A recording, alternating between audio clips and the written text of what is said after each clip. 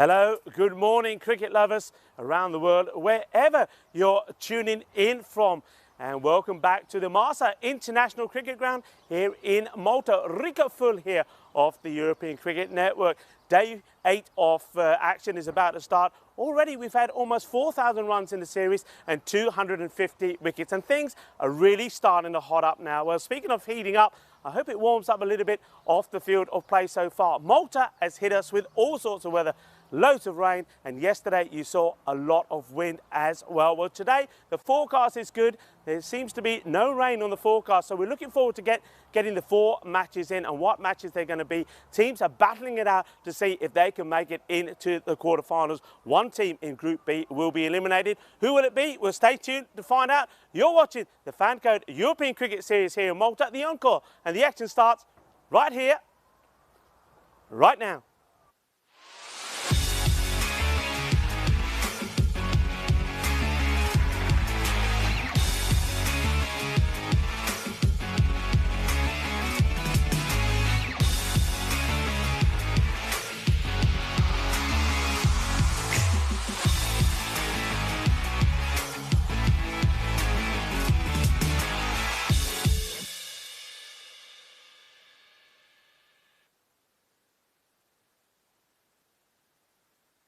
Merhaba Malta. Welcome to Malta.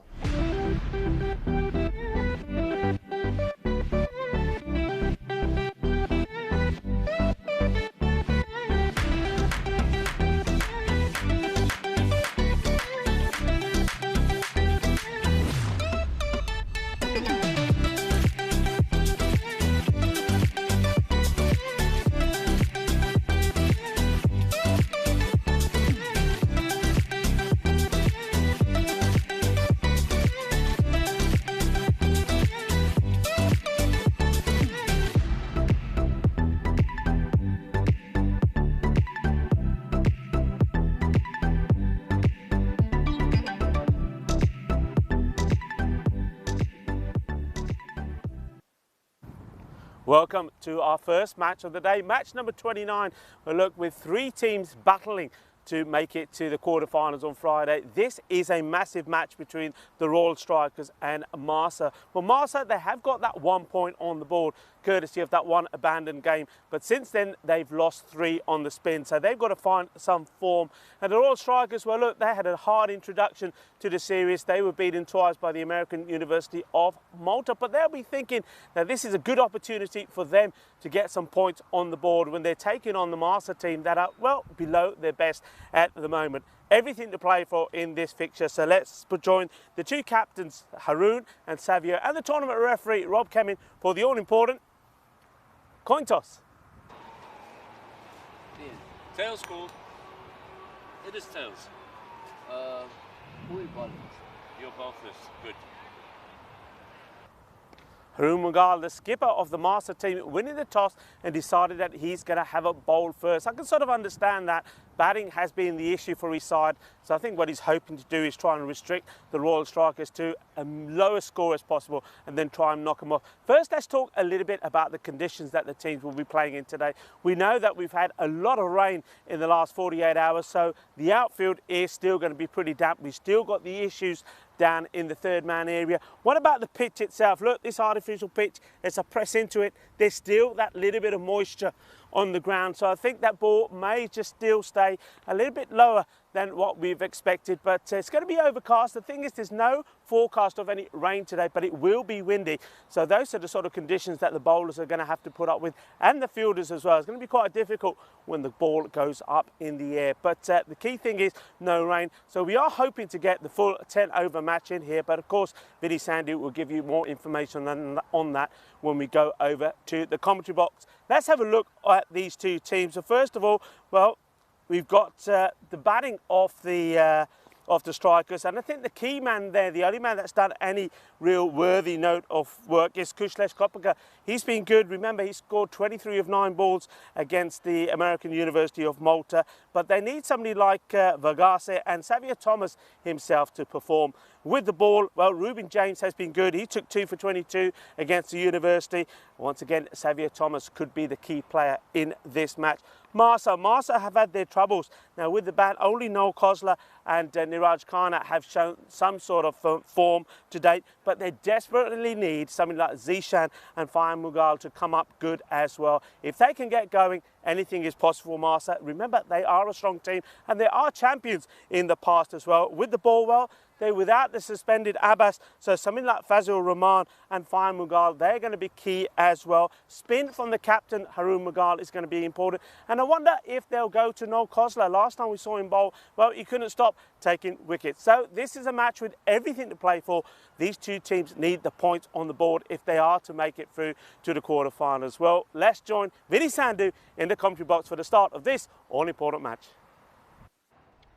Thank you very much, Rico, and good morning, everyone. Hope you are well wherever you're watching from around the world. It's great to have your company for another day in European cricket. And, well, I do have some news for you about the structure of this game. Match 29, the first one of the day. It will be a shortened affair because, again, similarly, due to the rain yesterday, we had more rain last night. The ground just wasn't playable for the scheduled start, but it has been put back by 45 minutes.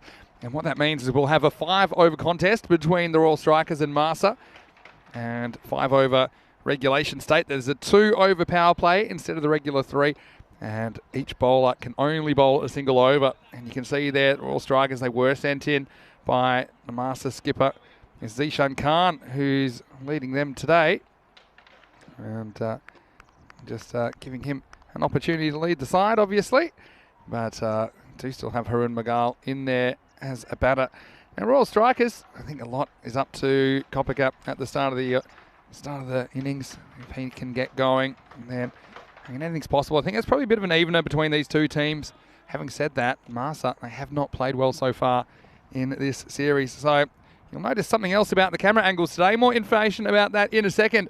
But we're going to get going, and it's going to be Fazil Rahman to open the bowling for Marsa. 5-over contest, an F5 smash. Let's play some cricket. It starts with a wide delivery, and that will just be one, and then straight into the quicksand. Now you will notice that we don't have a regular behind the bowler camera angle today, and there is a reason for that. Due to the high winds yesterday, it was necessary after checking that out to essentially take it down and rebuild it and to reinforce it just for safety reasons. So that means that today, for probably the whole day, we're going to have to make do with this camera angle, as this one gets past the batter through to Johnny Grimmer. And yeah, so we do apologise, of course. We are accustomed to having the camera up in the tower, but you can understand that safety first when it comes down to it. And yeah, due to the high winds we had yesterday and last night, that decision's been made. Of course, we don't want anyone getting hurt. That's well bowled by Rahman, just getting that past the bat of Kopaka. And so, thanks for your understanding. If everyone in the chat, if anyone has questions about that, that's what you can tell them. That's yeah, due to safety concerns, the decision has been made to rebuild the tower, just in the face of some of the weather conditions that we were faced with. And also means that we've had a slight move as well, and we'll give you more information about that in a second. Also, the whole kind of setup of the ground has been changed out of necessity.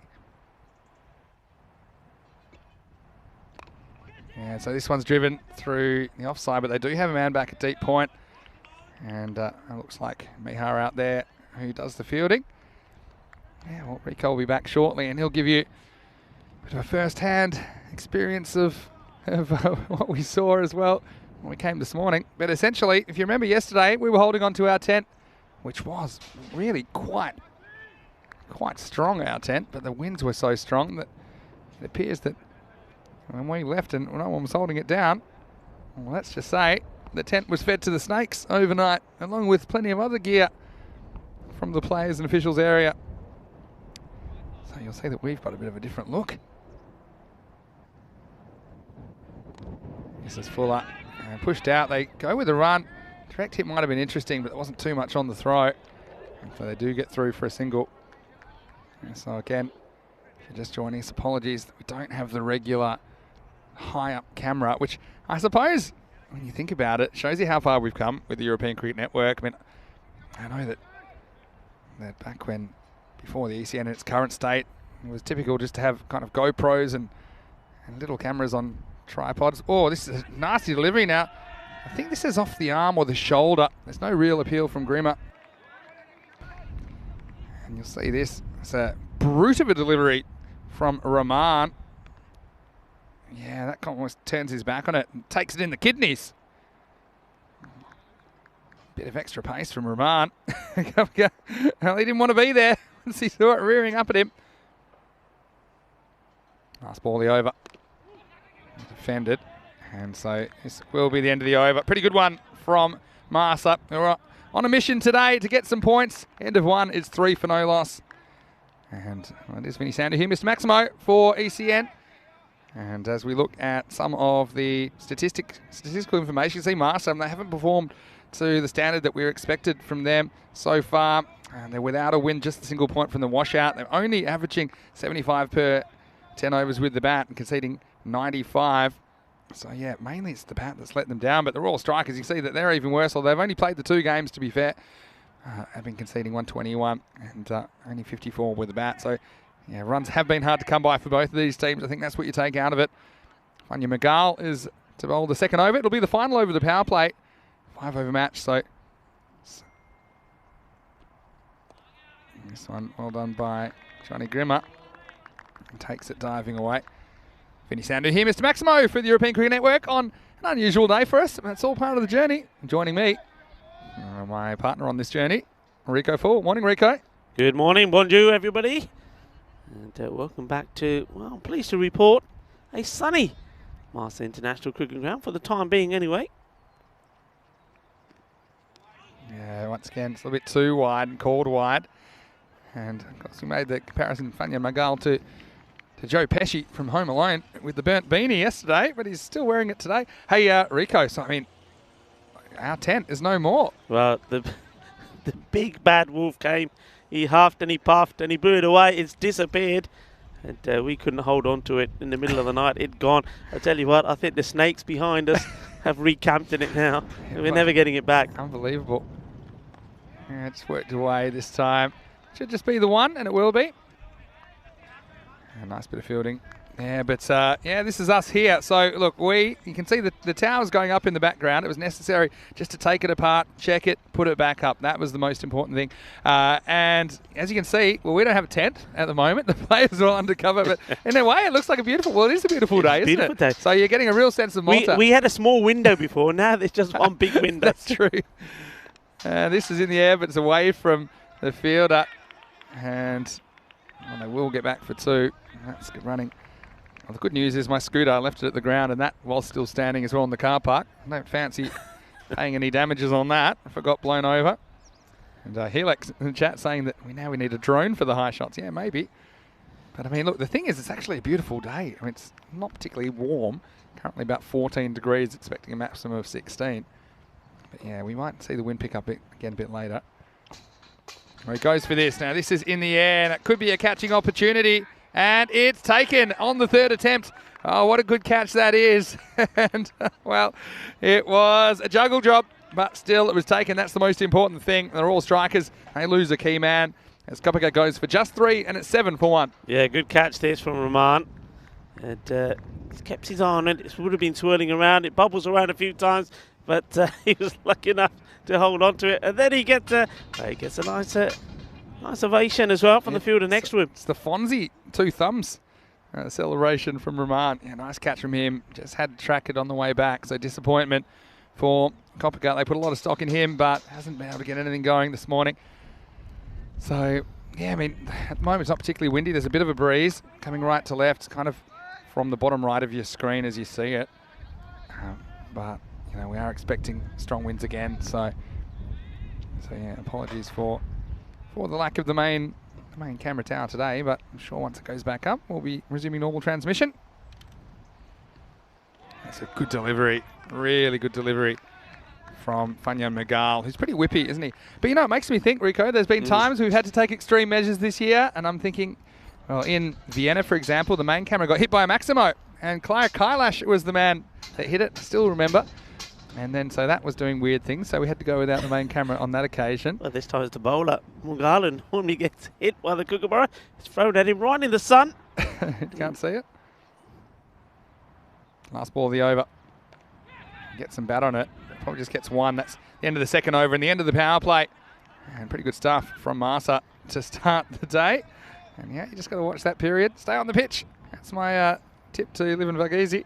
As after 2 overs, the score is 8 for 1. Gives us a chance to look at the standings. And you can see the AUM, they've gone to the top of the table. They're undefeated.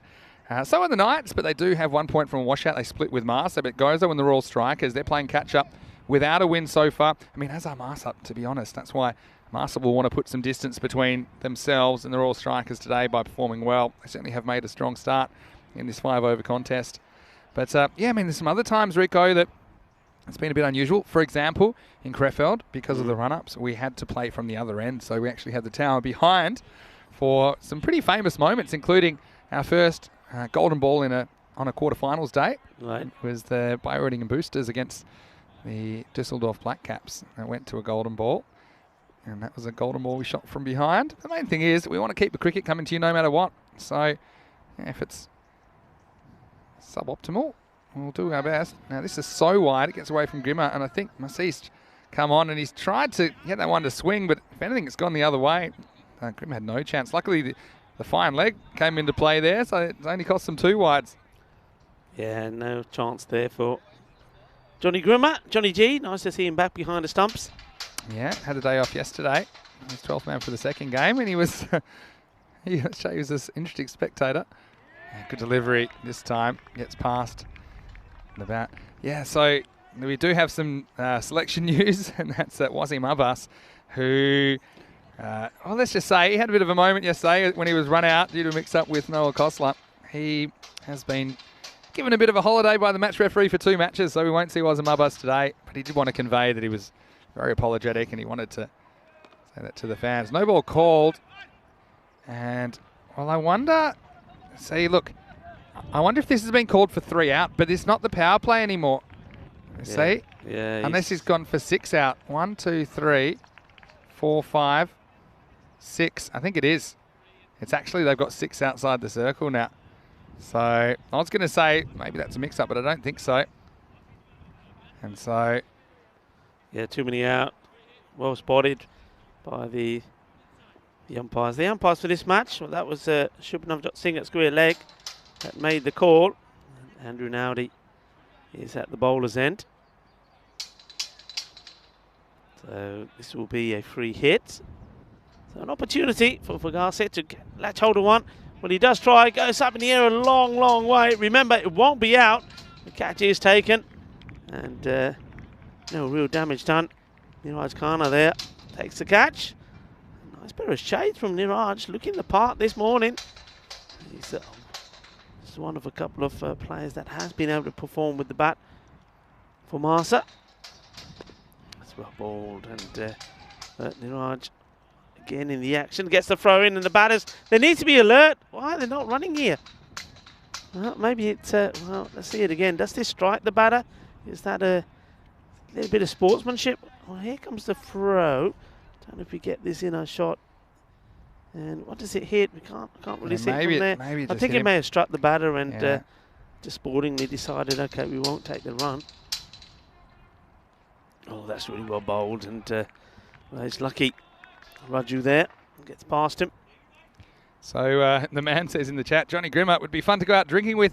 Seems like he'd have some pretty good stories to share. I'm sure that's true. Yeah, Rico, I know that you spent a bit more time with Johnny than I have, but I know that, for example, you know, when Russell Crowe comes to town, yeah, Johnny will go out with him for a drink and they'll talk things. And Johnny, yeah, we often see Russell Crowe at the Master Sports Club, like a bit of tennis and golf and maybe a bit of cricket on occasions. I think you'll get on really well with Johnny. This one's played down to the man at fine. He's a great entertainer.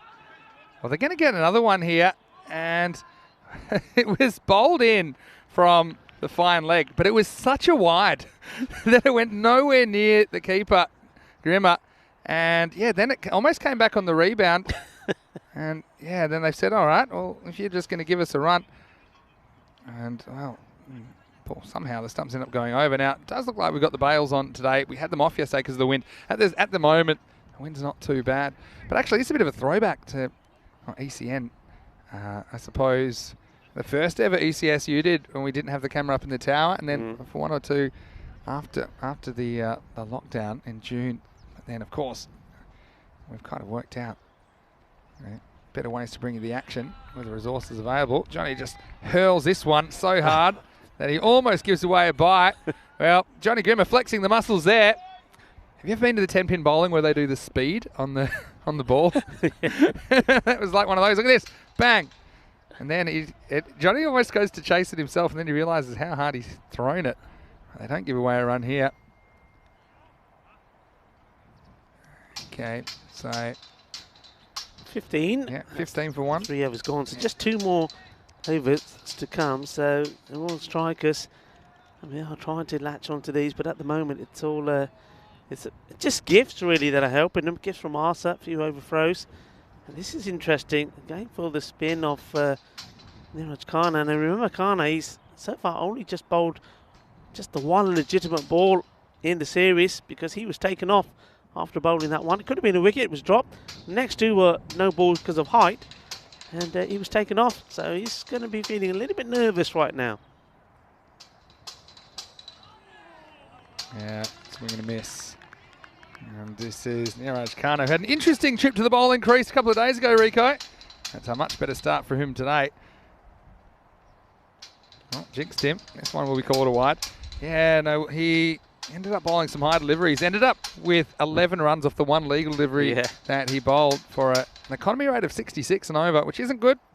But I expect a lot better out of him today. Well, this is a big hanging full toss.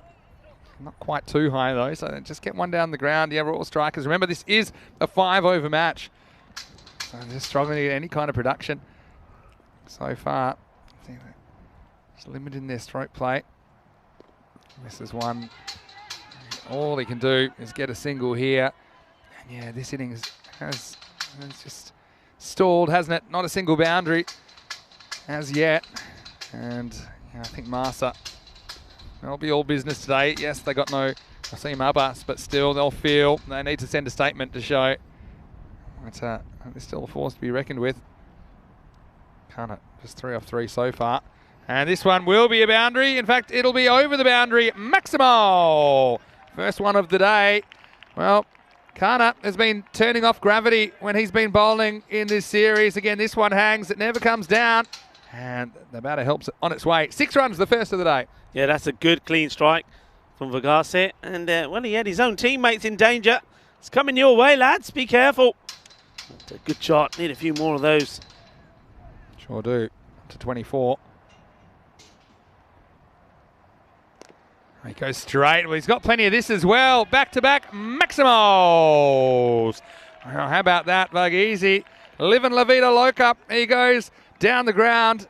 And Khanna again being expensive. And look, this innings still has time to turn around. A couple more of those. If you can get 40 or 50 on the board. Masa haven't been batting particularly well, and we know the Royal Strikers, they're a lot better defending and with the bat. And there you go. Well, the construction's going up. It's almost knocked down by that shot. And now he drags it away. Last ball of the over, so he might as well just take the one. Like easy. Finally getting something moving at the end of 4 overs. The score is 31 for 1. And just a reminder that we are in the final week of the season. And this Saturday we'll have our last game of 2021. And it is the FanCode European Cricket Series Malta Encore final. That's match 47 for this tournament. And then we will have a 9-week break, or about 2 months, in December and January. We will return in 2022 with the first game of ECL 22, the second edition of that tournament. And so make sure that you set yourself a reminder. If you subscribe to our YouTube channel, you'll also see it pop up. But yeah, be counting down to ECL 22. The Champions League of European Cricket, as Jaminda Singh will bowl the 5th and final over. And this is miles in the air. It's staying in the field of play and it's caught. Well, that's a really good catch by Zishan Khan, because that one almost brought snow on a sunny day, Rico. But he does hold on to the catch. Varghese goes for 16. It's 31 for 2. Great catch from Zishan. Went a long, long way up. But you see, look, he's prepared. He's got the shades on, hasn't he? And gets himself set and takes a really good catch. Look, no mistakes at all. And Zishan, well, he's been looking to get back into some sort of form himself, isn't he? He's a top player, is Zishan. And he's hoping that today, as Amasa, things will turn around for them. So good catch and a good innings from Varghese. Certainly went to town in the last over against Ghana, but he goes for 16 off 9 deliveries. And this is another one that's in the air, just out of reach of Ghana. The batsman will come back for 2. And well, watch the throw, and well backed up. And not making it easy for Johnny Grimmer here today. Some of the throwing.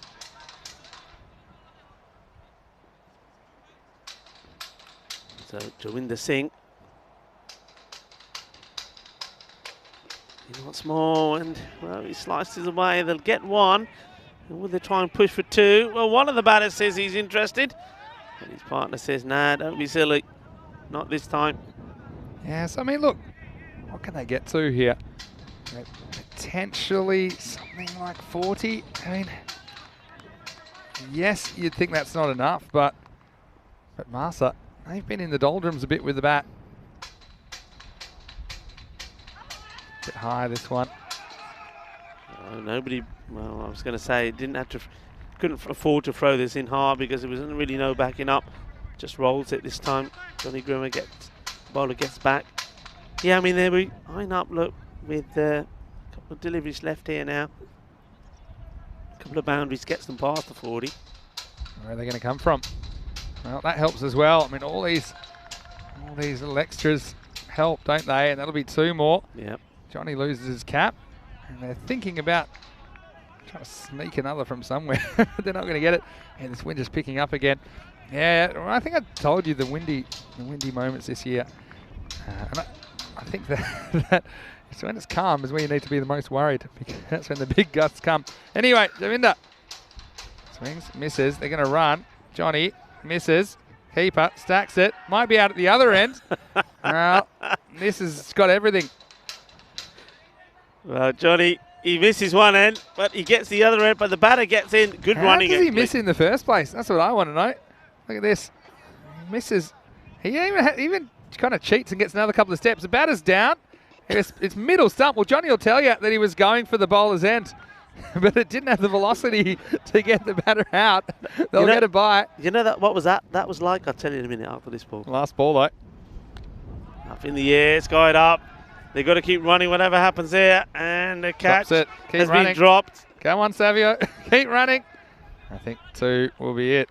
So what did it remind you of? Go on, tell me. Yeah, it reminded me of when I took my daughter 10-pin bowling the very first time. The ball had no pace on it, but it finally got to the other end, and it knocked them all over. And well, that's what Johnny Green did there. But well, that was the catch going down for Fazil Rahman. He has taken 1. That was difficult. It was swirling around all over the place. But, well, look, they do get to the 40. 40 exactly, 2 wickets down. Yeah, they do. So, look, it's something to bowl at least. And we know Marsap haven't really been firing with the bat. Well, it was a 5-over smash. And well, we knew we were going to see some action. And strikers just took a while to get going. That was a really good juggling catch by Fazil Rahman.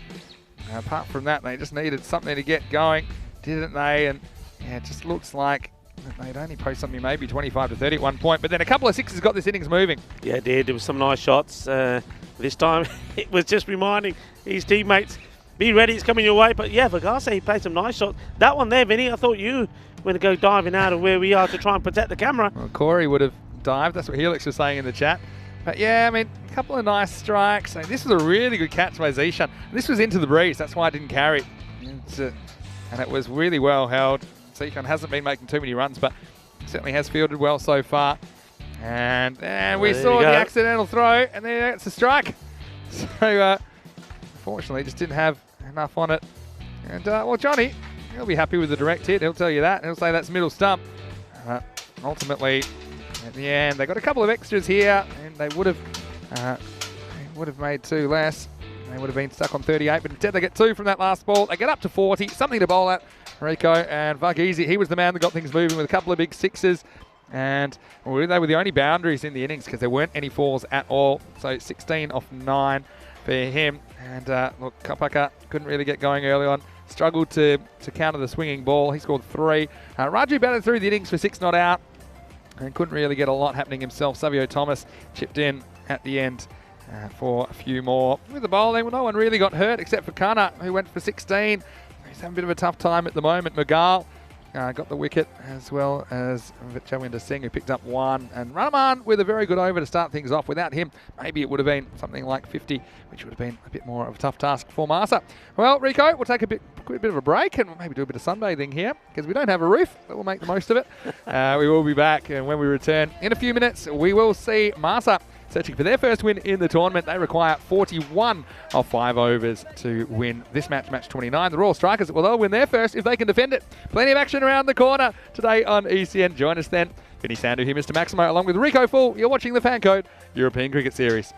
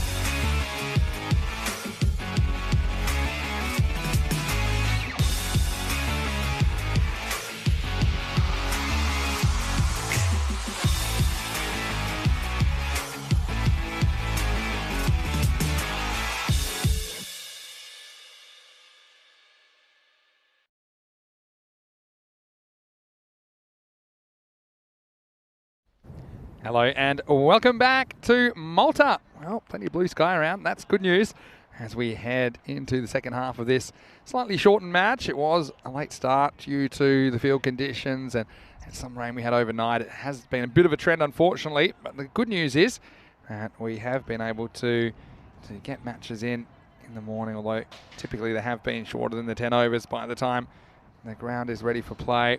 And in the first half of this 5-over encounter, we saw the Royal Strikers that were sent in by Marsa, and they have got 40 runs on the board exactly. So 41 will be the target for the Martians as they attempt to get their first win of the series. And they've gone for Noah Kostler out there.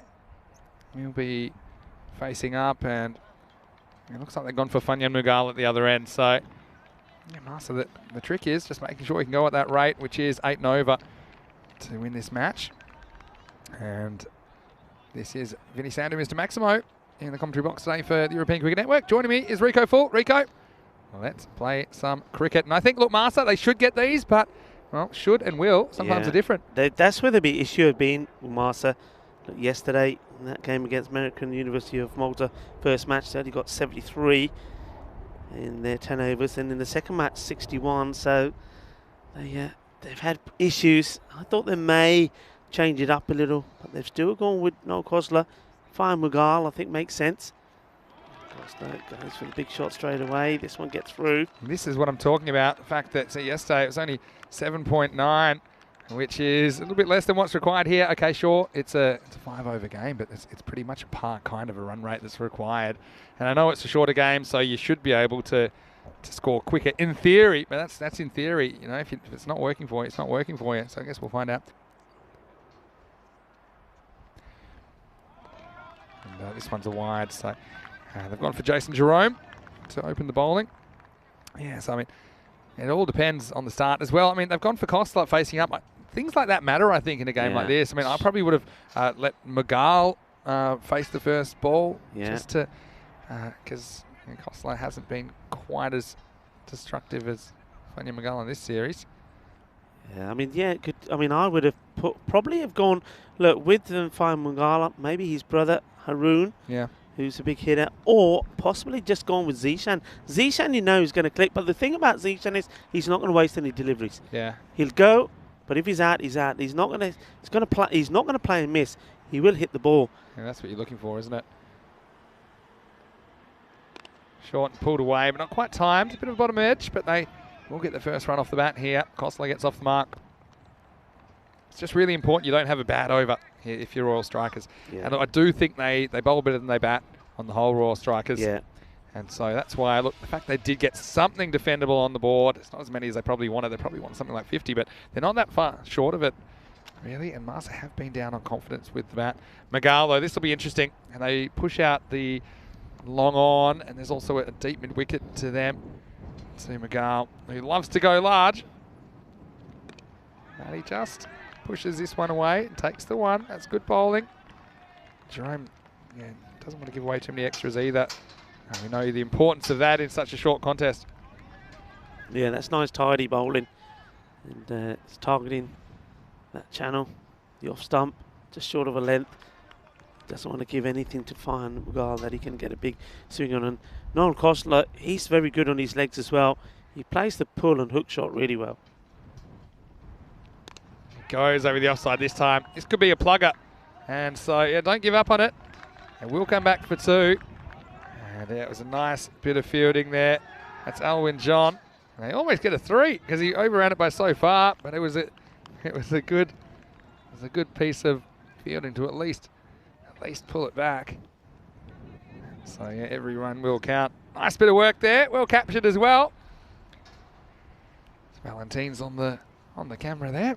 He's got his feet firmly on the ground today, which is a bit unusual for our camera crew. A walking swing and a miss from Kostler. And like, Noel Kostler, when he's in touch, he's a very, very good player, but hasn't quite found his rhythm this week. He's just been swinging across a couple of balls on the stumps on occasion. It's been bowled a couple of times. He'll have to be very conscious of that. So at the moment, Royal Strikers on top. Remember, it's a 2-over power play. Short, this one pulled away. And well, he's going to have to hustle. And we'll get there in the end. So that's just a single. And Kostler will retain the strike.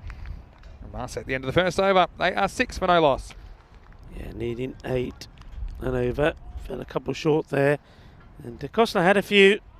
He probably could have put away. Short leg side, but didn't really time them well. But, he will go back on strike, and you see the two batters having a chat there. And I think that's probably all about Fahim Mughal saying, look, you know what I'm out here to do? I'm out here to have a go quick early on, get us in a good position early. Yeah. So let me have some of the strike. See, I think, but partly it's their own doing. I know that sometimes, if you had to add up all the first overs, I think that typically whoever faces the first ball, they'll face more deliveries in the over. And I think Fahim Mughal's strike rate is better than Kostler's. So that's why, strategically, I think he should have been on strike. Because it's just more likely that he'll face more balls in that over. And it's a power play over. So it was 5-1. Kostler faced 5 of them. Start of the second over, swing and a miss. And yeah, so sometimes, okay, you start with the strike and there's not much you can do about it. But the only time as the batting side that you can choose who's on strike is the first ball of the innings. And I actually think in a 10-over match is important. I think in a 5-over match or a 3-over match is even more important. Now, look, you're going to do me a favour. Take your coat off. You're making me feel cold. It's lovely and sunny. I'm using it as to keep the sun out of my eyes. The hood. All right, this is short and this is going to go. And this is what Kostler wants to be doing. That one's up on the hill. Maximo! Too short from Thomas.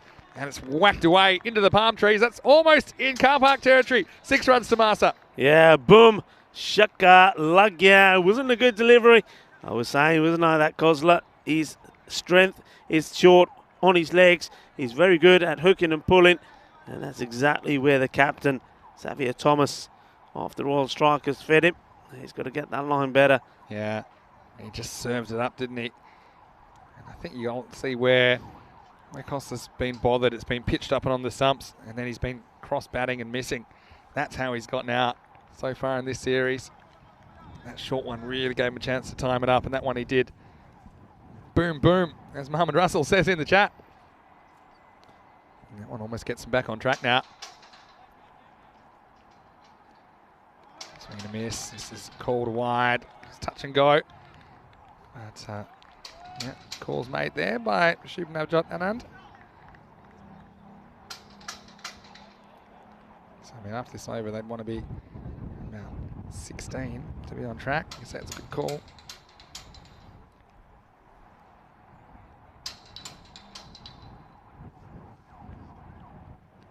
Short again. This one will be another wide. Almost like a reverse appeal from Thomas, who turns around and says, please don't. I think there's no doubt it was a wide. Yeah, wide ball. And I mean, Kostler is fishing, that's for sure. But it's just going a little bit too wide there. And you can see a couple of his teammates just saying, come on, Xavier, get a bit closer.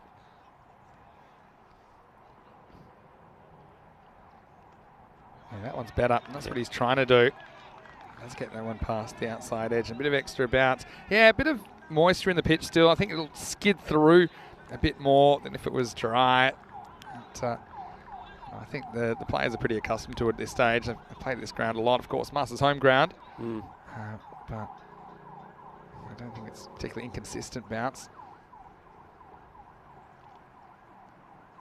When he loses it wide of the off stump, that'll be another wide. See what he does here, Xavier Thomas. As soon as he bowls, he almost comes to a halt, and I don't think that helps his cause. I think he needs to get a follow through in, get a few extra steps in that will see the ball going into the right areas. I think he stops, and that gets the momentum all wrong. He's got to get a follow through. Yeah, it's true. Just kind of pulls up, doesn't he? Halfway through this over. Slower ball, just concentrating on getting it on line. And that was a good delivery from Thomas. And Kostler doesn't feel that urgency anymore. It's a couple of comments in the chat.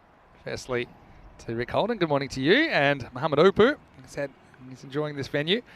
I would just explain to some people, if you just joined the telecast, exactly what's going on today, as far as the cameras. This is banged in, and he might have hit a catch. He's dropped it. Put it down. Oh, he had that for a while. He had it in the fingertips. And tell you what, Kostler could not have picked him out any better. It was short, it was wide. He pretty much could have hit it wherever he wanted. He hit it straight to Copper Cup. And, well, he had it for a long time, but he just couldn't bring it down with him. Yeah, he could have picked his spot and he could have thumped it as well. He does neither. He finds the fielder who couldn't take it. I mean, he had to take it high up. He seemed to have done the hard work, but then it came out. Chance goes. Last ball of the over. That's another bad delivery. It's going to be a wide. And yeah, this one, I don't know if it was a slower ball that goes wrong, almost like a slower bouncer. You see, the second bounce is after the stumps, I think. So it's called a wide. So hopefully one that'll have to be bowled again. Yeah, this is after a good start from Jason Jerome. Xavier let his team down slightly here. This one is a much better delivery. And it's a good shot, but picks out the fielder, and that'll be the end of the over. So there were 12 off that in the end. It could have been worse, you feel, for Thomas. But they're still in this contest. 18 for no loss after 2. And yeah, the other comment from Ar-Rahman Rabi saying, you know, it'd be great if all the teams were strong in this group. And that's, I guess that's a subjective thing. But I mean, this is a reality. And teams like Gozo and the Royal Strikers, at the moment, you'd say there's probably a bit of a class divide between them and the top teams that you see in Group B. But that's the way you get better. You know, that's the way you get better, by playing these top teams. And that's why I think it's important that, you know, this is what the situation is, and there's been more and more new teams coming up in Malta at the moment. You can see there the difference, whereas in Group A it was a lot more even between the teams, and Gozo and the Royal Strikers have struggled so far. But having said that, they've only played the 2 matches, so after match 28 you can see there's kind of the haves and the have-nots, Rico, but still, I mean, the Royal Strikers, they're within striking distance of Marsa here. They just need a good over here, and it looks like it'll be Alwyn John to bowl it. Yeah, one good over to swing things back in their balance, but of course, if it goes the other way, it could hurt them. So what can Alwyn John do? Just remember, the field now can be spread. And just having a look around, they've got 2 on the leg side boundary, 2 inside on the leg side. This one's played away to the man at point. They'll take the single. And then on the offside, third man is inside. Just in that, well, he's right in the quicksand, really. You may never see him again. And you've got 2 men inside and 2 out. So long off his back. And the man sweeping on the boundary. This one is going to go. Adios, pelota. Eso es 6 carreras. Ginna Sona, Ginna Bada Shaka, and Kozla says, don't bowl it here to me, because that's what I do with it. It's Shaka time. Yeah, they've gotten away with a couple, but there's a couple they haven't gotten away with, and yeah, it's the length. It's just asking for trouble. And Kozla brought the trouble. So yeah, it's all 6s. We haven't seen a 4 in this game. We've only seen 6s. We've seen 4 of them, in fact. So yeah, 16 off 16. Only electing to have 4 men out, which is interesting. You would think the way Kozla's hitting it, that man by the umpire has to go drop back. It's just poor management, I think. So, well, John's going to have to try and get back on target now. This one goes miles in the air. Now, this is a keeper's catch. Now, who wants it? It is taken. Well, that's a good catch. And we've seen a couple of really high balls. Costa tries to turn this and just gets a leading edge and just flies so high into the sky. That was a real steepler. Call air traffic control. There was an unidentified object in the air. It was the kookaburra. And then when it came down, it was safely in the gloves of the keeper. And Manuel Jobby holds on. It's a good job from him. And at the end of Costa's innings, he goes for 17. The score is 25 for 1. Well, I don't think I've ever seen the ball go up so high. That's got to come down with snow on it. Just as well, that is a wicketkeeper that was taking the catch, because it probably was a bit icy. But nicely held, Kozla. Well, can you imagine if he hit times one out of the middle of the bat? It will go a long way. Well, that was the edge, and that went a long way up. Edges are big these days. When it hits them, I know it goes miles. And so Jobby does the job. And now this is new batter, and Gurjeet Singh. It's a cool head to come to the crease in this situation. He immediately just works one away for 2. There's no super urgency now for boundaries. You can kind of work these 1s and 2s, you feel, from here. But I think the man in the chat was saying that he's worried about our tent being held together by the tape. It seems like the tape wasn't strong enough. Well, I don't think it was the tape's fault, to be honest. I think that bit was fine. That's well bowled. They need a dot, but this one gets past John. So they will get a single. Yeah, so this is the thing. Miguel came and he went to the non-strikers end. He's only faced 3 balls out of the first 17 in this innings. You feel like you want more out of him. That's why I've sent him up there. I don't know, there's an idea, or maybe you protect him from dismissal, but you don't really have to worry about that, I think, in a game of this duration. If he gets out, he gets out. Send another hitter.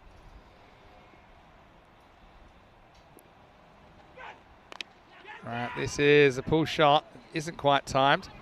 They might get 2 here. And they're going to push. And look, it would have been out, but it's good running, I think. It's a calculated gamble. And it was only ever going to really be a direct hit that got him. But he just wasn't attacked by the fielder. He let it bounce and let it almost stop. So that was pretty good by Gurjeet to get back for 2. And every run counts in this situation. At the end of 3 overs, the score is 30 for 1. Yeah, I mean, they're almost there, aren't they? But yeah, you got to do better than that in the field. You know the ball's got a plug. It's not going to come to you.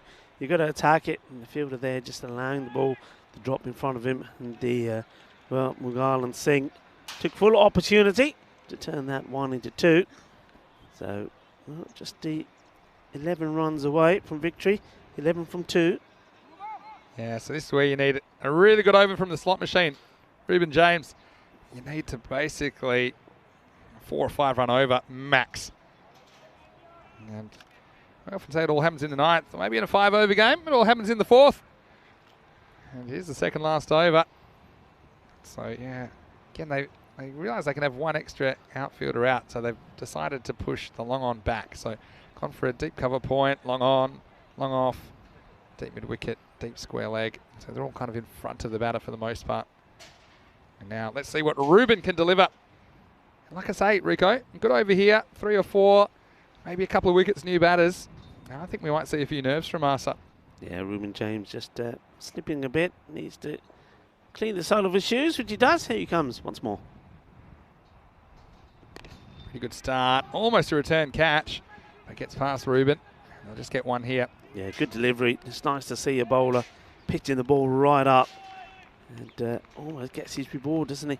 Yeah, almost. It's, yeah, one's better than none. It's only really dot balls that hurt you as a batting side. And the other thing, that the fielding side aren't going to want our extras. And that one just pushed a little bit too wide by James. Yeah, it's been too many of those. And the captain didn't help matters by himself. So we've had 6 wides now, the innings. Yeah, I mean, 6 wides. Wouldn't you love those 6 runs back now? Yeah. Look very different. Now this is just sliced away. And will they take on the fielder? They won't, because it's a quick gather. Despite a little bit of a slip from Miguel, he gets back and they just get the 1. Good fielding. Yeah, does well, better here. And a good throw down the pitch. 10 with for the bowler as well. Need to ride it on your forearm if you're batting. Run on the pitch, run on the pitch. Every time we run off, it's very slippery. Yeah. Gurjeet happy with just 1. And well, he doesn't have the ball. Yeah, he doesn't have the ball at all. And might have been trouble. I think he was short here. It wasn't the best of throws, but he still would have had him. Well, I'm not sure, because I think by the time, if he actually bothered to gather the ball, the stumps wouldn't have gone down that fast. You know, that's the thing. Like, he pretty much punches the stumps. And then the bat made it in, and then the bat didn't have an owner. Yeah, so that's good. That's smart running at this stage. You put the pressure on the fielders to make the out. They're not easy outs. Slightly slippery ball. Cool conditions. Miguel, he can tie the game with 1 swing of the bat here. Against a game with no 4s. I can't remember ever having a game like that. Yeah, hit nicely. And yeah, they'll just get 1 here. This is where you just need to try and take it to the last over. And that's the time maybe to gamble and bring everyone up. And just hope you can get dot balls. Really try and put the squeeze on. And at least force Miguel or Gurjeet to play a big shot over the top, which then they might mess it up. I think it's probably even now might be the time to try something like that. They're listening to you, because the offside, people have come in now. I would like to see mid-wicket also come in. Just have 1 man out there. You've got 3 on the boundary. Get the mid-wicket in as well. The other thing is, obviously wants to bowl offside, does. But here's the problem.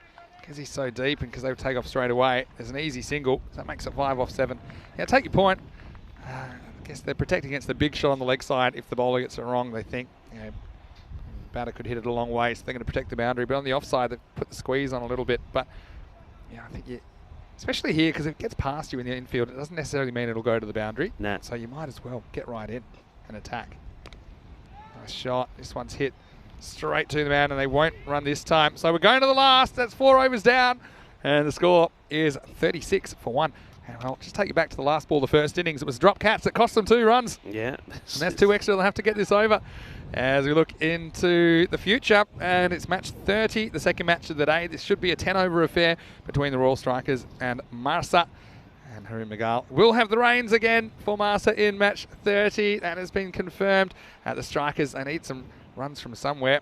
And Kopaka missed out in this game. Livin Varghese looked pretty good. I'd like to see him maybe batting at the top of the order. Just give them a shot to put a big score on the board, although they will be chasing, and Marsa will get the opportunity to bat first. Let's see who they send out there. Will they stick with Kostler again and Magal, or do they make a change? Of course, no Wasim Abbas. He's been given a break by the match referee after the Just a slight break. after the bat throwing incidents, although it was a pretty action-packed 2 minutes last night. All right, as we get to the last over, and that's going to make things quite tense now. That's a dot ball, and Kopaka wants to be a hero here. That makes it 5 off 5. And now, yeah, you need to just try and put the pressure on. And that's a good area. It's good delivery, isn't it? Good bit of move. Kopaka is there. He's their main man, isn't he? If he performs at the bat, he gets some runs on the board. And then I think with the ball as well, he's just made a few changes in that field. Interesting enough, he's pushing the man in cover back to the boundary. Yeah, hits it, but it's pretty good. They run anyway. It's a slight fumble. They'll get there. So that's an important run. Makes it 4 off 4. Yeah, if you've just joined us, and I see Morseman has just joined us, for safety reasons, we've had to rebuild. We're rebuilding the scaffolding today that contains the main cameras. So we're shooting from ground level, at least for some of the day, possibly all of the day. That's due to the high winds that we've experienced over the last 24 hours. 4 off 4. Boundary can win it. Ruben James comes around. Now they'll probably try for 2 here. Look, they will, and that's why you do it. And it wasn't the worst, it was just a bit high. It was tough for the bowler. So, yeah, it's smart running, calculated risk. Gurjeet's run pretty well in this innings. He gets 2, and that makes it 2 to win. Yeah, it's a good communication between these two. Yesterday we saw really bad communication from all the teams that played. A lot of run-outs. But today's been good so far. And these two are running well together, Magal and Singh. So brings Magal back on strike. He looks the more likely. Now in the air, and this is going to do it. It sails over the ropes. Maximo! Magal with a Magal Maximo to finish. And that one wasn't coming back. He said, okay, I'll take it on. They made him hit over the top. They made him earn it at least. But that's a nice shot. Again, in a game which didn't see a single 4. But there with 3 6 innings, they were important. As Marsa in this 5-over contest, they end up winning with 2 balls to spare. Yeah, watch out, Curioles. This was coming your way. And well, just landing to the right of the cameraman in the firing line. But yeah, well, that's why he's up there, Fire Mughal. And you said it, he needs to face more deliveries, doesn't he? Because if he does, well, that's what he can do. Hits this for 6 and wins the match for Marsa. Marsa finally have a victory to their name. And that certainly would do them a lot of good as they start to make their way up the top of the table. Yeah, it was kind of winning ugly from Marsa, to be honest. And a little bit of a messy affair. It was a good slap back from the fielder to keep it in play. And then this one, well, it could have been the end of Kostler. Hit it straight down the throat of the fielder. Kopaka couldn't hold on in the end. Just a couple of gifts. And look, you take these 2 bad short deliveries that disappeared back. The 2 Maximos from Kostler were off pretty bad deliveries, to be fair. And then this is a really good catch by Jobby, who had to find it up in the sky. It was a real steepler. And he did take it in the end. And that brought Gurjeet Singh to the crease, who was pretty intelligent. Seems like a cool head in the situation. He didn't panic. He was having a bit of a joke as Ruben James. He was moonwalking forwards into the game in the 4th over. And Kopaka, in the end, well, he tried to defend just a handful in the last over. He couldn't, as it was a nice, powerful strike from Magal. Just look at the power through the ball. And he knew straight away that that was 6. And so that will give Marsa some confidence. More importantly, it gives them 2 points, which is going to be really crucial for them as we head into the second half of this group. And match 30 coming up. We have the second match of the day. It's the Royal Strikers. They'll be chasing this time. Marsa winning the toss and electing to bat first this time. you can see how they go and how they juggle their order. And I do think probably see Kostler up the top as well with Mughal. That would make sense to me. Niraj Khanna, he's a man we didn't see in that innings. He's been batting well at times. Zishan, it's just a bit of a situation about how to use him, because he hasn't quite been firing with the bat, but you feel he'll click at some stage. Yeah. Also, I like the work of Fazil Rahman with the ball in that, and also David Athwal into the team, and he's a good slow bowling option. First time we've seen him in the series, so see how the strikers go with that. They've got some bowling options to throw over themselves, and Ruben James in particular I think has been their best bowler during the series, but also, Jason Jerome wasn't the worst first over from him as well. That's all to look forward to. That one will start in about 20 minutes. And you can have a look at the scorecard here, and Kostler top scoring with 17 off 12. That wasn't his best innings, but just did get a couple of gifts he did put away. Mughal, like you say, only faced 9 balls out of the 28 in the innings in the end, but when he did, he mostly made it count. Gurjeet was sensible as well, just trying to avoid dots. Scored off most deliveries he faced, and he's 7 not out, just helped them get over the line. 6 wides, I'm sure they'd love to have those 6 runs back. With the ball, no one really disappeared the journey, but it was just a case that Marsa were able to pick up runs, and there weren't too many periods where they were held down. I thought Ruben James, probably the best of the bowlers, none for 6 off his over in the 4th, though the wicket did go to Alwyn John. Oh, Rico, that's 1 down. A bit of a shortened affair again, but still 3 matches to go. With the sun's out, I'm looking forward to a big afternoon of cricket. Yeah, with the sun's out, I'm looking forward to you taking your jacket off. Well, maybe we'll see that next time around. But look, that's a very important match for Marsa. They needed to get a victory under the belt. They needed something to click, and I think the man who's been doing it for them at the moment is no Kostler. Those 2 big sixes, they were key. And Fahim Mughal, well, we said before, didn't we, that he's somebody who's got to come up the order and try to get them runs on the board. They are batting first in the next one, so again they're going with what hasn't been their strength, but I think they're relying on the fact that, well, if they can get to 80, 90, that they're pretty confident with their bowling attack. They should be able to restrict the Royal Strikers and register another win. It's going to be an interesting one as we look at the points table. Net run rate's important as well, okay, because at the moment, it's going to an Royal Strikers without any points, and so the margins matter. So join us then. We'll be back in about 15 minutes with the second match of the day. It'll be a rematch between Marsa and the Royal Strikers. Vinny Sandu here, Mr. Maximo, along with Rico Full. We'll see you shortly for more cricket action and excitement on ECN. You're watching the FanCode European Cricket Series.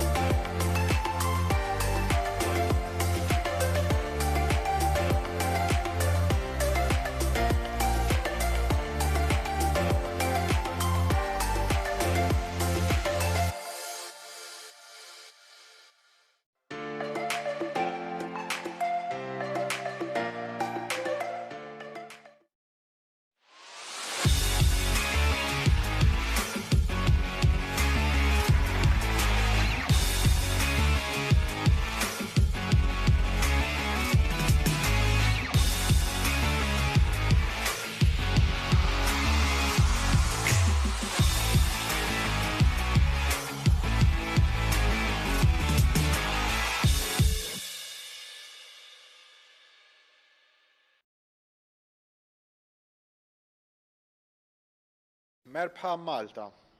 Welcome to Malta.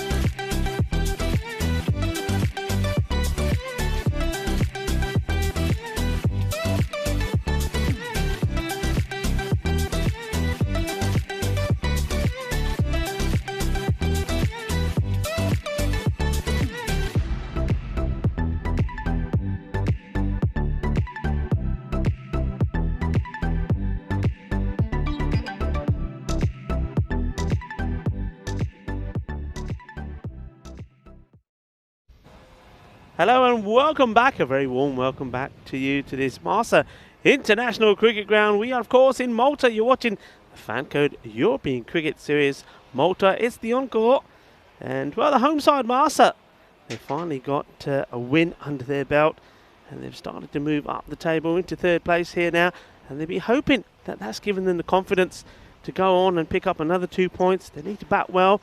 They've backed themselves. The captain Arun Magal has won the toss against the Royal Strikers and decided they will bat first. This will be the normal 10-over match, so that's good. And well, the forecast, as I said in my intro, does look a lot better today. There will be those gusts of wind that will come and go, but at the moment it's quite pleasant. The sun is out, and well, I would say it's a good day to go out there and bat first. That's exactly what they're going to do, and it's going to be Jason Jerome that's going to bowl the first ball. The only one change on the team sheet, and that is that of Malta. Jawinder Singh will not be playing this match, and they have David Athwal playing, and he'll be a good introduction for them as well with his spin. But I think Malta have been pretty good in the field and with the ball. The issues have been with the batting. If they can get that right, well, we can go on to see a lot better from them, and we'll see them starting to contend at the top. No change with the batting. They're sticking with what helped them win the match. Shortened match, the 5-over match, first time round against the Royal Strikers. Winning that one 40-45 with a couple of balls to go. Here we go. Jerome for the first ball. It's a good one, and had to be dug out by Khosla. And one thing they would have learnt from the first brief outing about Malta is that to this man, Khosla, you don't want to bowl short on the leg side to him. That's his strength. His weakness has been the left arm was angling the ball into him. That's where he's got out a couple of times, being cleaned up. Jerome to Khosla. This one, he asks questions of Khosla outside the off stump. Khosla does go after it. We've seen that from him a number of times. He will play the shots out there. He's the sort of batsman, I think, if you as a bowler knew and were able to get the ball outside the off stick all the time with a bit of bounce on it, you'd have a slip in, because he will have a go. And this time just guides this away beautifully, actually. That's really well timed. And the two fielders, they do get in each other's way. And well, a little bit of a layoff there from one fielder to another. They do take the 2 runs though. Here we go. Yes, the big foot on that. That's Johnson. Yeah, as we said earlier, you'll notice that the camera angles are slightly different today for the time being. We'll run that after this delivery. Place it nicely, but the fielder does really well. Good work. Keeps it to 1. Getting himself dirty for his team. That's what we like to see. Yeah, we've had severe wind yesterday. Viewers that will watch it would know that. So, as safety precautions, we've decided that the scaffold that some of the cameras are on. Slow delivery, nicely played. We'll take the single. Good running between these two. Just carrying on where they left off from. Yeah, so for safety reasons, the scaffolding has been rebuilt and will be more secure. And you'll notice a difference when we go back to our usual camera angles. But for now, we stick with what we have. And well done again to Spring Productions and this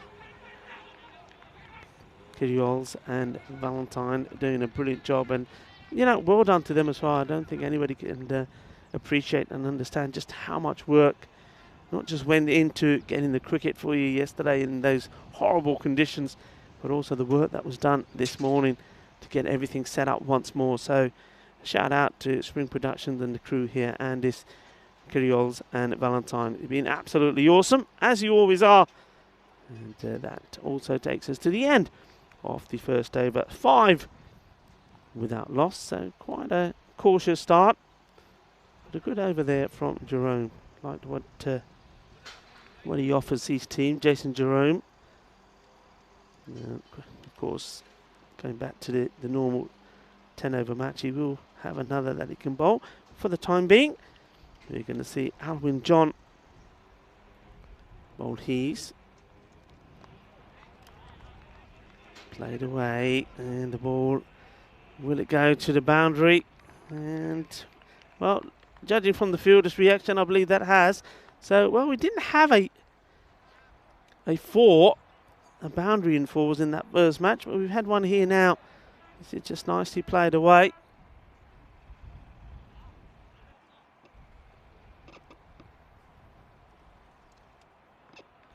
He just clips that away off his pads. Kosler, once again, underlining his strength. John once more. This time, well, he tries to really adjust his line to outside the off. But that's a big wide. And Fayam Mughal, very quick to take the opportunity to get to the other end. And calling early. Still had to scarper through. Legs once more, and this goes through. It's going to be a wide. Where's this going to end up? It doesn't quite go to the boundary. And further runs, so that will be 2. Just struggling. Alwyn John just to get his line right here at the moment, just going too far outside the off, and when he tries to bring it back, goes down the leg side, makes it very difficult for the wicket keeper, Manuel Jobby. The stops there. Now just having a discussion with his captain, Xavier Thomas, about moving the field around. But, I mean, it's got to be very difficult for a captain to make any changes to a field when the bowling is so erratic from the bowler. You can't set a field, really, to a bowler who can't tell you where he's going to bowl the next ball. But he's just been given some protection on the leg side. He goes outside the off. That's better delivery. I think those sort of balls, Kosler is able to guide them to sort of that area between third and point. But he doesn't latch onto too many cut shots, in fairness. And we saw in the previous match he actually did offer a catching opportunity to cover. So they've got to keep it outside his off. So strengthening the leg side. Both the men now are back behind the square on the boundary and mid-wicket. And for this shot, but, well, it makes no difference if you put him out there because he's onto this so quickly. He knows where the man is and hits this more front on. And it's 4 more. They're trying to set a trap, but this is a dangerous ploy, especially in the power play. You're only allowed those 2 men.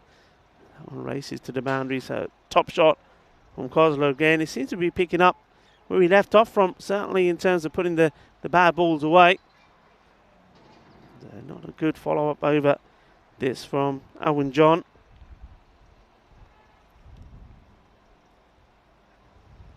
Better. Driven down the ground. Single taken.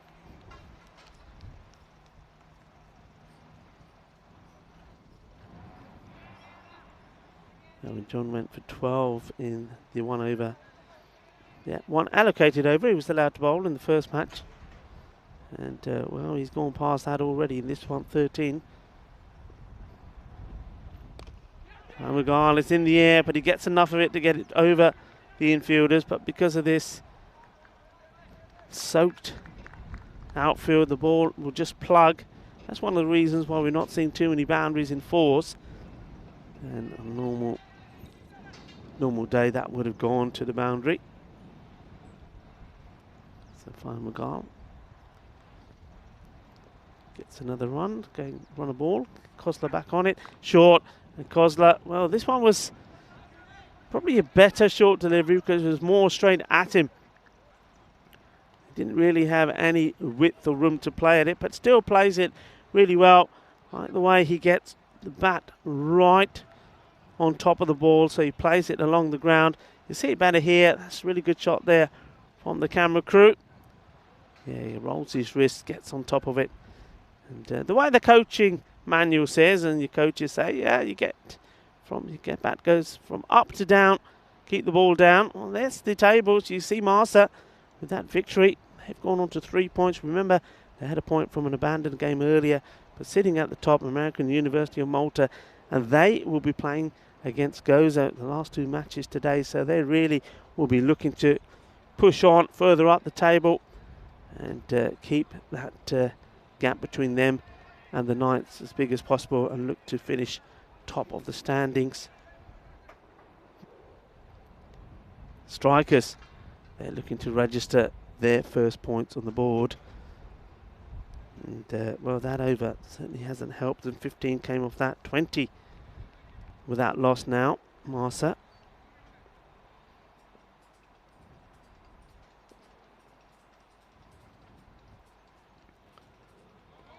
Kozler again plays and misses that one outside the off stump. As Jerome continues, so he'll bowl himself out here. And very much similar to that 5-over match earlier. Fine Mughal just not getting any of the strike. Well, that one he misses out on.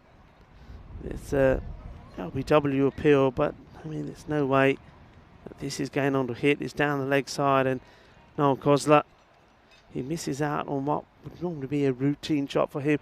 The only thing maybe there in his defence is that one perhaps did stay just a little bit lower, but I don't think he got his footwork right.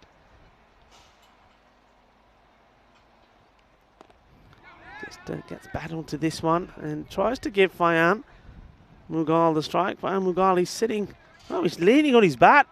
No backing up from him at all there, which was interesting. Bearing in mind that surely he needs to be thinking that he wants to get down to the other end. He's the sort of batter that you want to be playing the majority of the balls, having majority of the strike in the power play.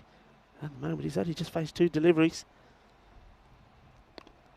Because they're just trying to work this away. Not able to. So Jerome continuing the way he started this match. His first over just went for 5. And so far in this over, not able to get any runs from him. Just get the feeling that Kozler may try something here. I don't think he'll want to get bogged down. He was trying to get Mughal on strike earlier. Fine Mughal didn't respond at all. So now this is a wild one outside the off, and they do go this time. It's a well, good throw, direct hit, but Mughal was there already. Actually, that's really good work from the fielder that's in that very sticky spell. Sticky patch, I should say. It's not very easy. And it won't be easy there until that starts to dry up. Takes the ball well, gets the throw in. Direct hit. But not out. So Fine Mughal will get a chance to face the delivery. Yeah, just lets himself down there a little bit, Jerome. I think he probably sensed that Noel Kozler was going to probably try and have a go and wanted to get the ball slightly wider outside the off, but went too wide. Here he comes again. And Fine Mughal has absolutely lashed onto this. Over it goes. Balle, balle, balle. Wow, this is a nice shot. Oh, well, the poor birds, I think they were having a worm party over there. Well, that got disturbed. Just have a look at this. Bang, and where's the birds? Hey, cut that out. Do you mind? Well, the kookaburra is bigger and stronger than you. I don't know what they are. Sparrows? Who knows? Don't mess with the kookaburra. It's a nice shot. That's what he's there to do. And he'll go again. Balle, balle, balle. Ginna, Sona, Ginna, Bada, Shaka. Well, this is why you got to give him the strike. He's got to have the majority of the strike in the power play. Bayam Magal doing what he does best. And they weren't particularly bad deliveries, but they were in his slot. And you see there, Tim Wheeler putting them up in the air. And, well, that's a cracking finish to the over. No, Goslar couldn't get that on the ball. But, well, Jason Jerome, well, he was only 5 runs off around about 9 deliveries, and then it went all wrong. So he finishes on 0 for 19. The score, the end of the power play, 34 without loss. And, well, this is going to be interesting. Xavier Thomas, the captain, had all sorts of trouble with his line in that earlier match. And he needs to get it right here as he comes to bowl to Goslar. Goslar, it's in the air, but this could be catchable, and it's been totally missed by the fielder. It'll be 4 runs. That was a big opportunity, and he needed to do better there, Alwyn John. And he had time to adjust and position himself, and gets it all wrong. He gets through him. In fact, he doesn't get a touch on it. That's a big opportunity to get Goslar out.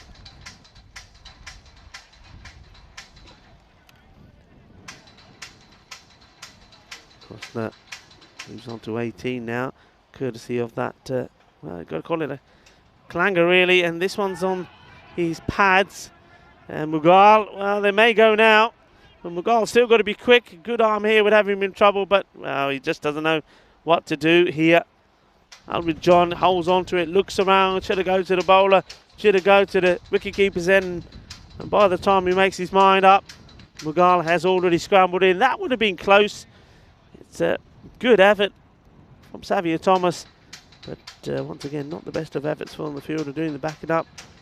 It would have been needed to be a good throw, but a good throw to the keeper certainly would have had Bayam Mughal in trouble. That's a good delivery actually. They will get 2 runs for it, I'm sure.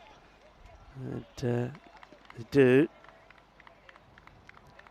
Joppy makes the stop. Here comes the throw. And well, literally has to almost fall on top of the ball to do it. They're going along nicely here, Marsa. Probably the best start that they've made so far in this series. Slow ball. It was a Gandhi ball. And that's been put away. And you can see some of the fielders there saying, what's that all about? And it's smashed away for 4 runs. And that wasn't a nice delivery at all. And, well, could quite easily have been called no ball as well. By Tim Wheeler deciding, maybe because it was on the downward trend, that it was okay. And you can see the fielder there. Well, I thought he was signalling 6 for a minute, but he was gesturing to the bowler saying, hey, Skip, what is that all about? Aki ball sigi. Yeah, then he bowling can no ball there. Thomas, can he make amends? Pitches up. This well struck. Mughal will be fielded there by Jason Jerome. Just keeps it to 1. That score now steadily moving up. And looks like we're going to be beyond the 50 mark at the halfway point, which would be good for Marsa. Well bowled. That's really well bowled. Not too much that no Goslar could do about that. He blocked his out pretty well. So as we get to the end of the 4th over, 46. Here's the score without loss. And remember, you can join us if you've got any questions about the cricket here in Malta or Malta in general. Well, why don't you put something on the chat? It's lovely to know that you're there. We're here because you're there. And we certainly do love the conversation that goes on there between yourselves, our global cricket family. So thank you to everybody that gets involved daily. And thank you, of course, to all the moderators as well. And tell your friends, tell your family. And get everyone to subscribe as well.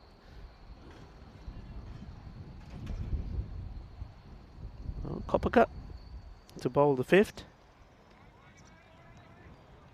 Can he slow down the rate? Starts with a wide. Cushy on the back, short, hammered, and the fielder is there, but that goes over him. Well, that's been hit long, strong and hard. It's 6 more. And, well, wait for it. Here we go. Boom. Shaka Lagya. And he's certainly in the groove now. Now Mughal, he latches onto anything short straight away.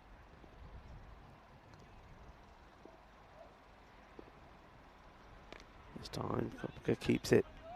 I think slightly slower delivery outside the off. Mughal slices it away into the cover area and pick up a single. It's amazing what a victory can do to your confidence, isn't it? I think that's what you're seeing here from the Master guys. And, well, I think Manu Gobi be a bit disappointed, wasn't able to stop this one, and gives the bye away. Just keeping the pace off it here. Kopitar does well, but the wicketkeeper needs to do better. And ricochets off him, and they take the bye. It gets Mughal back on strike. And a bit of swing there. Fielder gets to it quickly, but not able to take it cleanly to get the throw back to the keeper. Once again, good running. That's what these two have done really well. Khosla and Mughal, they've run well. They've created runs from nothing. And they've in theory hit very well. Weakness for both of them have been the offside. I mean, Fahim Mughal has at least managed to drop a bat on it and take a single. Khosla struggles trying to get the power in the shot. Not able to. This time in the air and bangs it straight at the fielder. And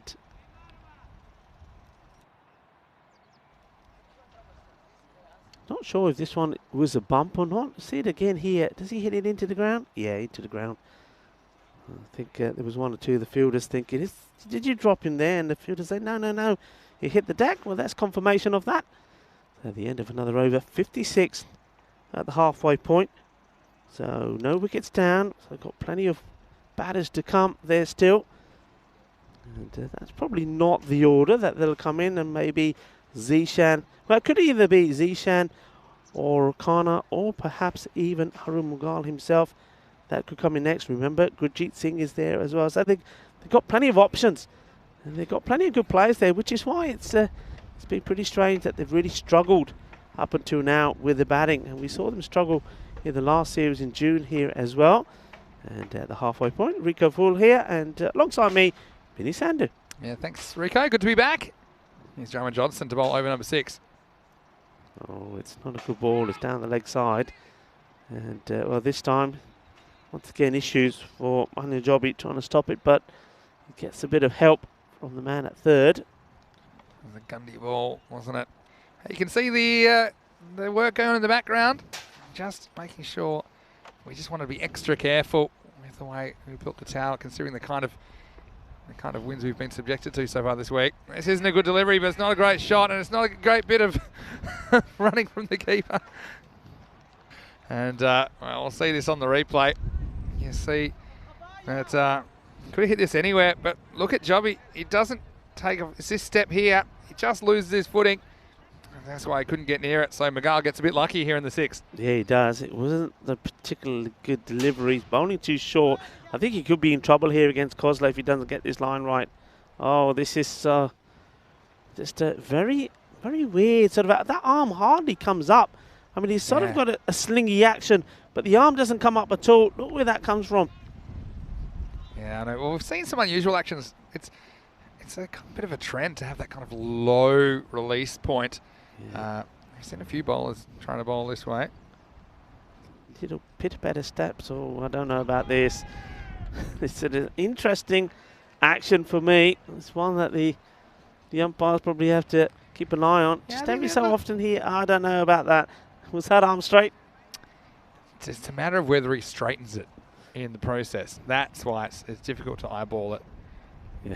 I think he's just trying to say, look. He said, I think it's probably the batter who's asking the question. He said, what's he asking? What's he saying? Of course it's okay. Well, it's not like it's really come down with any kind of velocity, so I won't be too worried about that at this stage. I'd be worried about trying to whack the ball, which is what Kostler tries to do. He gets one, moves to 19.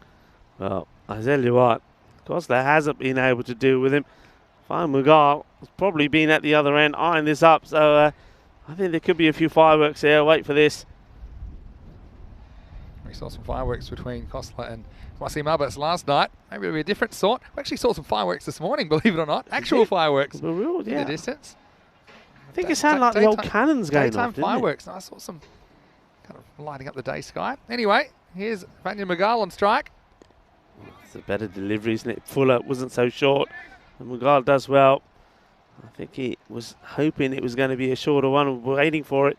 But in the end, it had to just drop the bat on it. So, yeah, just a reminder, if you have just joined us, lots of questions, and thanks to everyone in the chat for answering them. Yeah, we are rebuilding the tower today for safety reasons, just to make sure that it's as safe as possible, which is the priority, of course. Last ball, the 6th. Of course, it won't be. To bowl that one again. I like the reaction from Johnson. He bowls it and then he holds his head. Says, I like the hairdo. That's very a little bit like our umpires here. Aftab Khan. And Aftab, he's covering up his hair with the hat today. But yesterday, when the wind wouldn't keep it on for him, we all saw a lovely lock of hair he has. It's been a Jackson 5 about him yesterday, wasn't there? With his hair too. He's taking off. It's, yeah, well, see Johnson getting a go here. Shawan Johnson. See if he can get out of this over. He's only conceded 5. Kostler strikes this firmly. They should be looking to come back for 2. They will. Oh, it's not good running. Oh, they don't. Fanya Mughal put up the stop sign, and I don't know what he was thinking there, but it'll be Kostler that retains the strike. He moves to 20, 6 overs down. The score is 62 for no loss. Yeah, 62 for no loss. It wasn't that expensive in the end, that over from Johnson. It was different, you have to say that, and I think it's probably the slowest run-up I've ever seen before delivering. But run-up is kind, isn't it? You see that? Only goes for 6, and some of the other bowlers, I mean, Jason Jerome, I think he was unfortunate. He bowled really well and tidy, and then it was just those 2 big hits of the last of the balls of his over from Fanya Mughal, which put a dent in his bowling figures. And, well, to continue here is Kopka. He's a key player, Kopka. Cushy, as they call him. Yeah, it's cut away, and this will just be 1. So, yeah, 4s have been pretty hard to come by today, haven't they? We've seen more 6s than 4s for sure over the day, though we have seen 4 boundaries in this innings. 3 6s from Mughal, who's on strike now. Now it's go time for Mughal. I think they've got all 10 wickets in hand. They need to just literally send out their hitters in order of decreasing aggression, I think, from here. I think this is a match now with the runs on the board as they are now. It's a good opportunity. Well, how about this? Hello. Changing over, and he's taking this in, the baby maker. Oh, well, that'll teach you to be clever. That's what Kopka has to say. Pat it. He says, fine, you want to be fancy? There you go. Have some of this, son. Have some of this. Well, he's down. He's out. Oh. And, well, he's going to need an ice pack. Well, let's just say it was a switch hit. I'll be switching to soprano in the choir after this. And he showed the goods very early. And the bowler said, well, I know a way I'm going to sit you down. And, well, let's just say, of all the reverses I've seen, that's one of them. And well, he just rearranging the furniture in the wrong way possible. It certainly was. Well, maybe he won't try that again.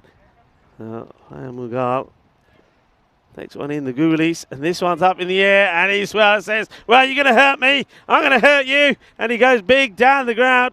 There's 6 runs. And it's a similar shot to the one that finished the first match. Good 6. It was a little bit too short, and he's onto it straight away. Probably stick to right-handed if you're Fanya Mughal. Yeah. Just a little bit of free coaching. And here's one. He just sends all the way out of there. Big hit. Well, that was a nasty one. That's still stinging. That's not magic spray territory either.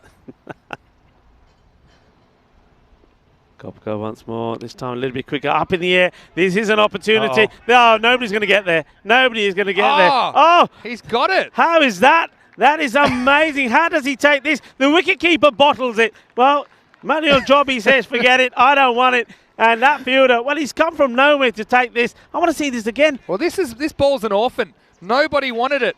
And you see Jobby, he sees it, and he just stops. And Savio says, I'll have a go at it. And somehow holds on. Wow. I don't think it was the middle of the hands, but he just kind of rolled and absorbed the impact. I mean, that's a remarkable catch. He got very late notice that he was going to be under it.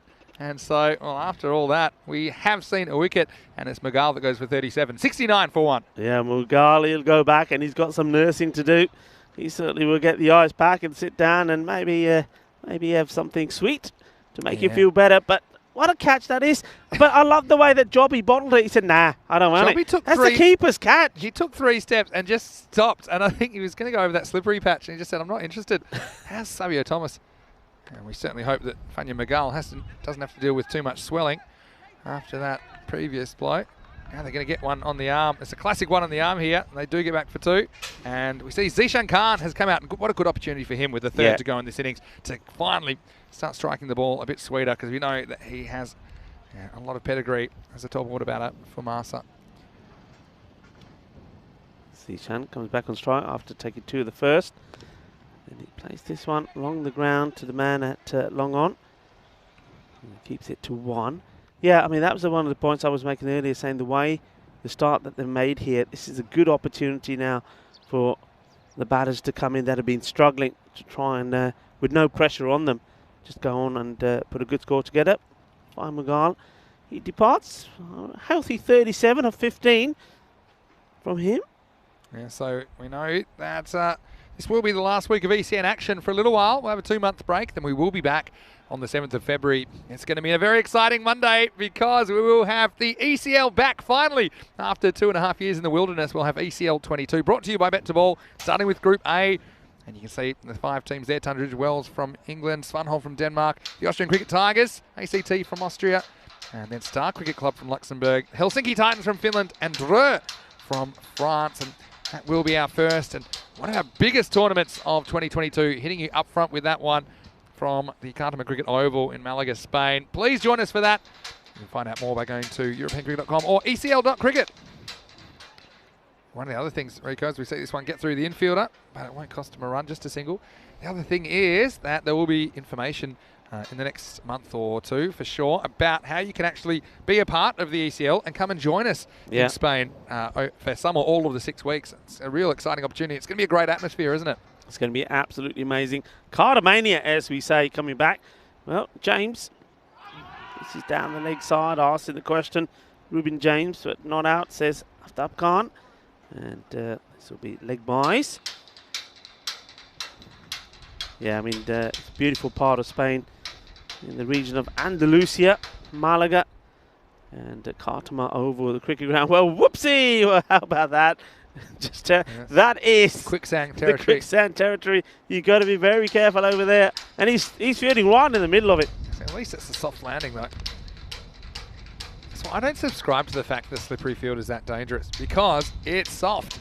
So if it was concrete and it was, let's just say it was, you know, I poured oil on a flat concrete surface, then I'd say it's dangerous, because you're going to hurt yourself when you hit the ground. But this is beautiful. It's like a foam pit over there. It's you can dig yourself out. Anyway, here's the slot machine, Ruben James. Down the leg side, and Gosler gets a bit of something on this, or does he? No, leg buys. So misses out again. It's normally very strong on his legs, but the ones that are full on his pads, he's missed out on quite a few actually. Yeah. So that's something that Gosler needs to work on. He just slowed up again once more. So now you can see he's trying to get Zishan as much strike as possible. Zishan, well, he lunges at this and he gets an edge on it. He goes, and that's well bowled by Ruben James. That's another wicket. So Zishan's poor form continues. He's 5 of 5 and he has to go. Really charges here, but not able to get, he goes away from the ball, gets the snick, and well taken this time by Manuel Jobby. And he knew it was gone. Well, Jobby, this is one he was interested in. Had to move sideways, and yeah, it was a nice catch. And so Zishan, unfortunately, his dismal run continues with the bat. Marcel loses the second wicket. It's 76 for 2. And look, all strikers might be eyeing off. If they can keep it down to something around, let's say, 90 or something. I mean, they'll have to bat a lot better, but I mean, they've got players like Kapaka, for example, who can hit the ball well. It hasn't really clicked for him today, but we know that anything can happen in T10 cricket. They just need to get one or two of their hitters in. I don't think they've got the depth of Marcel with the bat, but they won't need it if they can have their top order firing. It's another big swing here from Gurjit Singh. This is where Marcel have to be careful. I mean, look, I'm saying it's a good opportunity for some of the other batters to come in and, well, with runs on the board perform, but you can't come in complacent thinking that it's going to be easy, just going to go out there and hit every ball to the boundary. You've still got to work and earn the runs you're going to make. And I think that shot there from Gurjit Singh sort of sums that up. And I think certainly Noel Kosler would have had a chat to him and say, hey, come on, you still have to bat properly here because we still should be looking to get to 100 on the board. Yeah, that's exactly right. So 76 for 2 off 8 overs. And a question in the chat about Star CC and Just Mays, the Luxembourg captain. Does he play for Star Cricket Club? I don't think he plays for Star. Last I knew he was playing for Wolferdanga, the Optimists, which I like that name, the Wolferdanga Optimists. But I don't know, we haven't seen the Star CC squad as yet. Anyway, this is another one, edged and taken. So what a good catch this is by Jobby. Well, I tell you what, when he stays in his patch, he's been pretty good. And this is a thick edge.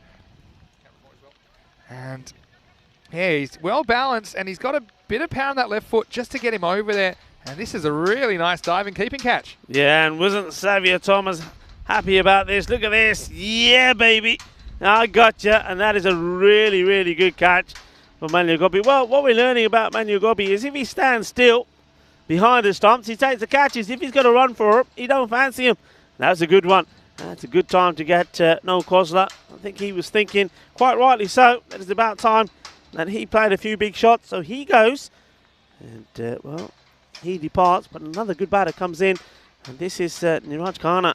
And if he gets going, well, he can probably cause a little bit of carnage as well. Well, that's certainly going to have Xavier Thomas fired up, the captain. And he wants to be right at Khanna. It's a nice shot. Oh, he's hit this really well. And that's a beautiful time shot. And not too many batters have found the boundary on the offside and all along the deck as well. What a lovely shot this is. First ball, no problem. Cuatro carreras. Yeah, nice hitting. Yeah, they need just a little kicker along here. And it's a good opportunity for some other batters to get to the crease. Khanna is a man who's impressed me whenever he's come to the crease. They've given another opportunity to Zishan Khan. Hasn't worked out for them. I think Khanna's got to bat in the top 3. I think just got to go with form, I think. And here he is. He makes a bit of room for himself there. And wasn't quite the delivery he was expecting. That's well bowled, actually, from Xavier Thomas. He sees the early movement and just says, okay, I'm just going to pitch it full and straight, see what happens. And the result ends up just being a single. So 2 new batters out there. Khanna's made a good start. 5 of 2 deliveries. Gurjit Singh swung and missed at 1. And swings, makes connection, is high up in the air. Where does this land? And does it go all the way over? I'm waiting for confirmation from the fielder. It looks like it was 6 to me. Yeah, manos arriba, arbitro. Manos arriba. Eso es 6 carreras. Yeah, it's just holding his shape and doesn't try and go too straight because it was already wide. So he knows the guy is dead square. So by playing it a bit later, he gets to go behind point. And he made good contact. Nice 6 to Gurjit. So Gurjit. It's a bit more like it. That makes amends of the dot ball.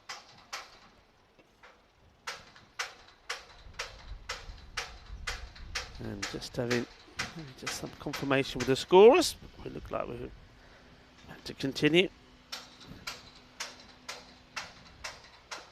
And this one's a little bit shorter and at the body of Gurjit. They're looking to attack. They do. Really good running. Or is it? Well, no.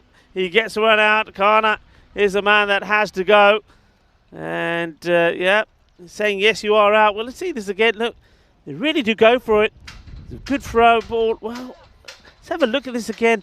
What does he break the stumps with here? Does he break it with his arm, or does he have the ball in his hands?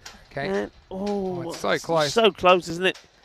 Really, really close. Wonder if if we slow it down here, keep an eye on when those bells come off. And there's the ball in hands going in there. Be really close. And I don't know. I think that's the elbow. I think that's the right elbow that takes the bells off there. It's fine to do that as long as he's already got the ball. Yeah, the ball is The there. ball looks. Yeah. I mean, is it a direct hit or not? It might have been the actual the ball that breaks the stumps. You see, this is what I'm saying here. So maybe actually his hands aren't as close as we think. I think the ball does impact the stumps, and in the end, it's not particularly conclusive. So it will stand as a run out. Doesn't matter too much. Just cost them 1 run in the end. So the score now will be 88 for 4. Mandrake asking, will we get a full day of cricket in? Well, I certainly think so, because the sun is out. No real rain in the forecast. Maybe it's an earlier shower which we seem to have dodged, but it was just very mild. But we do have a fair bit of wind around. Yeah, that's the reason that we are got a bit of construction happening behind us, as you might be able to see in the corner there. With our camera out this time.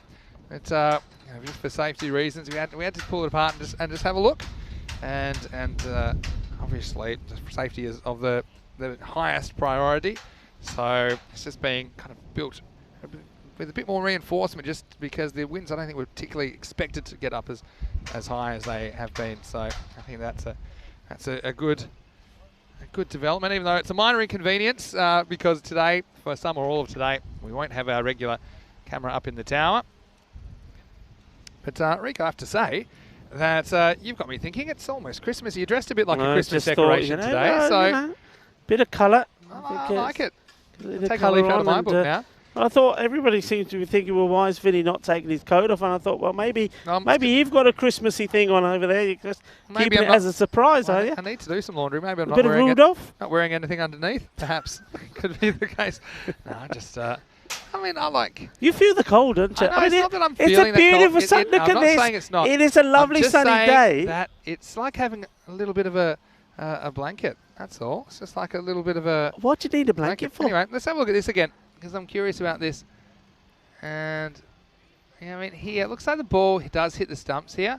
See, look, the ball hits the stumps before he actually then hits the stumps with his hands. You see, it looks to me that's the ball hitting the stump. That's what actually knocks it over. See, there's no problem with that. So yeah, that's the decision will stand correctly. So there we go. Xavier Thomas. Up in the air. This is going to drop short of the fielder. He does really well. Gets a hand to it. And now, well, he's not able to pick it up straight away. But once again, good running. I like the intent here from Marseille. They're going for everything. They've got wickets in hand. They may as well. And almost looking to get a cheeky 3 in there. It's Noman Mahir. That has come out. Yeah, so that's the end of the 9th over. Score is 90 for 4. So the 100's still on if they bat well.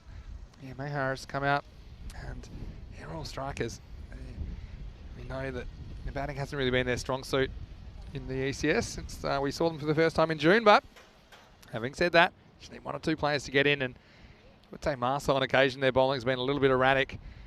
And they have struggled a bit with their control as well on some occasions. So Ruben James, who I think's all in all the best bowler for the Royal Strikers. He's coming back to bowl over number 10. The slot machine, 777 on the back.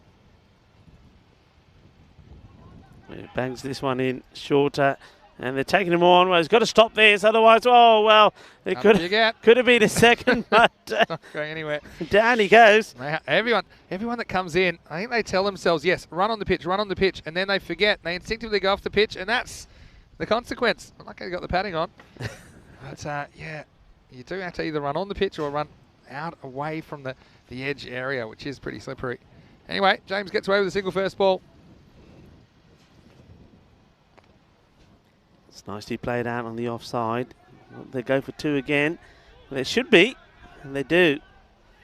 Yeah, to get back for a couple. That was a question yesterday, and sorry that I missed it. Mandrake yesterday saying that what our plans are. Where will we be spending the Christmas period? Because we do have 9 weeks off, don't we, Rico? He'll be rejoining me for the ECL first tournament next year. I'll come to that in a second. First, let's look at Ruben James. Well bowled again. It's a good over. Just pitching the ball up. And a good throw here is going to be in trouble. That is not a good throw. And they're going to take 3. This is great running. End of the finger job. And you might get more. 3 will do. Yeah, that's a tough one for the keeper because it skips onto him off the artificial surface and just gets him on the end of the finger. That does allow an overthrow. You can see Jobby's calling for it, but just have a look. And these are really tough ones. You've got to try and predict the bounce. And he's kind of obscured by the batter as well. Ouch. Yeah, doesn't going to try and bounce there at all. End of the finger, Jobby. I'll come back to that again in a sec. Bit of bat in this, I think. So I know, Rico, you'll probably be, just speak for you, but I'm guessing you'll get to spend some time with your beautiful family, with your wife and your daughter and your dogs. Certainly will do, yeah. Period. Back to sunny Torrevieja for another Christmas by the beach. That'll be good. Yeah, I'm sure they're looking forward to having you over the holiday period. And look, that's 4 leg buys in the end, that last one.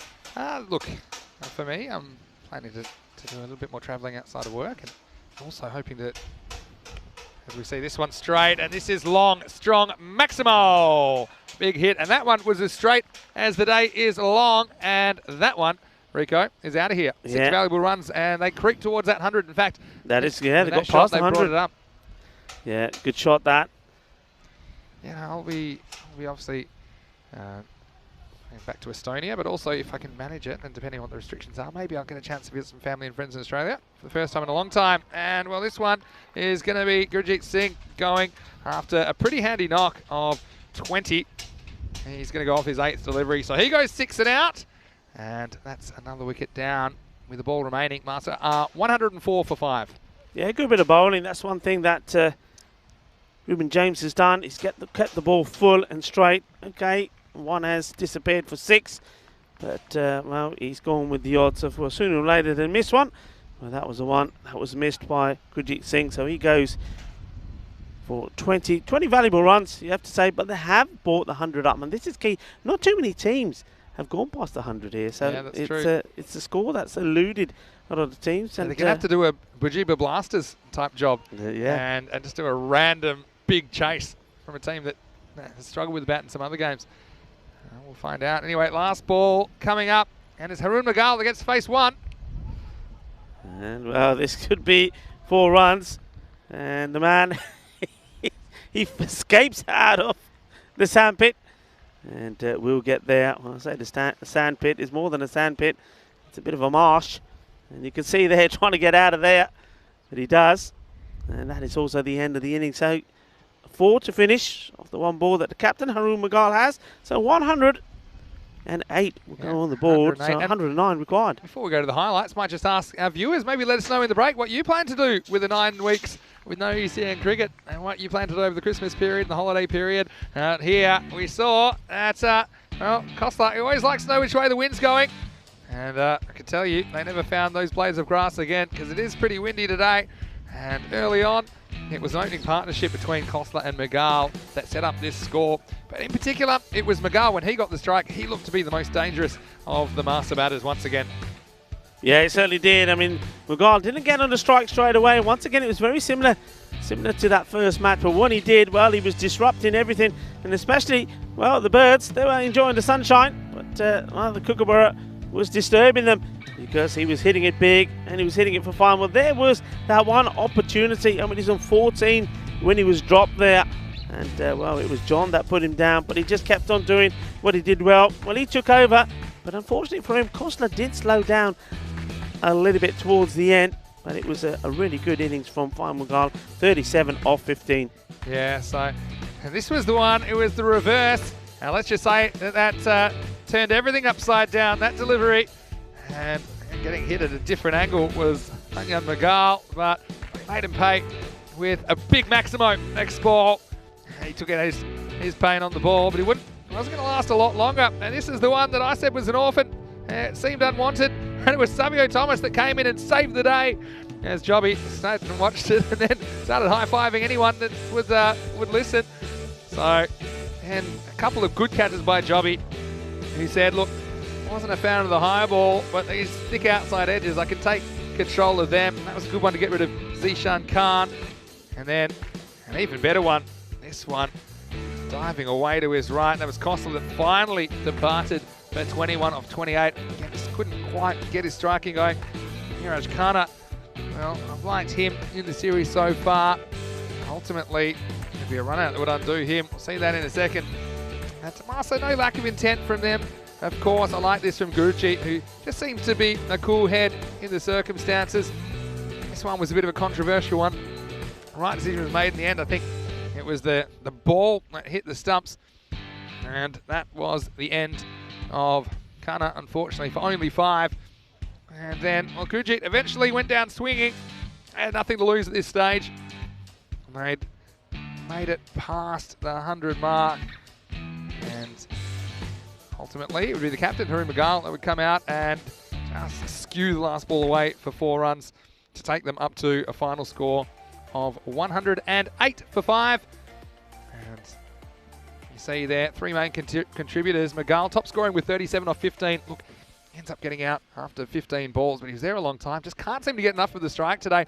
And Kostler, again, he's been used at the top of the order. He hasn't quite found his groove. For the most part, 21 of 28, but he was there for a long time. Gurjeet with 20 off 8 just gave them a bit of a kicker. Otherwise, it looked like they may struggle to get that 100 score. And yeah, just very brief appearances from Zishan Khan, as well as the captain, Harry Magal, after Khanna got run out for 5. And with the ball, well, no one really got the treatment big time. Reuben James, I think, best of the bowlers for me, 2 for 19. Although Jamon Johnson got away with an over. An interesting over, only cost them 6. Also, there were wickets for Savio Thomas and Kushlesh Kopaka. So, join us when we return. It will be Royal Strikers chasing 109 for victory. They'll have to bat well, but it'll be a memorable chase if they can pull it off. Plenty to look forward to today. And then, don't forget the second half of the day. You're going to see a very interesting contest, because I know that Gozo will be back against AUM. So, well, plenty to look forward to. Vinny Sandu here, Mr. Maximo. We are building and building and building. And well, literally behind me, they're building. So see you shortly for more cricket on ECN. You're watching the FanCode European Cricket Series.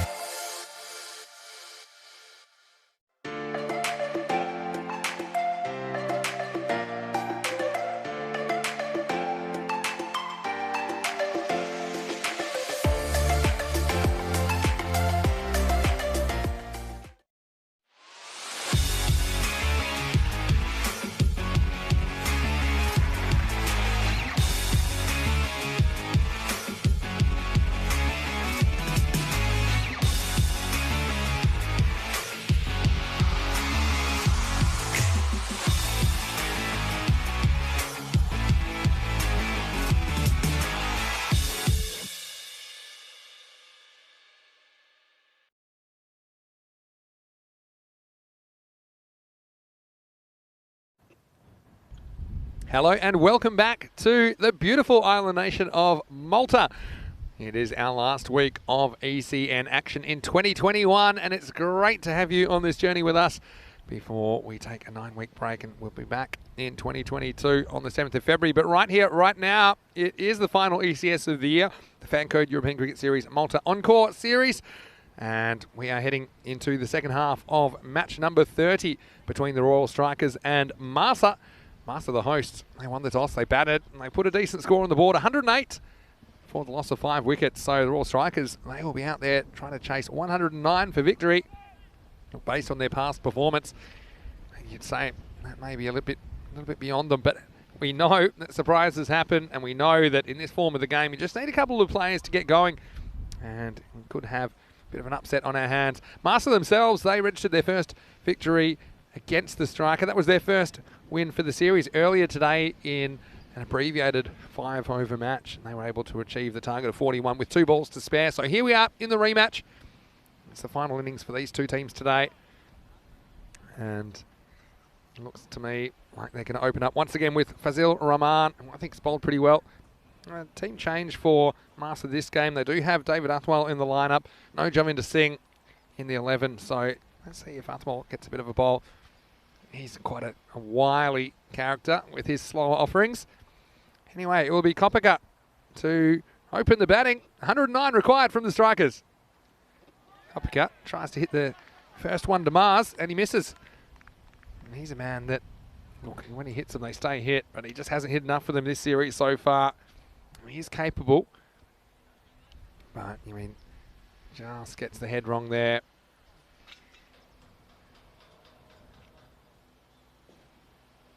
And so Rahman, occasionally he's gotten a bit out of this surface.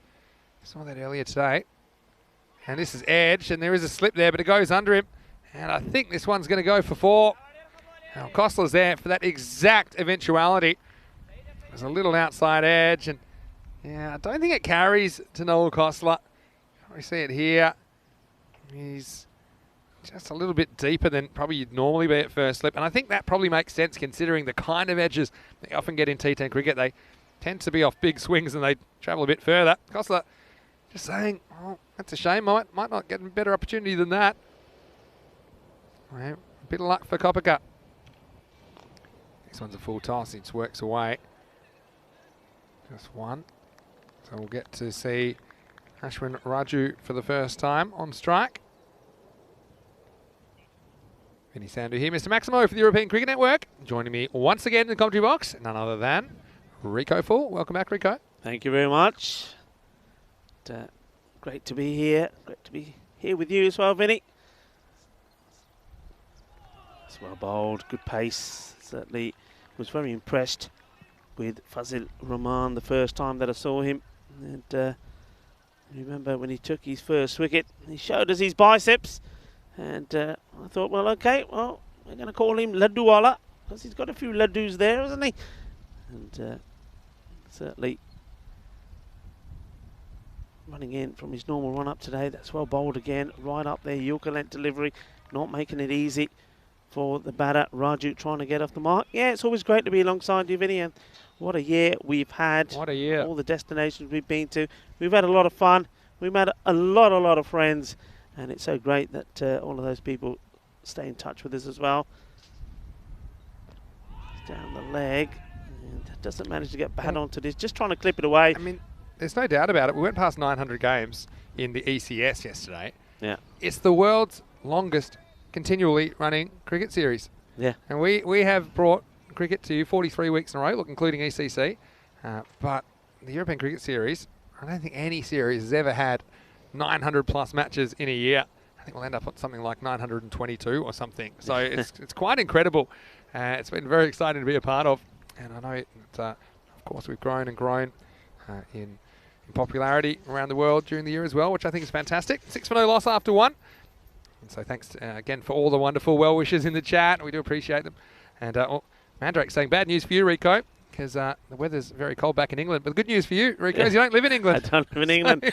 That's not bad news for me. I know that you went to visit some relatives there after ECC. Yeah. And then at the airport, if you hadn't heard this story, Rico, I think between the time that you You got your luggage and had to get in the taxi. You were stopped 5 times. A Eureka full, and you weren't wearing your get-up either. You were just, yeah, I was it's just a little bit like, I think, the Beatles when they came to Australia. I think there's a little bit of that. I think there was probably more than 5 people, though. Which this one's played out. That'll just be one. So which airport was it? I forgot to ask you, because I know you went to go visit some family. It was Luton. Luton Airport, yeah, Luton Airport. Yeah, I don't live in England. I still have family there. But, yeah, being in Spain, in the Valencian region now for over 20 years. That's home now.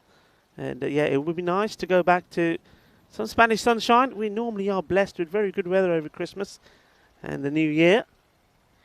It's always a tough one, getting through Luton Airport. I remember that. I was spending some time in the UK. So this one, I'm going to hustle for a single. Oh, this could be trouble. In fact, it is trouble, and he's gone. What a throw this is. And they needed a bit of magic.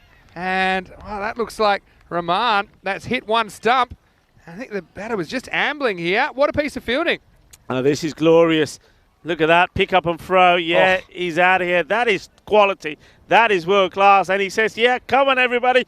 Give me some love. But there he is. The Ladduwala. Well, he probably ate a few laddus this morning because they've given him some energy to pull off something absolutely spectacular. You will not see better than that. Oh, that was amazing because he took it on the run and kind of had to throw it in the one motion.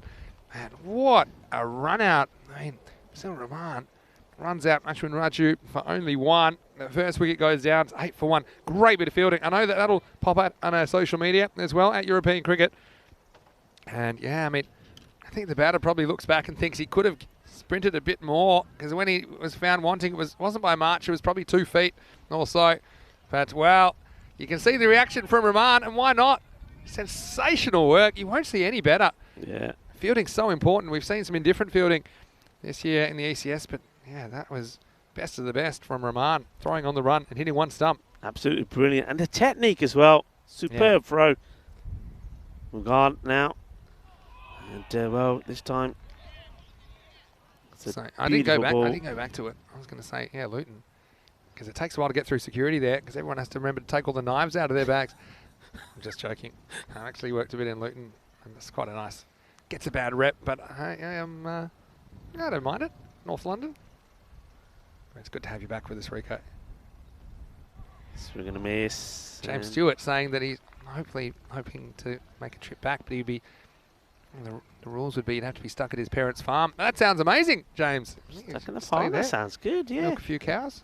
Probably, it's in Queensland. Might be a bit warm for that, but milk a few cows. Not all farms have cows, you know. Showing them from the big city. Oh, my grandparents are farmers. Seems like hard work.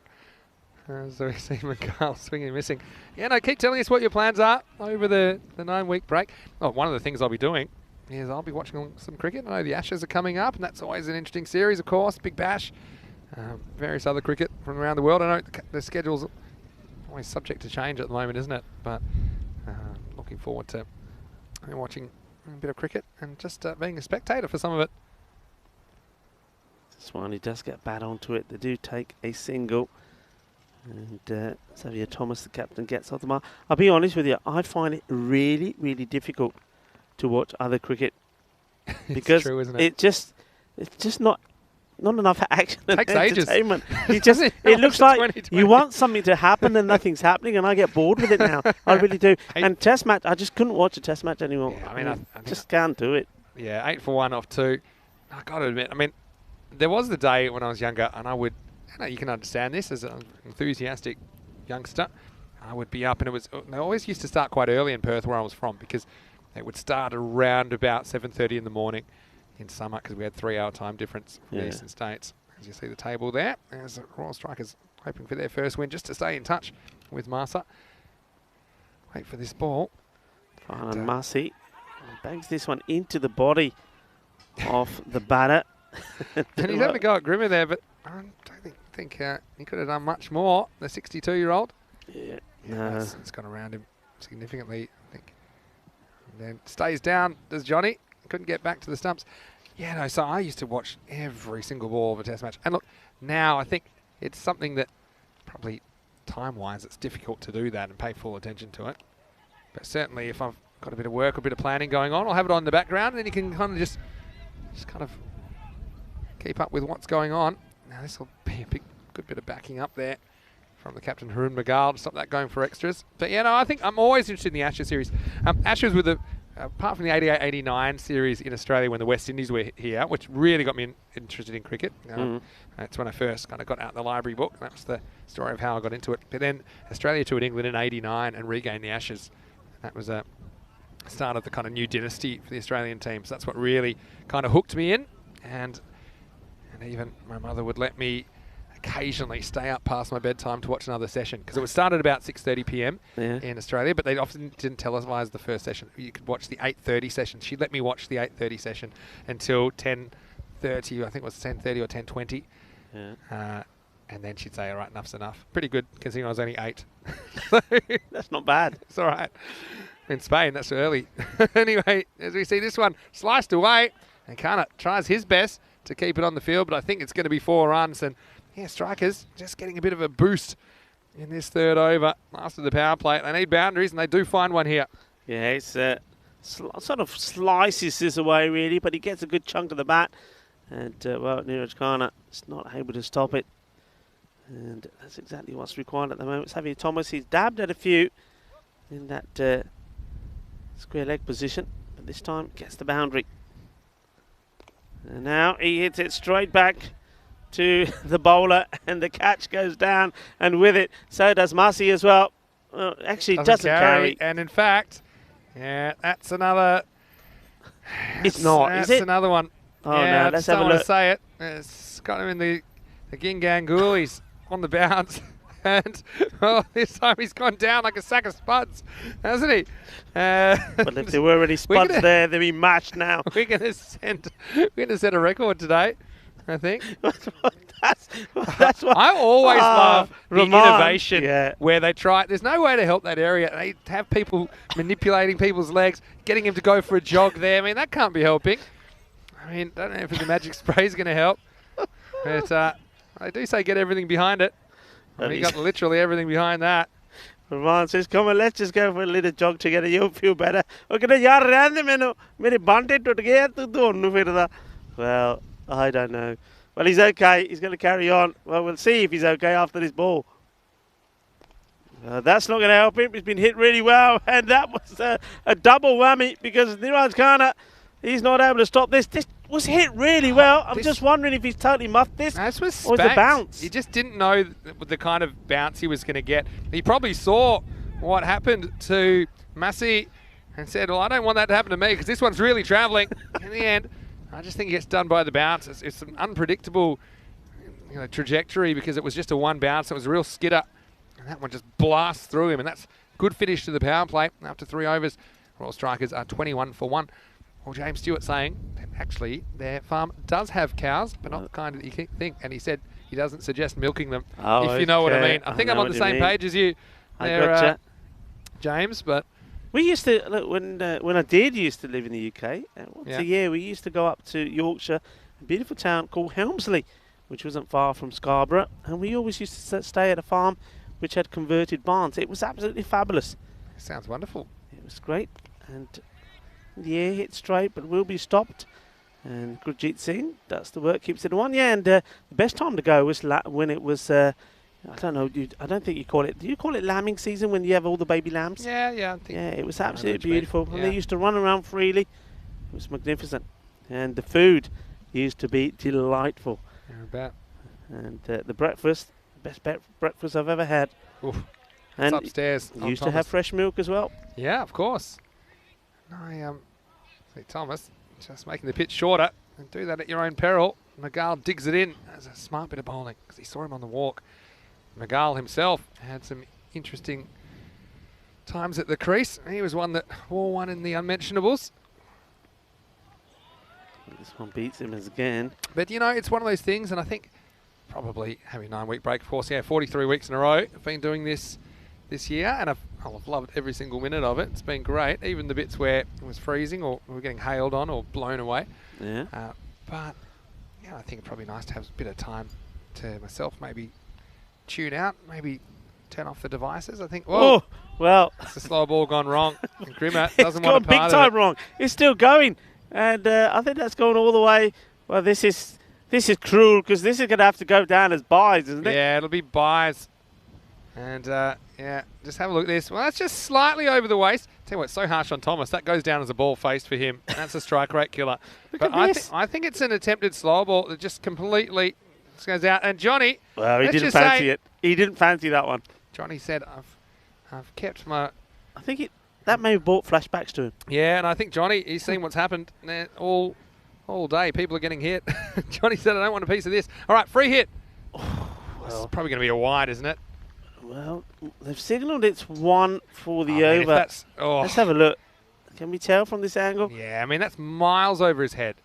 That's a wide ball. Miles over his head. And it's cost him a free hit. Yeah, that's a wide ball. Oh, and you could tell. Oh, dear, oh, dear, oh, dear. And that's not fair. It's only a little man. Hang on a minute. They're mate. No, they're not. Oh, they probably get knocked over now.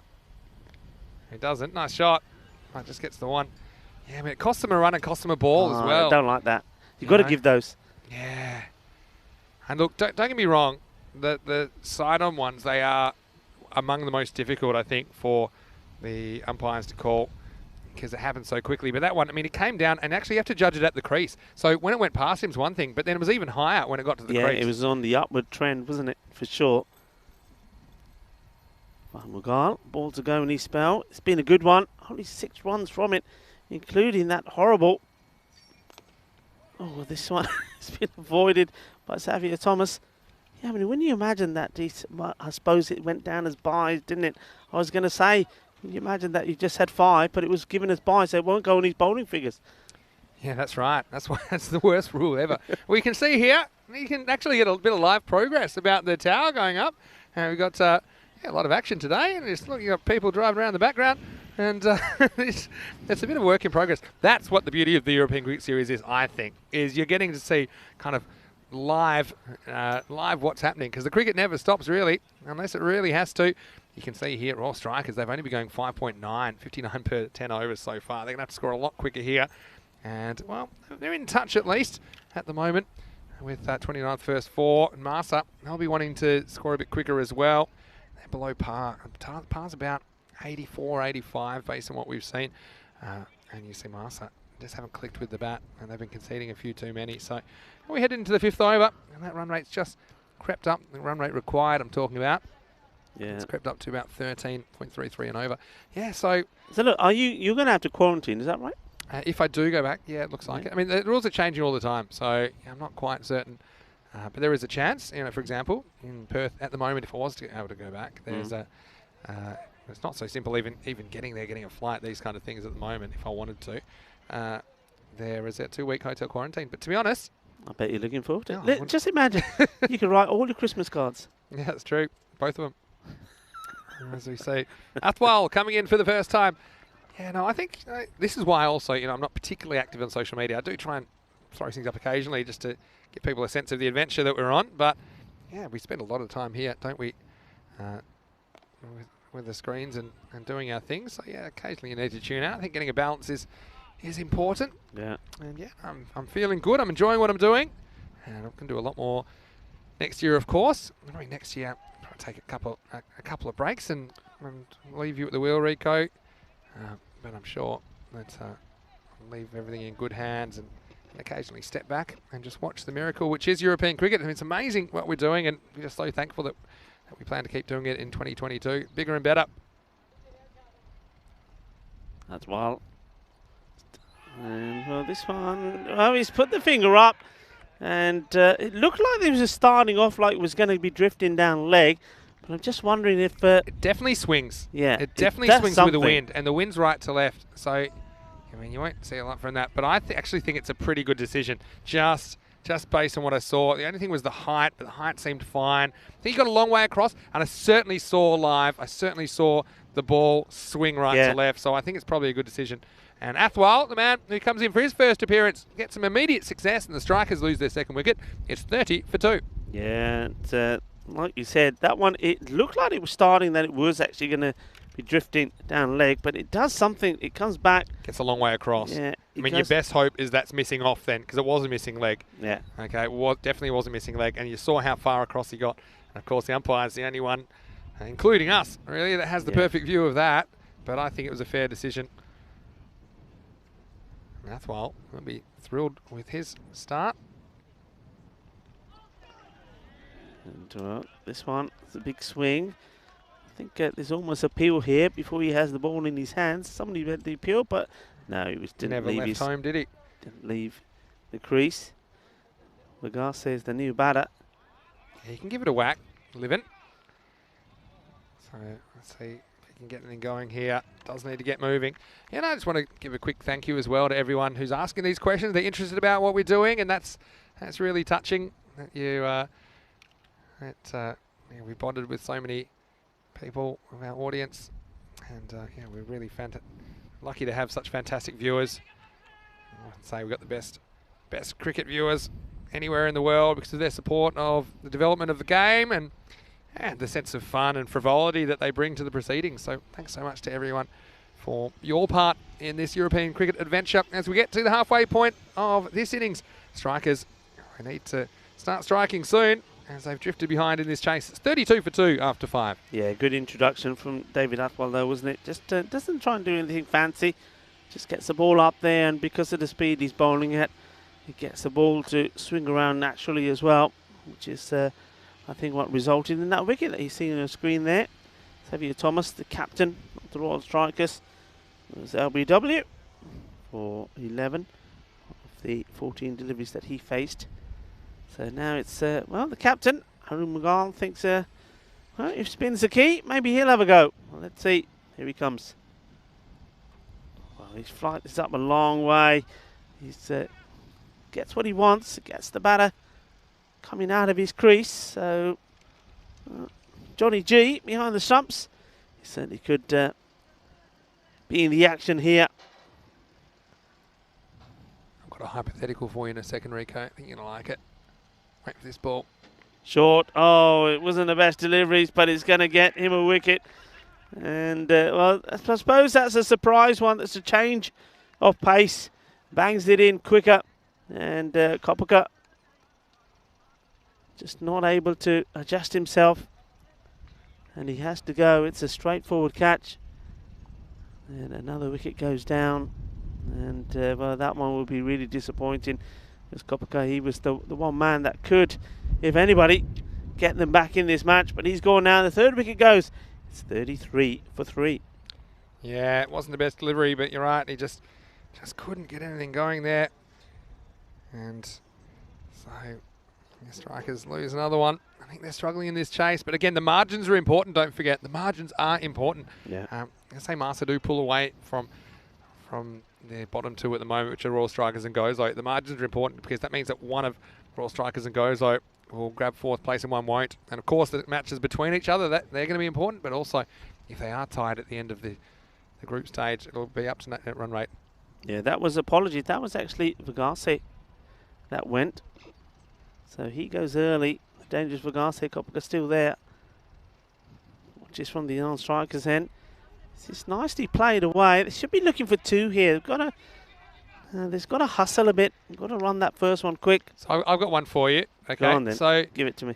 This year looks like we'll do 1,222 games of cricket, and they're short games of cricket, right? They're within 2 hours, 10 over matches, sometimes shorter. So come back to that in a second after this one from Arun Mughal. And they will be called a wide, just losing it. So yeah, the longest form of the game.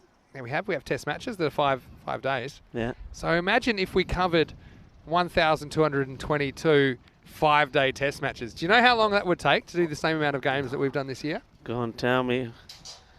Uh-oh. That's got to be a no ball, even though it's dipping. Still too high. And Mughal, he's not happy with it, but I would suggest perhaps trying to bounce it. And so we've got a free hit coming up. Yeah, even though he's out there, it's just so high. Yeah, it's really You've got to high. call that. At least that one's not been missed. Yeah. So that gets a call on it. Go on, I suppose you're multiplying that number by, what are you multiplying 5 it by? days. Yeah. So 1222 times 5. I misses out the free hit. So I think you get to just over 6,000 days in a row. Basically almost 17 years of cricket you would have if you did that. So that's what, quarter of a lifetime? 20% of a lifetime? And yeah, to think they used to have rest days in England after just 3 days of cricket. We don't really have rest days, do we? I suppose we have travel days. It's, There's no rest for the wicked, as they say. it's an unprecedented amount of cricket we've had this year. It's been so fun, though, to make it happen. He hasn't quite got hold of this, and Zishan Really good catch. No mistakes at all. It looked a little bit slow getting to this. Well, there was. I thought as well that he might have dropped it, but it was a divot that popped out. He's caught really well today, Zishan. Had a really high one. This is a different sort of a catch. It's flatter, but just look at him take it, and yeah, the ground flies, but the ball stays in his hand. So, well, that's another blow for the Royal Strikers, who are in real trouble now. 38 for 4. Well, Zishan, he seems to be in his team at the moment. Just as a fielder, he can't score a run. He's really struggling with the bat, but look, that's another very good catch to be taken. And, well, this time it is Coppercut that has to go. Well, I was giving him out a little bit earlier, but he never really... Well, he added one more run, I suppose, to what he was at the time, but he goes for 14. 14 off 14 deliveries. So they're falling apart here now. Now, you were talking about the net run rate in terms of Famasa, but it's also very important for the Royal Strikers. They can't... I mean, the one thing they don't want to do is throw all the wickets away. They've got to try and get a little bit closer to the score, because I think, as a few people were saying this at the beginning of this week, themselves and Gozo are going to have to go at it, and it could come down to the net run rate. Exactly right. Look, I'm going to take this opportunity to say hello to Jay Wild. Hello, Prez, who's popped into the chat, and he's just piping in with ECS is an anagram of FUN. Fun. I like that. Yeah, we do try and bring an element of fun to it. Just gets past the outside edge. This is Joby, who is in and facing up to Athwal as we have 38 for 4 after 6 overs. Now we're into the 7th. Yeah, but Jay, certainly hope that you are recovering well. Oh, wow. So he's got this one pretty good. In fact, he's going to get 6. Maximo Athwal. Well, he's not quick. He's round the mark, and he will challenge you. And Joby, well, he gets this one right out of the middle. He missed out the first time. He didn't miss out the second time. 6 runs. Well, smashes this. It's a good hit. Really is. Yeah, hello, Jay. I was just telling the viewers yesterday morning that you were going in for your IROP, and I thanked everybody on your behalf, because I know you got stack loads of well wishes. And he's going to have X-ray vision now. Wishing you all the best. Well, yeah, I hope it all went well, buddy. I look forward to seeing you again soon. And there's another wicket, and the batter's not convinced. He doesn't want to go, but he has to go. Just instinctively, this is one you got to make sure it doesn't come off the body, because, yeah, I mean, he gets across. Yeah, I'm not convinced that's off the bat. No, that's off the side of his leg. Yeah, I just think that. I think the height tells you that, doesn't it? Yeah, the height of the bounce. You got to be aware of the possibility that it's not off the bat. Johnny Grimmer, he went up straight away though, and whenever there's a noise, you instinctively do. Let's just say he's taking a long time to get off the field. I think what's going on here? They're exchanging some protective equipment, but that's what's going on at the moment. But I mean, it was a good take by Johnny Grimmer, despite that, and unfortunately for Joby, does hit a big one. But yeah, I mean, look, let's just give credit where it's due. It was a good piece of keeping by Grimmer. Not so sure that was off the bat, but in the end, the umpire makes his decision, and he's got to go. And that's another wicket on the board as Joby goes, and it's 44 for 5. Yeah, I mean, it's a disappointing one, and that's probably why I think Alwyn John is saying, you know what, if they're going to give him out of things like that, take it all off here. I'm not being hit on any of this equipment. Well, that was I've got to say that's a bad decision, because I think as an umpire you look at the trajectory of the ball as well, and I think when you look at that properly, it was nowhere near the bat. It can fool you though, to be fair. Yeah, it can do. It can deflect that way. Anyway, Athwal gets another wicket.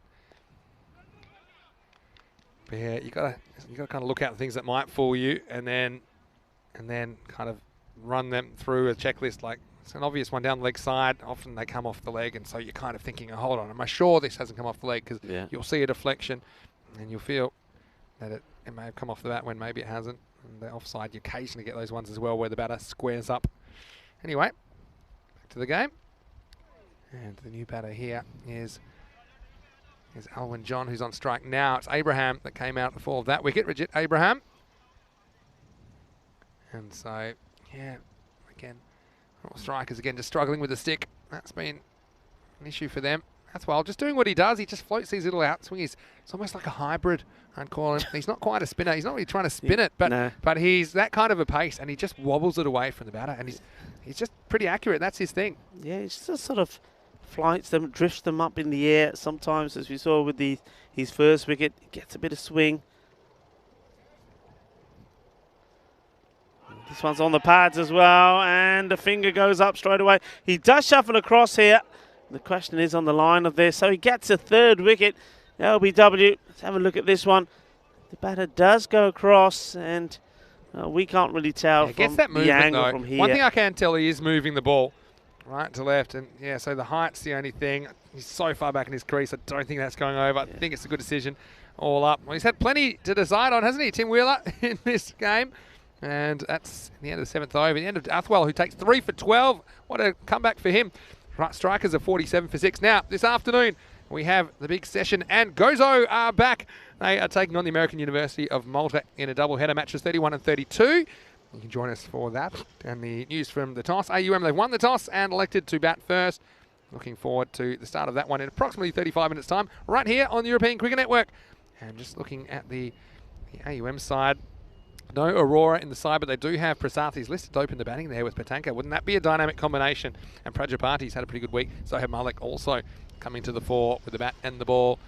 And well, Gozo, they'll have their hands full, I think, with AUM, who are pretty keen to nail down that top of the table spot, and they can do it with a couple of wins over Gozo. But we had a comment from James in the chat. Also, what's been everyone's favourite side this year? He says, as much as I love the Barcelona Olympic comp, for him it's Kings 11.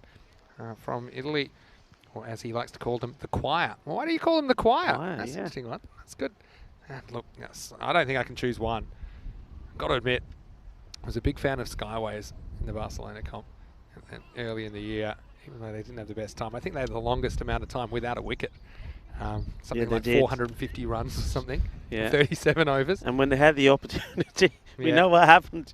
Adil Shazad dropped Awais Ahmed and then whacked 98 off 30 balls.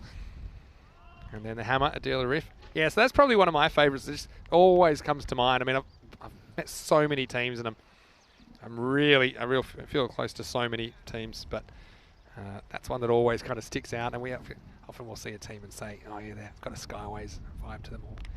Now, okay, who's catching this? Good luck. Well, you have to find it first. Watch out! Oh, he catches it. Oh, I thought he was in big trouble here. That's Haroon Magal, who turned around the wrong way. He wasn't even looking. He had eyes in the back of his head, Rico, but he knew what he was doing, and he holds on to a very good caught and bowled, even though I thought, I was wishing he was wearing a helmet, and strikers lose the 7th. It's 47 for 7. Yeah, well, you were talking about Skyways. This ball went Skyways. It went a long way up, and Haroon Magal, he takes a really good catch, so it's another victim for him. And really, I think between him and David Atwell, they've certainly had the strikers in a lot of trouble. The strikers, they try to strike, but they just haven't been able to. They're giving their wickets away. And, well, it seems to be that spin seems to be doing the job here for Mahasa. Look, that surprised me, but actually that's the way to do it, because the wind is actually blowing from, like, mid-wicket to third man. Yeah. So when you get a ball that you're caught under, you want to kind of back off and have it blowing towards you. So I think that he kind of faces the way that it's going to blow back to him. Yeah. And that's why actually it was a smart way to take it. I think if he had just stood normally and faced the batter, the ball would have just kept blowing back towards the batter, because we know it is pretty windy today. So I think that's actually really clever. Anyway, I'm also glad it hit him in the back of the head. Well, this one has really been floated up. He's playing with him now, is Haroon Magal. Again, that's borderline for height, isn't it? I mean, he does kind of crouch down to hit it. But, I mean, if this gets called, I can understand why. Just have a look at this here. It is coming down, but, yeah, I mean, hard to tell, isn't it? I think the benefit... I can understand that call, and maybe it's the correct call, but I think if there's doubt, I think it should go against the bowler, because it's not a good delivery. But he gets away with it, and Haroon Magal's just kind of burgled 3 wickets here. Yeah, tell me about it. He's taken 3. That's what I'm saying. Between him and Atwell, well, since they've come on, they've picked up 6 wickets. Yeah, striker's not enjoying the pace off the ball. Up in the air, and the fielder just not able to get to it. Has to go back and get it now. And had a long way to come, and he's having all sorts of trouble out there. And, well, I think that might be Faisal Rahman. Sort of runs in, misses it, then has to go back and get it, but he goes down. Here we go. First of all, he's not able to get it. Gets the brakes on here. He goes after it, sprints back, and then, well, there he goes. There's the throw.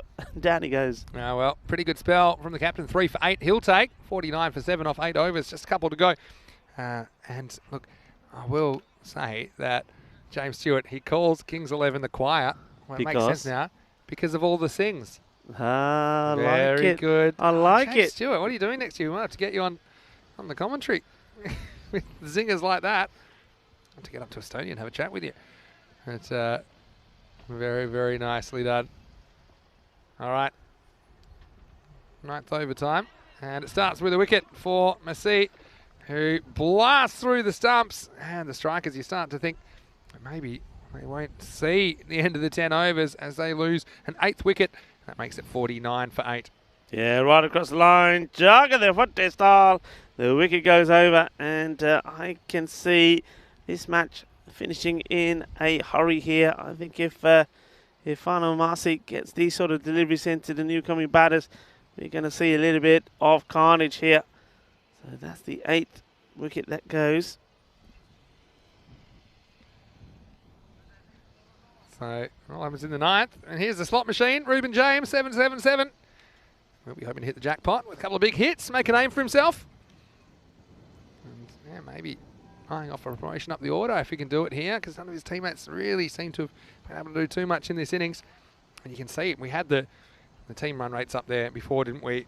And we know that the strikers just struggling to get to even run a ball pace so far in the series.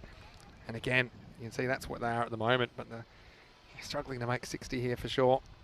And here's Massi. Managed to get a bit of bat onto this. Gets himself off the mark, gets to the other end. That's James. So Shaji.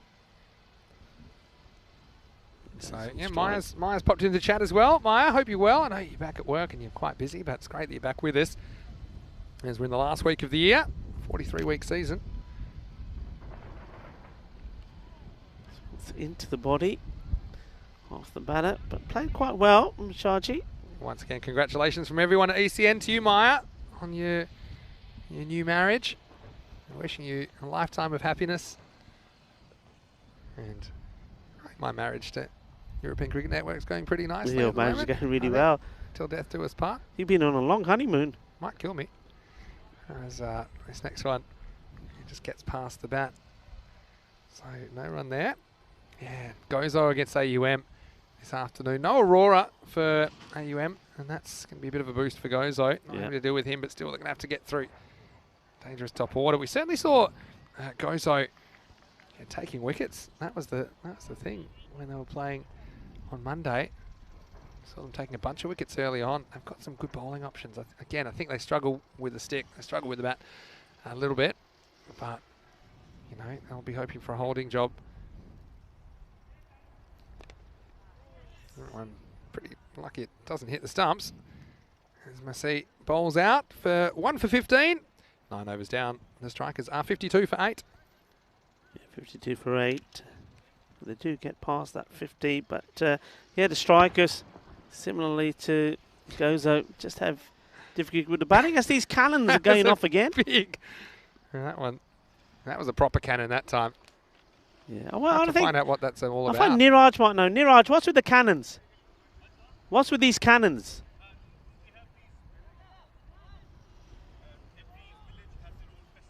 Ah, there you go. Good stuff.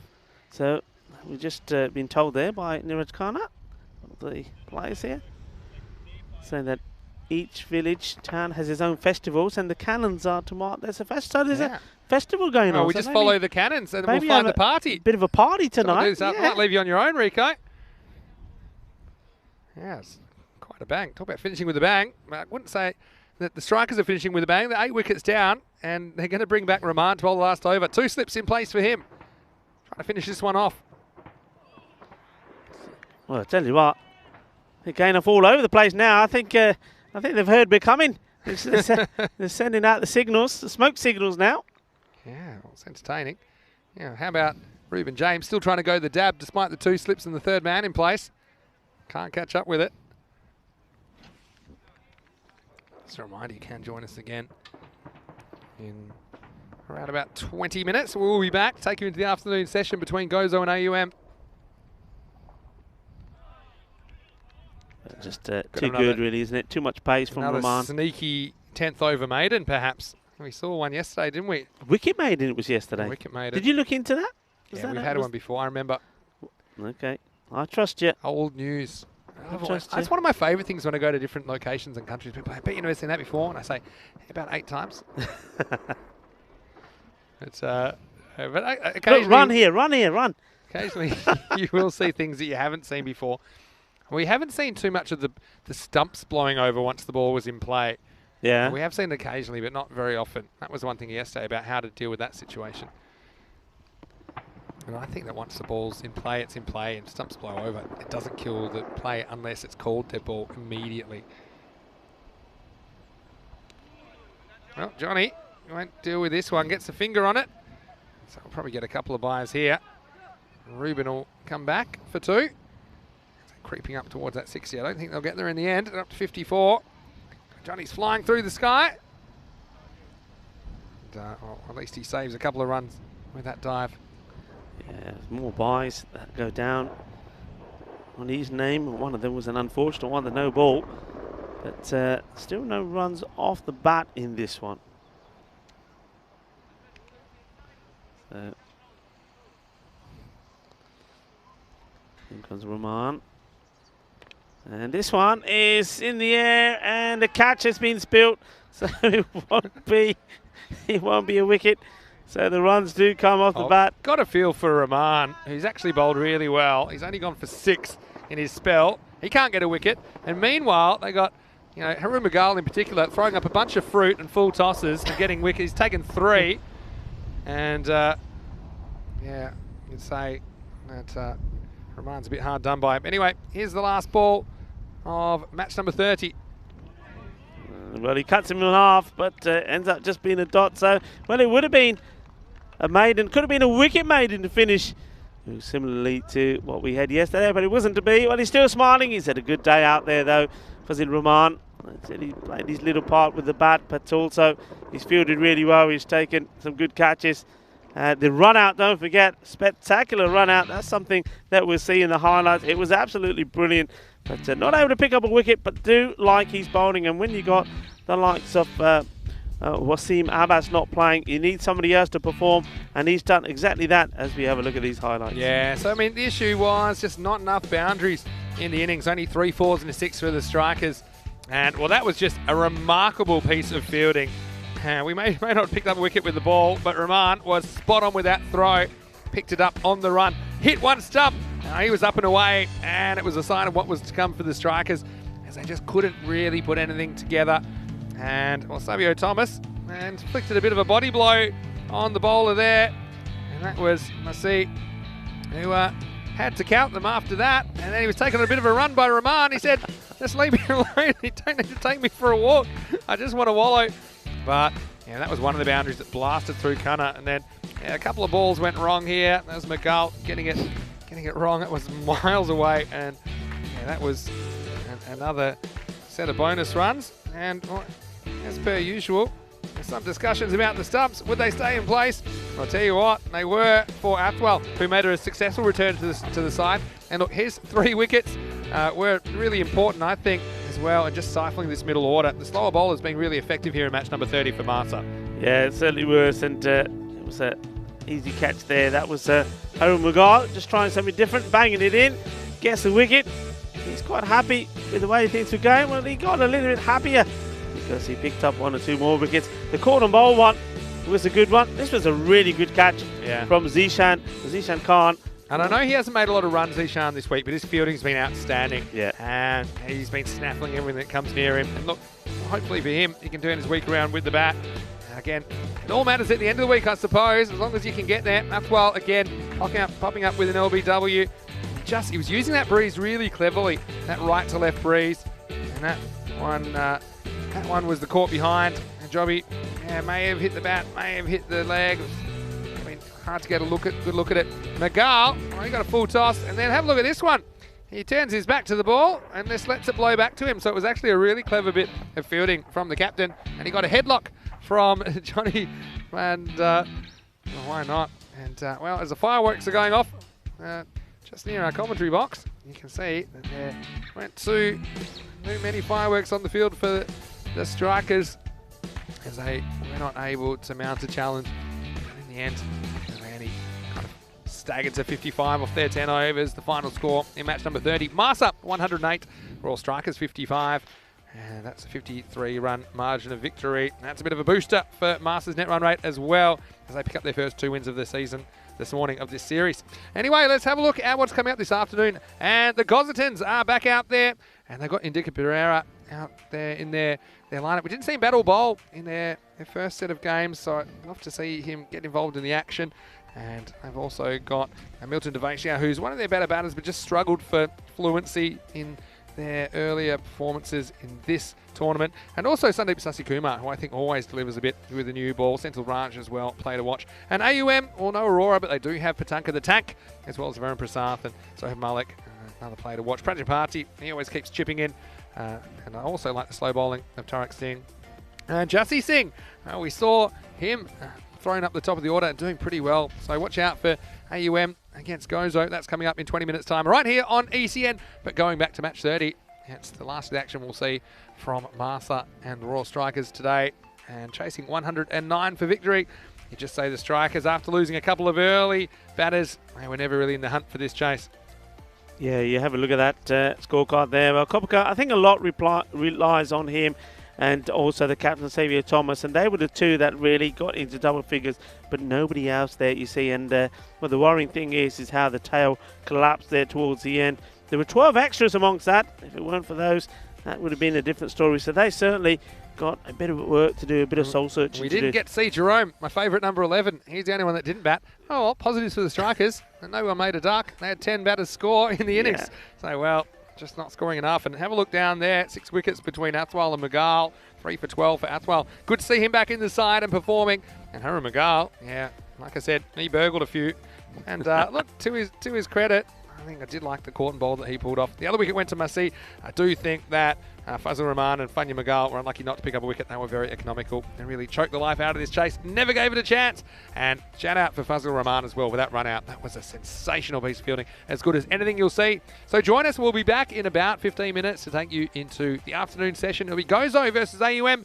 But until then, take a quick break. But don't forget to come back, because there's more action on the way from Malta on a beautiful sunny Tuesday. Vinny Sandhu here, Mr. Maximo, along with Rico Full. And we're building higher and higher. We'll see you shortly for more cricket on ECN. You're watching the FanCode European Cricket Series.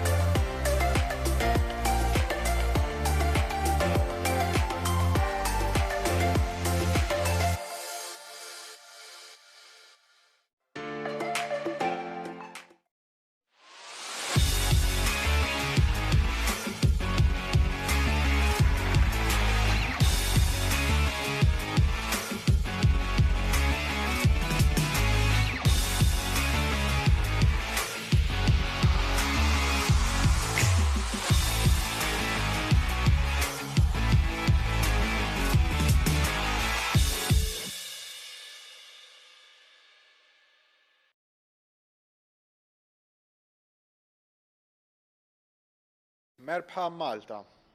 Welcome to Malta.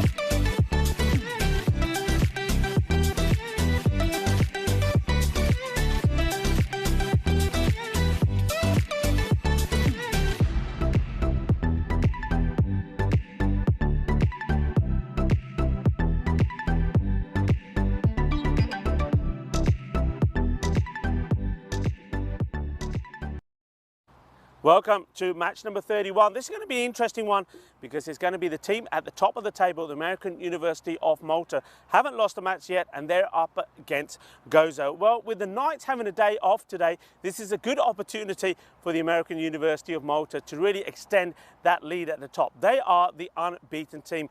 What about Gozo? Well, Gozo, they had their battle against the Knights. They came close in the reduced 3-over blast, just losing that by 5 runs. But in the full match, they were well beaten. But this is maybe an opportunity for Gozo to, well, they can put up a surprise. They know that the underdogs, and well, maybe if they believe in themselves, this could be a major victory for them. So on that note, let's go over to Rob Kemin, the tournament referee, and the 2 captains for the all-important coin toss. Heads. Heads. It is heads. You bet. So Zoe Malik, standing in for the captain, Jit Patel, has won the toss and they're going to have a bat first, and why not? They're a very strong team, and with the sun shining and on these conditions, I think they're going to score big runs out there. They've not got Bikram Arora in the side, but look, they've got Dashita Patianka. He's been very strong. Remember, he scored 39 just of 17 deliveries yesterday versus Master. But I think this is an opportunity for the all-rounder Varun Prasad, the left-hander, to score some runs here as well. He can cut loose. Also did like the look of Jesse Singh as well, an aggressive stroke player. And with the ball, they'll be relying on Jit Patel, the captain. He's just in the mood of taking wickets at the moment.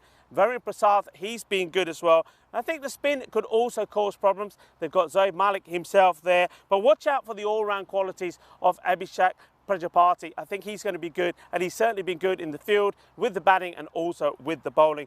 Gozo, well, it's going to be a big task for them. We'll really see just how much they've come along in this game. I think the left-hander, Wilson, he's a confident batter, but he needs to stick around and put a big score together. And somebody like the all-rounder, Rajan Sharma, well, he needs to go big. Can he get lucky? If he can, you never know. He could put valuable runs on the board for Gozo. It's going to be a tough game for them, but one man certainly to watch out for with the ball is Sandeep Sasikumar. He's going to be a key player, and he's in the groove of taking wickets at the moment. And then also Rishal Simon could be key as well. It's going to be an exciting match, an interesting match. It looks like it's going to be a one-sided match, but could Gozo, the underdogs, cause a big upset here? Well, to find out, let's go over to the commentary box where Mr. Maximo Vinisandu awaits. Thanks, Rico. Welcome back to Malta.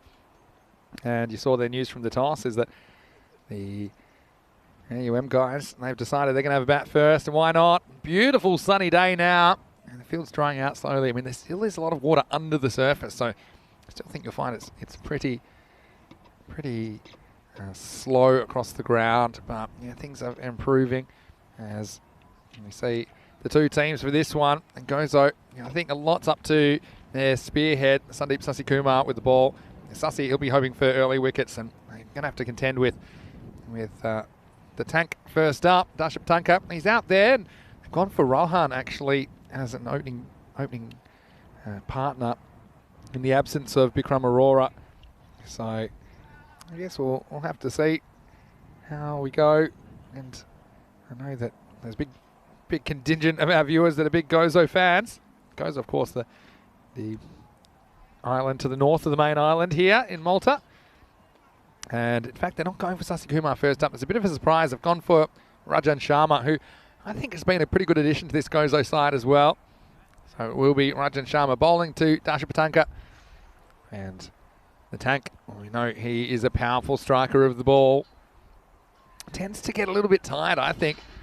That's the one thing you might want to work on. But I think first up, he'll be in the mood to party. sun's just gone behind a cloud, but for the most part, there's a lot of blue sky around. And looks like Sharma's going to start around the wicket again. If you have just joined us, welcome. And we have just a slightly different look on our telecast today because the main camera tower had to be dismantled and reassembled just for safety reasons because of the high winds we had yesterday. So keep an eye on that. And that's what was decided. And so it does appear that for the rest of today, we will be having to shoot from ground level. But again, it does make you appreciate in a way how good we do have it most of the time. The expert skills of our TV partners, Spring Production, bringing us this high quality coverage. Over 1,200 matches this year. Anyway, the tank's ready. Sharma's ready. I'm ready. Let's play ball. Match 31 starts with a pretty good outswinger from Rajan Sharma going across Dash Patanka. And I think straight away he's getting a word. Sharma, and I noticed that too, he gets right in front of the umpire. He has no idea where this one's gone. And yeah, you say, he's like, yeah, that makes sense. So I guess you need to be told. This one much better. Look at the way he runs off the pitch the right way, and still was good delivery from Rajan Sharma. So the tank a bit scratchy early. And yeah, they have gone for Aman Ralhan at the other end. I think that means we'll probably see Prasath at 3, Prajapati at 4, Malik at 5. I'm sure that's subject to change. This time, third time lucky. Does get some bat on ball, and Patanka gets off the mark with a single. So Gozo, I know they haven't had the results in this series so far, but one thing that was really notable for them was their improvement as a cricket team throughout that June series. Of course, it's hard not to improve when you've lost 206 in your first game, but you know, they did rebound. They did get a win over Sweet United in there. And Sharma gets it swinging away again. There's that breeze. It's not really windy at the moment, but just a bit of a breeze right to left on your screen, assisting the outswing. That one was touch and go, but the umpire's in the best position to make that call today. Yeah, so you can just see the little things they're doing, backing up in the field. They're feeling a lot more confident about themselves, even though I do think they're still a little bit behind some of the other teams here in Group B in their development. But it's so important that they do play all kinds of opposition. I often say if you're going to improve, you know, you have to play against the best. And you see it at all levels of cricket. You see it with the associates, as they're called, playing some of the bigger countries and getting those opportunities. You just look at the T20 World Cup and the initial stage of that now as well. And they're going to take off, and that's Shidru Vava behind the stumps this time for Gozo. He blocks it but gets away, and so that'll be 2 wides. A fairly pedestrian start. Rajan Sharma has been good this over. He'll have to deal with the tank though. The last ball of the first.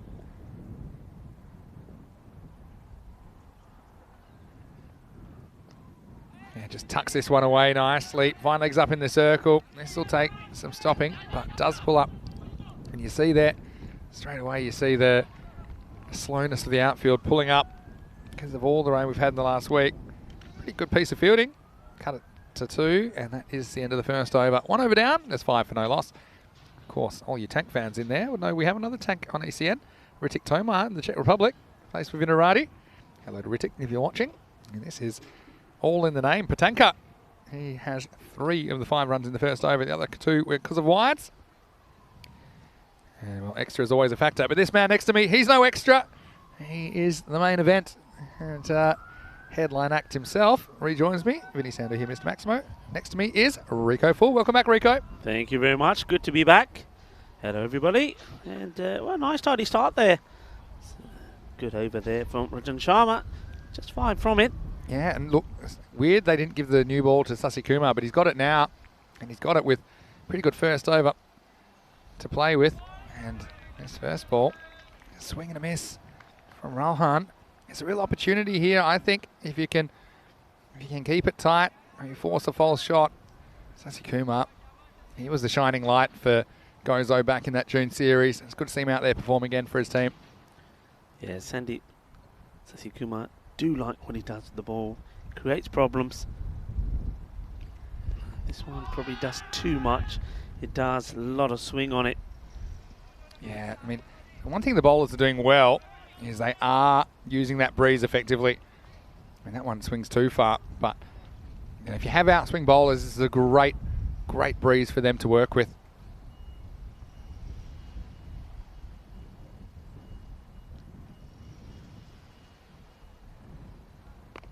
A bit short. This one's hit straight to the fielder. He fields it sitting down, and so no run there.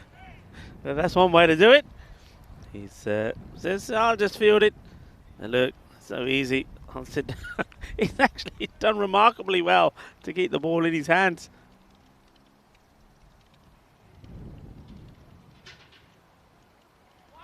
Swing and a miss. And, well, that's okay. No real damage done. Love goes though in their yellow. They look dashing as well, especially on a day like this when the sun comes and goes. They look in the part. It's a good kit, isn't it? I mean, I am actually a bit partial. That reminds me of our old Western Australian kit in the one-day comp in Australia, the yellow and the black. It's been firmly hit, trying to get it past the fielder won't do. They'll get one as that's fielded nicely by Little Devasia. Nice to see Indica Pereira there, sort of in the cover area. He's the El Presidente of Cricket Malta and doing a wonderful job as well. Certainly put Maltese cricket on the map. Edge! Oh, this would have been a sensational take. It really would have. It's one of those that, well, we've seen him stick, and this one almost did, and what a catch it would have been. What a great opportunity to get rid of the tank. Anti-tank warfare. You see, he just throws the hand at it. That's Shiju Vava. And look, we haven't seen him behind the stumps before. Look, he gets in a pretty good position. He's just a fraction too late. He's a microsecond or two too late to the party and can't get the middle of the hand on it. Just comes off the edge of his glove and a life for the tank. Last ball for Sussy this over. It's a bit short, a bit too wide this time. Gets caught, so we'll get that one back. And then it goes on. I think their fielding is a bit, and their bowling is a little bit ahead of their batting as far as where they're at as a side at the moment. You can see there, I mean, they're conceding 102 per 10 overs, only scoring 60, so that's down there with raw strikers around that run of ball. They need to find a way to score more runs. And, well, this is a pretty good start at the moment. And it's Sasi Kumar that finishes the over, only conceding 4, and after 2 overs the score is 9 for no loss. Yeah, and you can see there that AUM, by the same token, they've been having no problems scoring freely. They've got the best run rate of anyone with the bat, scoring 109 per 10 overs and only conceding 59. So the combination of that strong bowling lineup and arguably weak batting lineup of Gozo, you'd say it'll be tough in the second half of this game. But this is only based on a couple of matches for Gozo as well, don't forget. So his statistics at the moment are skewed a little bit. As this one's in the air, now this is hanging a long time, and he's completely misjudged this. And it's just going to be a plonker. And they're going to come back for 2. Well, where does he get it wrong here? I think this is the breeze blowing it over his head. He charges in too much. He really does. He accelerates in and then realises he's overdone it. It looks like a top edge, well, it is a leading edge, and that's Senthil Raj. But there is a fairly heavy breeze, not as heavy as it was at times yesterday, but right to left on the ground, you see. And that's why it just carries over his head. He needed to hang back. This isn't a good delivery. It's a full toss. That's got to be a no ball, surely. Well, it is a big full toss. Now he's got to get his skates on here. He's racing the ball. Gets there in the end. But look, it was on the way down. I would say that. He does advance. How high is it? Again, look, maybe that's a good call because of the lack of pace in the ball. It's a difficult one for the square leg umpire to call. In fact, it's impossible to call because you have to guess. So you probably say you can have that one way or the other. If you really want those as a batter, I suppose you risk not getting them by charging so much down the leg side. This one will be called a wide. Yeah, I mean, he did come a long way down, actually, when you look at that again. I didn't realise he'd come so far down the pit. So maybe I think Tim Wheeler's got that one right. It was a slow delivery. It was one of my pet hates is when people say it's dipping when it's not really dipping, when it's a faster bowler, but that one really was a bit of a slower delivery from Sharma. This one beats him all ends up. And Ralhan sent to the top of the order and just struggling to get going at the moment. He's 1 off 8. Yeah, they certainly seem to be struggling here. And, well, it don't look like the American University of Malta that we've seen so far. Trying to change it, and this one's just dipped in front of the fielder. Good pickup, good throw, a really good throw. Good bit of fielding there from Milton Devasia. And just keeping the pressure on here. And not letting them get away. Still no boundaries in the innings. And we're coming to the end of the power play here. Great start from Gozo. Tank's full of blanks so far. Just going to run a ball pace. Opportunity up in the air. Will it be taken? It's Indica Pereira, and he takes the catch. El Presidente Indica Pereira, formerly of the Southern Crusaders. Well, he put his name on it, and he takes it. That is a huge victory because the Tank, well, he continues to fire blanks, but he's on his way. He's out of here. Yeah, just couldn't get going. Look, credit to Gozo skipper Jaron Jacob. He decided to stick with Sharma. He bowled a pretty good first over. He might be a bit thin on the ground for bowling options a bit later on, but he thought, well, now's the time to really throw everything at AUM, see if you can get this innings under wraps. And, yeah, a good reward for Sharma, who picks up the first wicket of match 31. And American University of Malta lose their first at 14 for 1. Yeah, and it's a big wicket. It's that of Dashita Patanka. And we know that he bats really well, bats fluently. Had a good knock yesterday, didn't he, in that shortened match. 37 of just a handful of deliveries. Good catch by Pereira, though, wasn't it? I mean, Yeah, he knew it it was was really straight good. away. And he had to account for the breeze as well, so he doesn't rush in and let it get big on him. He lets it kind of blow towards him. And so, big man comes to the crease, though. Varun Prasath, he is a man they're going to have to get cheaply to have any chance in this contest, you'd fancy.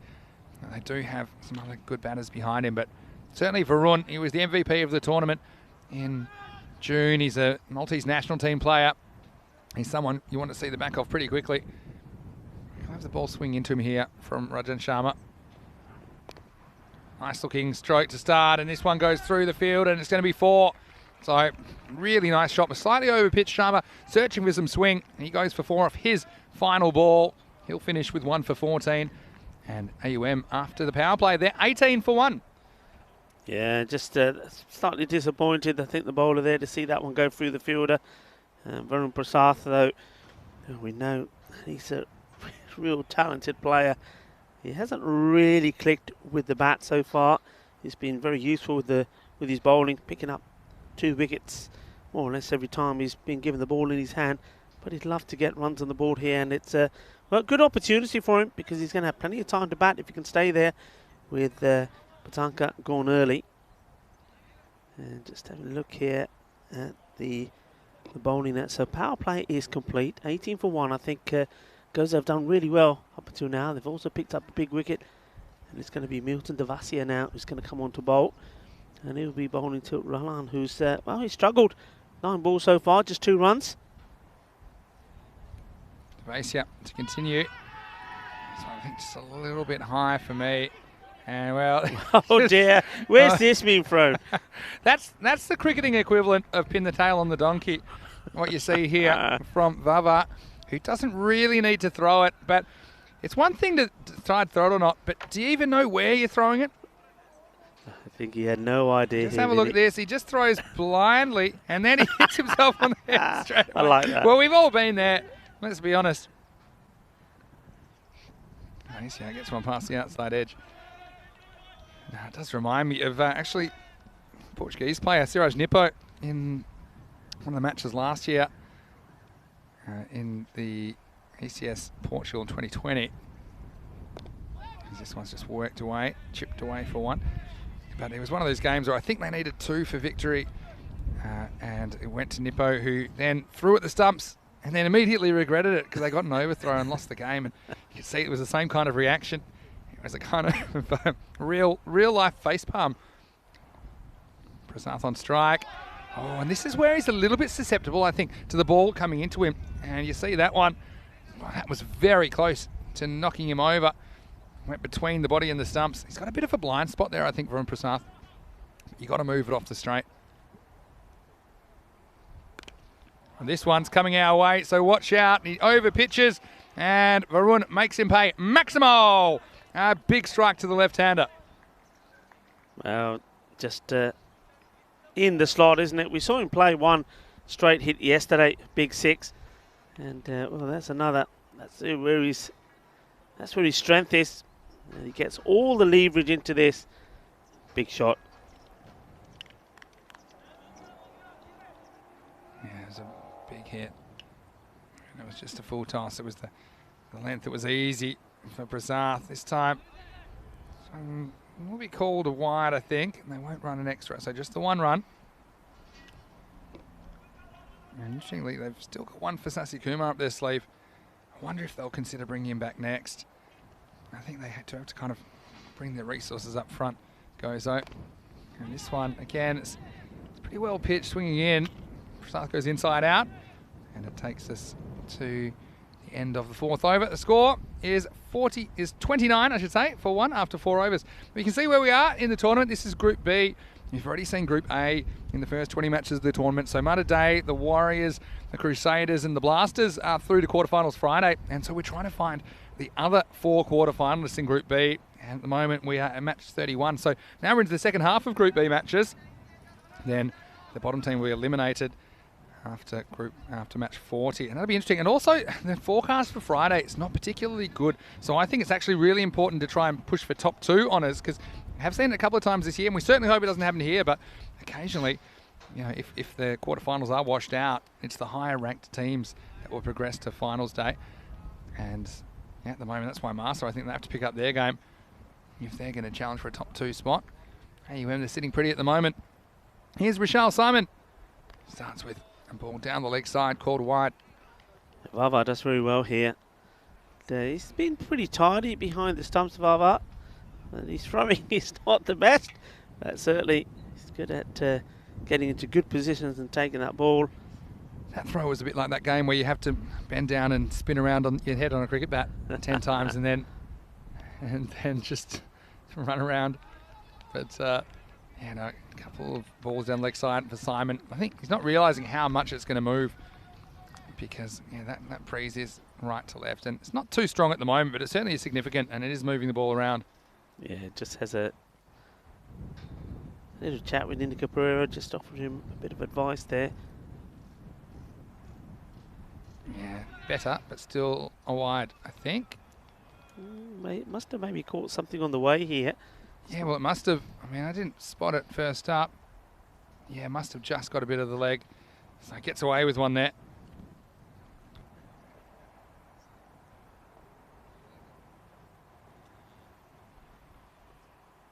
And maybe a bit fortunate after seeing that last one. Okay, now this is a chance. It's a big moment in the game. 2 fielders converge and they crash into each other.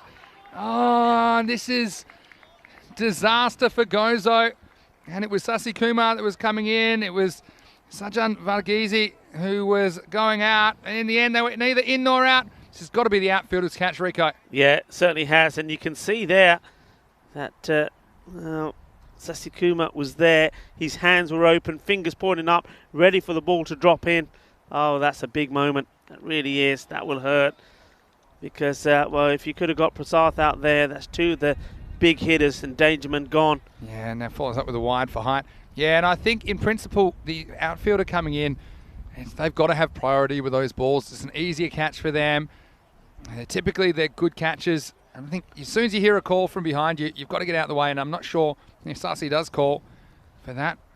And now, that is the one for the over, as well as being called a wide, of course, because it was over the head. Prasath again, struggling with the ball, coming into him a little bit. But, oh, that's a big moment in this match, isn't it? That's a huge moment. And you could see that also, that it was Rajan Sharma. He was screaming at the top of his voice because he could see what was going to happen. And, well, they've just swapped. I'm not sure why they've done that. I mean, they've just swapped over. Rajan Sharma's now gone. Sasi wants to get further away from Sajan Varghese. Long on. Yeah. That's all I can think there. I mean, Sasakuma, in fairness, didn't even get a chance to catch it, so it wasn't his fault. Yeah, no doubt. I think sometimes they just change things up a little bit, different look. You know, they're fairly interchangeable, the long on and long off, I suppose. But yeah, I mean, you see there, it was Vug Easy, who I think he was the man that probably when he hits the ground, he thinks, oh dear, I didn't realise he was that close. Of course, if you don't hear a call or anything, you've got every right to go for it. So I mean, I think they're equally to blame. Now this one's in the air, and this one's going to carry a long way. A long, long way. Maximo! Big hit to Varun Prasad, and that's straight over our heads. That's big. That was massive. That is huge, and, well, it's there, isn't it? That is the slot. Anything in there, he just leans into it, the leverage, and there you go. Seis carreras. Manos arriba, Rico in vietro. Eso es. Seis carreras. Yeah, big hit. Wow, big hit. Got that so high. Wants to go again, and well, put this one with the rest. This one wasn't quite on the middle, but it still goes almost as far. That is a big Seis Mas. Big Maximo. Prasath on fire after getting a let off. He's making them pay. Boom, shakalaka. Watch out for the snakes in there. And we know that there are snakes around this ground, and I've been told that they even have the old poisonous snakes here. So you've got to be careful. They're the little ones. So don't mess around with the little ones. 6 more. And just feel like could get away. So 5 overs down. 48 for 1. Man, also 9 wides in the first half of this innings. It's just too many. And I know there's a bit of a breeze they're contending with, but still, you have to be able to kind of keep those avoidables to a minimum. And that was just kind of a very comfortable pace for Prasath to lift it up over the onside. And so now we're going to have Devasio coming back for his second over. He'll be bowling to Ralhan. Well, he's still there. He's 4 off 13 at the moment. He probably is quite happy at the moment to take the single, which he does. To bring Prasath back on strike. Yeah, he's just occupying one end. Probably used up a few too many balls than what he would like. But at least now, though, unlike the way he began the innings, he is getting around on the ball and getting the dangerous Prasath on strike. And this is coming our way. And oh dear. Well, look, leave him alone. Oh, yaar, Sasi ko maine ki kita aur thappar mari jande hain. I mean, they were surprised how close they got to stopping this. And have a look at this. I mean, Rajan Sharma and Sasi have a really interesting moment down here because the next bounce is over the line. And so from there, it's already 4. But just watch this. He plays it past him and then... well, you wouldn't believe this. I feel for such a good, but look where they've sent him now. he's moved all the way around the pitch. It's not his fault. Leave him be. They put him now out around here, and he can go fetch this. Wow, Rico, we haven't seen too many bigger than that. Oh, that's in tractor territory. That's big. It's huge. Seis carreras, Maximo, whatever you like. That is as good as it gets from Prasath. Oh, this is a really good shot. Just power and timing together. And that's out of here.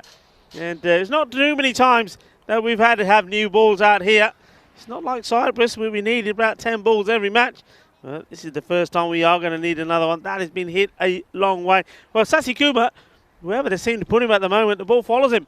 Oh, the poor guy. First of all, he had nothing to do with that catch when he was ready to take it. So they moved him from long on to long off. Then again, he had nothing to do with that one. And now they moved him to extra cover.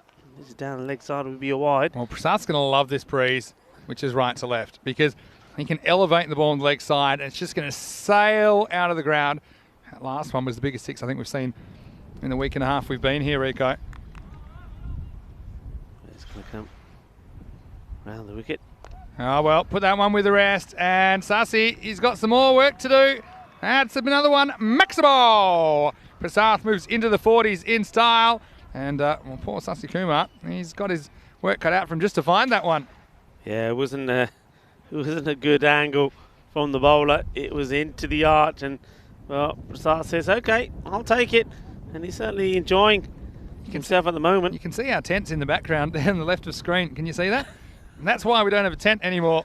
That's the kind of situation that we had to deal with. So, anyway, I'm enjoying the sunshine at the moment. No threat of rain, so no problems there. Certainly glad It's not a day like we had last Thursday today. Okay, this is hit hard, and well, this will probably beat the fielder as well. That one a couple of bounces and past the man at long on. So Prasath has broken away now. He's going to be hard to stop, and he moves to 46 off only 13 balls with that strike. Yeah, he always likes to give himself a little bit of room, doesn't he, Prasath? Sort of gives himself a step sort of down the leg side and then comes forward and crushes it. So he's eyeing up the 50.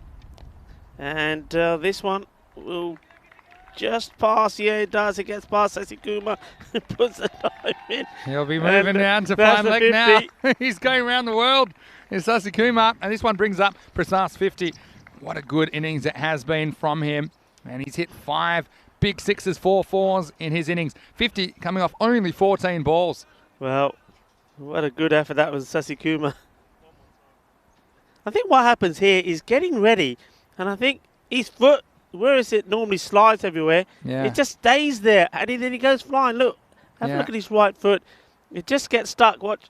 Yeah, he's in the walls, isn't he, Sassi? Oh, poor Sassi. Never mind. At the end of 6 overs, it's 74 for 1. We were wondering, weren't we, with some of the rain we've had the last couple of days, what was the day that we weren't sure how goes that we're going to get home, because we heard that they'd stopped the boats because there was a warning. That would have been that Thursday, right? High water levels. It must have been, I think it was Monday. Was it Monday? What day is it today? Tuesday? It's Tuesday today. Yeah, it might have been last night with Gozo, because of the amount of wind. That's right, because they were high. You mean them? Yeah, them getting back to the island. Yeah. Of course, Thursday was. Yeah, they weren't playing on Thursday though. Anyway, let's move back into the present. Here's Rochelle Simon. Full toss, and this is going to be another chase that's on. 3 fielders will converge, and Sassi does get to field one cleanly this time, and not one from the other side of the bush. This one is in the outfield. They do get back for a couple. Yeah, Roland now. He's really got to go here. I think you've got other batters that can come in. Yeah, they'll probably like the opportunity as well to have a bat. Yeah, Prajapati and a Mullock, and they're now on the edge of their seat, ready to come in. Well, he just drives away, and he'll get one here. So I suppose at least he is scoring, and he'll hand back to Prasath now. And look, I'm just going to make an early call here, but there's still a fair few balls remaining in this innings. Prasath goes at this rate and faces a fair bit of the strike. He could go close to a ton. You're not supposed to say that. Okay, you said close to. Now, it's not that likely, but I'm saying it's possible. Well, the way he's hitting it, hitting every ball to a boundary at the moment. He misses out on this one, which is, well, it's been given a wide in the end. I think that's the right call. It's sort of one that was right in his zone. But, you can see the anguish on his face. And he's saying, how do I miss this? And he's thinking leg side, and he's thinking about elevating, like I said, because how do we wind assisted to the left of screen? Here's Simon. He's just kind of forced to push this one back. Yeah, he just has this little zone. I think the international players are watching this with Prasath as well. This little zone around leg stump where he's not particularly consistent at keeping those out. This one's behind the leg zone. Will be called a wide. Yeah, but I mean, sometimes he does whack him, but sometimes he does miss them, is what I'm saying. You see quite a few balls. For a player of his calibre, there's quite a few balls that he misses that miss the leg stump, and you don't see that very often with good players. And he is a good player, no doubt about it. Just something for him to work on, I think.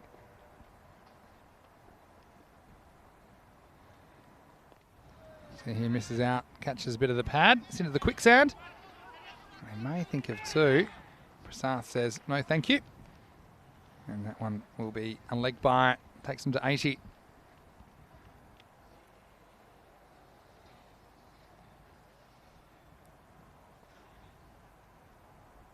Couple of balls to go in the over. And it's going to be a run on. I think Prasath is probably saying, okay, you can have these 2.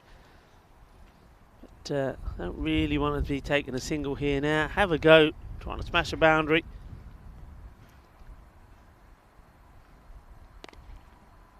It takes a one fairly reluctantly. That'll take us to the end of the 7th over. The score is 81 for 1. And Rico, a lot of questions. I'm getting a lot of questions all the time. I don't mind answering them, but you've got the answer right there as to when will we be back? And is there any cricket next week? Well, there's no cricket next week because we finished the season on Saturday. We will be back on Monday, the 7th of February for ECL 22. And what a start to the year that'll be, Rico, after 9 weeks off. It'll be absolutely amazing. And the Cardamom Oval is a fantastic cricket ground. And, of course, I know that many of you would have followed the ECC, the European Cricket Championship, which was sensational.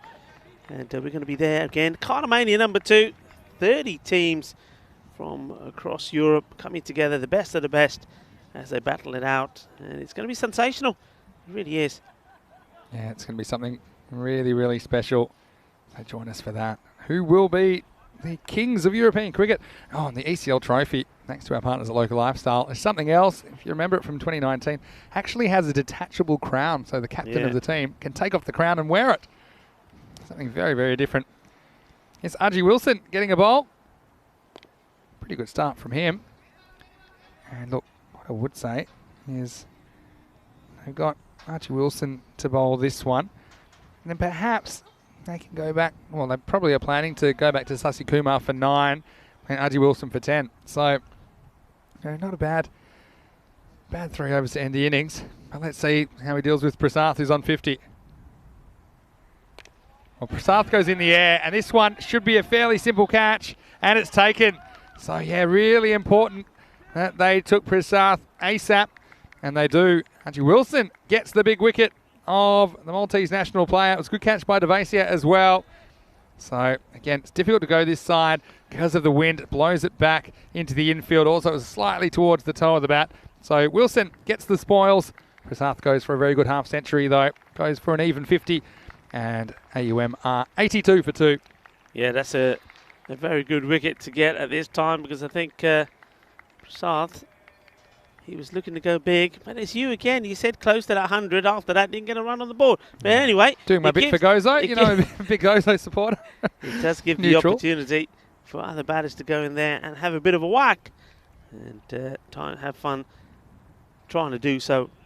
Chassis Singh impressed me with his batting earlier in the series. He's out to face Wilson.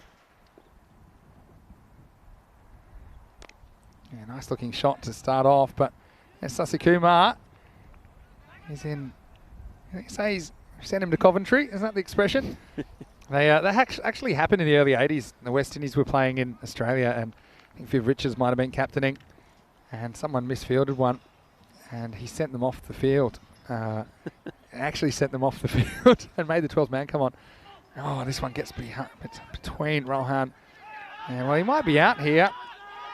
And he is out. And I think this is partly Rohan just thinking it's his time's up. You see here, watch this. I think there's no doubt about that. And then he kind of makes he withdraws, doesn't he? It certainly and does. So he'll get a stumping for that. Oh, unless it's run out. Again, I'd like to see the whole play, but yeah, I think that's basically a sacrifice to get another hitter to the crease. They've still got Prajapati, they've still got Zohaib Malik, so I think that's pretty unselfish in the end, as Rohan does depart for 10 off 20. The score now is 83 for 3. Yeah, I think you can see there, it's like he's saying, I'll get it, then he thinks, hang on a minute, and he sort of withdraws his bat back. I think this would probably be a run out, because he does go forward, and then you see there he just takes the bat back. It's not even the best acting job, is it? No. To be fair, but look, I think that's unselfish to do that. That's an unselfish act, because he feels they can score more in the last quarter of this innings with a more powerful hitter of the ball. He did hold up an end for a while, but he think he knows now they're not really in wicket trouble, and so he might as well just hand the torch over. And Zohaib Malik does come in, and that's the kind of man you do want for this situation. Glover, the keeper, gets a throw on line. Bit unlike his earlier one. Wilson's been pretty good this over. That's well bowled, and well, this time it's Jesse Singh just allows this to go through. He not really sure. He totally misjudges this one, and then afterwards you can see he's pretty disgusted with himself. The end of the over, and that was a good one from Wilson. Yeah, really and good. He can come back and bowl another one. They'll have Sasi Kumar to bowl the 9th, And so, yeah, 84 for 3. Just makes you think, though. Imagine if they could have got Prasath early.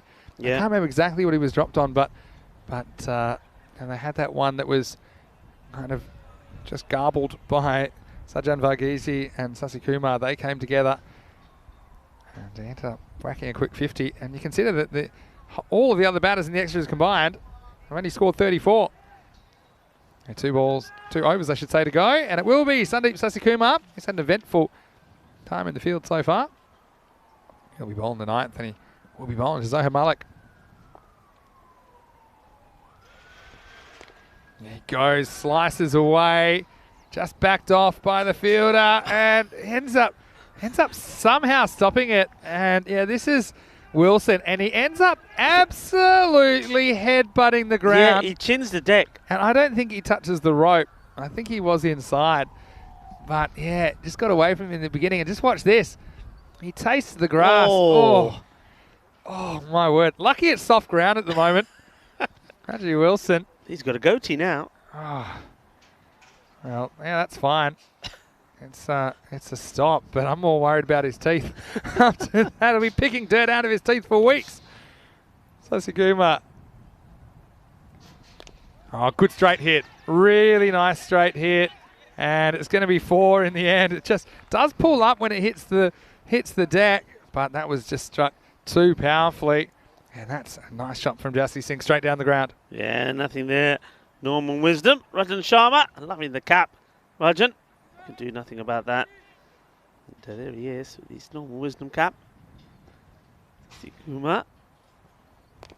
And this is up in the air. This time he can do something about it. Oh, he throws himself at it. And the momentum of it takes the ball out of his hands. He had an opportunity to bounce back. And look at this. You'll see this, a great action shot. Really throws himself at the ball here at the last minute. And because of that momentum. That's another one, Rajan Sharma, that's tasted the grass. Oh, yeah. That's a couple this over. Well, that's you talking about cows earlier. Now everybody wants a bit of grass. Oh, anyone? This time he will just take it on the bounce and hits Malik. That's the way as he runs through. Ouchies. Well, certainly been a lot of action. And he's that's the bowler, Sasikumar. Just saying, basically pushing Malik into the path of the ball. I don't think it was intentional. It all happens in the 9th. 2 to come in it. Jassi Singh on strike. Yeah, well bowled. Well bowled from Sasikumar. He's been reliable. And this is the issue. I mean, Gozo, I mean, they've even with putting that chance down earlier of Prasath, I mean, they've held AUM to something which is chaseable. It's just their batting. Their batting seems to be behind where their bowling is at the moment. They're going to be relying a lot on a couple of players to try and get most, if not all, of these runs. He walks at him and hits it pretty good. Jassi Singh, Jazzy strike, Maximo, 6 to finish the 9th as AUM finished the 9th, 97 for 3. Yeah, nice shot. I think he knew where this one was going to be and he preempts the shot, gives himself room to play that, and he plays it really well, executed that shot beautifully. Lovely shot. Yeah, really nice. Held his balance, held his shape. And so, sure, I'll go back to Wilson now for the last over. There's a bit of a conference at the moment. I think I saw someone perhaps running off with an injury for Gozo. I'm not quite sure who that was. I'll try and get that to you. But we will go into the 10th, and it does look like at the moment that we will have Wilson coming on to bowl the last over. And it does look like AUM are going to hit the magical 100 mark, and 100 seems to be pretty defendable score in this series. I think it's a lot to do with the pace of the outfield, Rico. Yeah, for sure. Wilson, can he get a good one in? Hits it pretty well, but hits it straight at the fielder. What a pickup that is. And he won't be able to get the run out because it was Baba that knocks over the stumps. But what a clean pickup that was from the fielder at cover. Yeah, Indica Pereira. He's already taken a very good catch. And that's the throw here. See those bails coming off there. Yeah, the keeper kicked them. Just, yeah, I was going to say. It's Vava just losing his bearings a little bit. Wilson's impressed me. 1 for 4 off 1.1.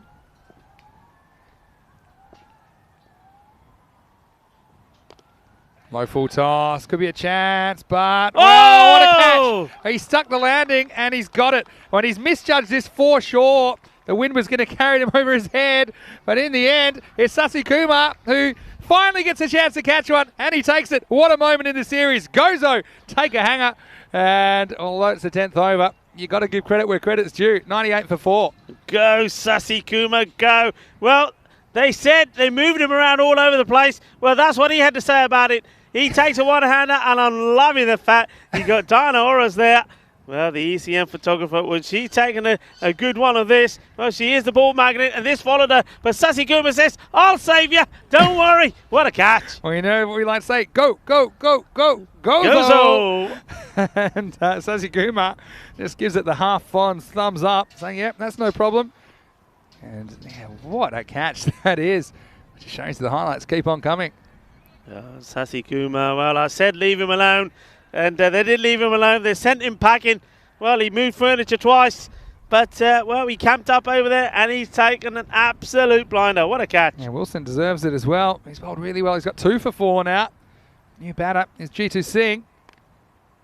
And he'll get a run out here as well. So, yeah, you can understand why Malik's backing up there. He's trying to get down the other end for one, but it's hit straight back to Archie Wilson, who turns around and says, yep, thank you. And so, well, really, really good end to this innings from Gozo. They pick up a 5th wicket, 98 for 5. Yeah, this is really good work from Wilson, and you said it, hasn't he had a good impact in this match? And no doubt we're going to see more of him with the bat. I mean, he would, I'm guessing, be opening up the left-handed batter, but he's really bowled well. And Gozo, been impressed. I mean, we know what they're like in the field. We know they'll fight. We know they're going to be gutsy. We know they're not going to make things easy for you. Let's just hope somebody, 1 or 2 of their batters can get going. Oh, Gundy ball, a rare one. And now they will get an extra Vava. Throws off balance to say the least, but they'll get 2 wides for this. 2 bonus runs for AUM. And that brings up the 100. And still 3 balls remaining in this innings.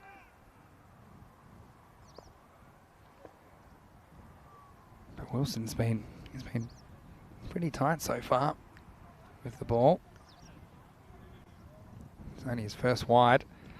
And this one does miss the leg stump. But now Vava's going to throw it for absolutely no reason.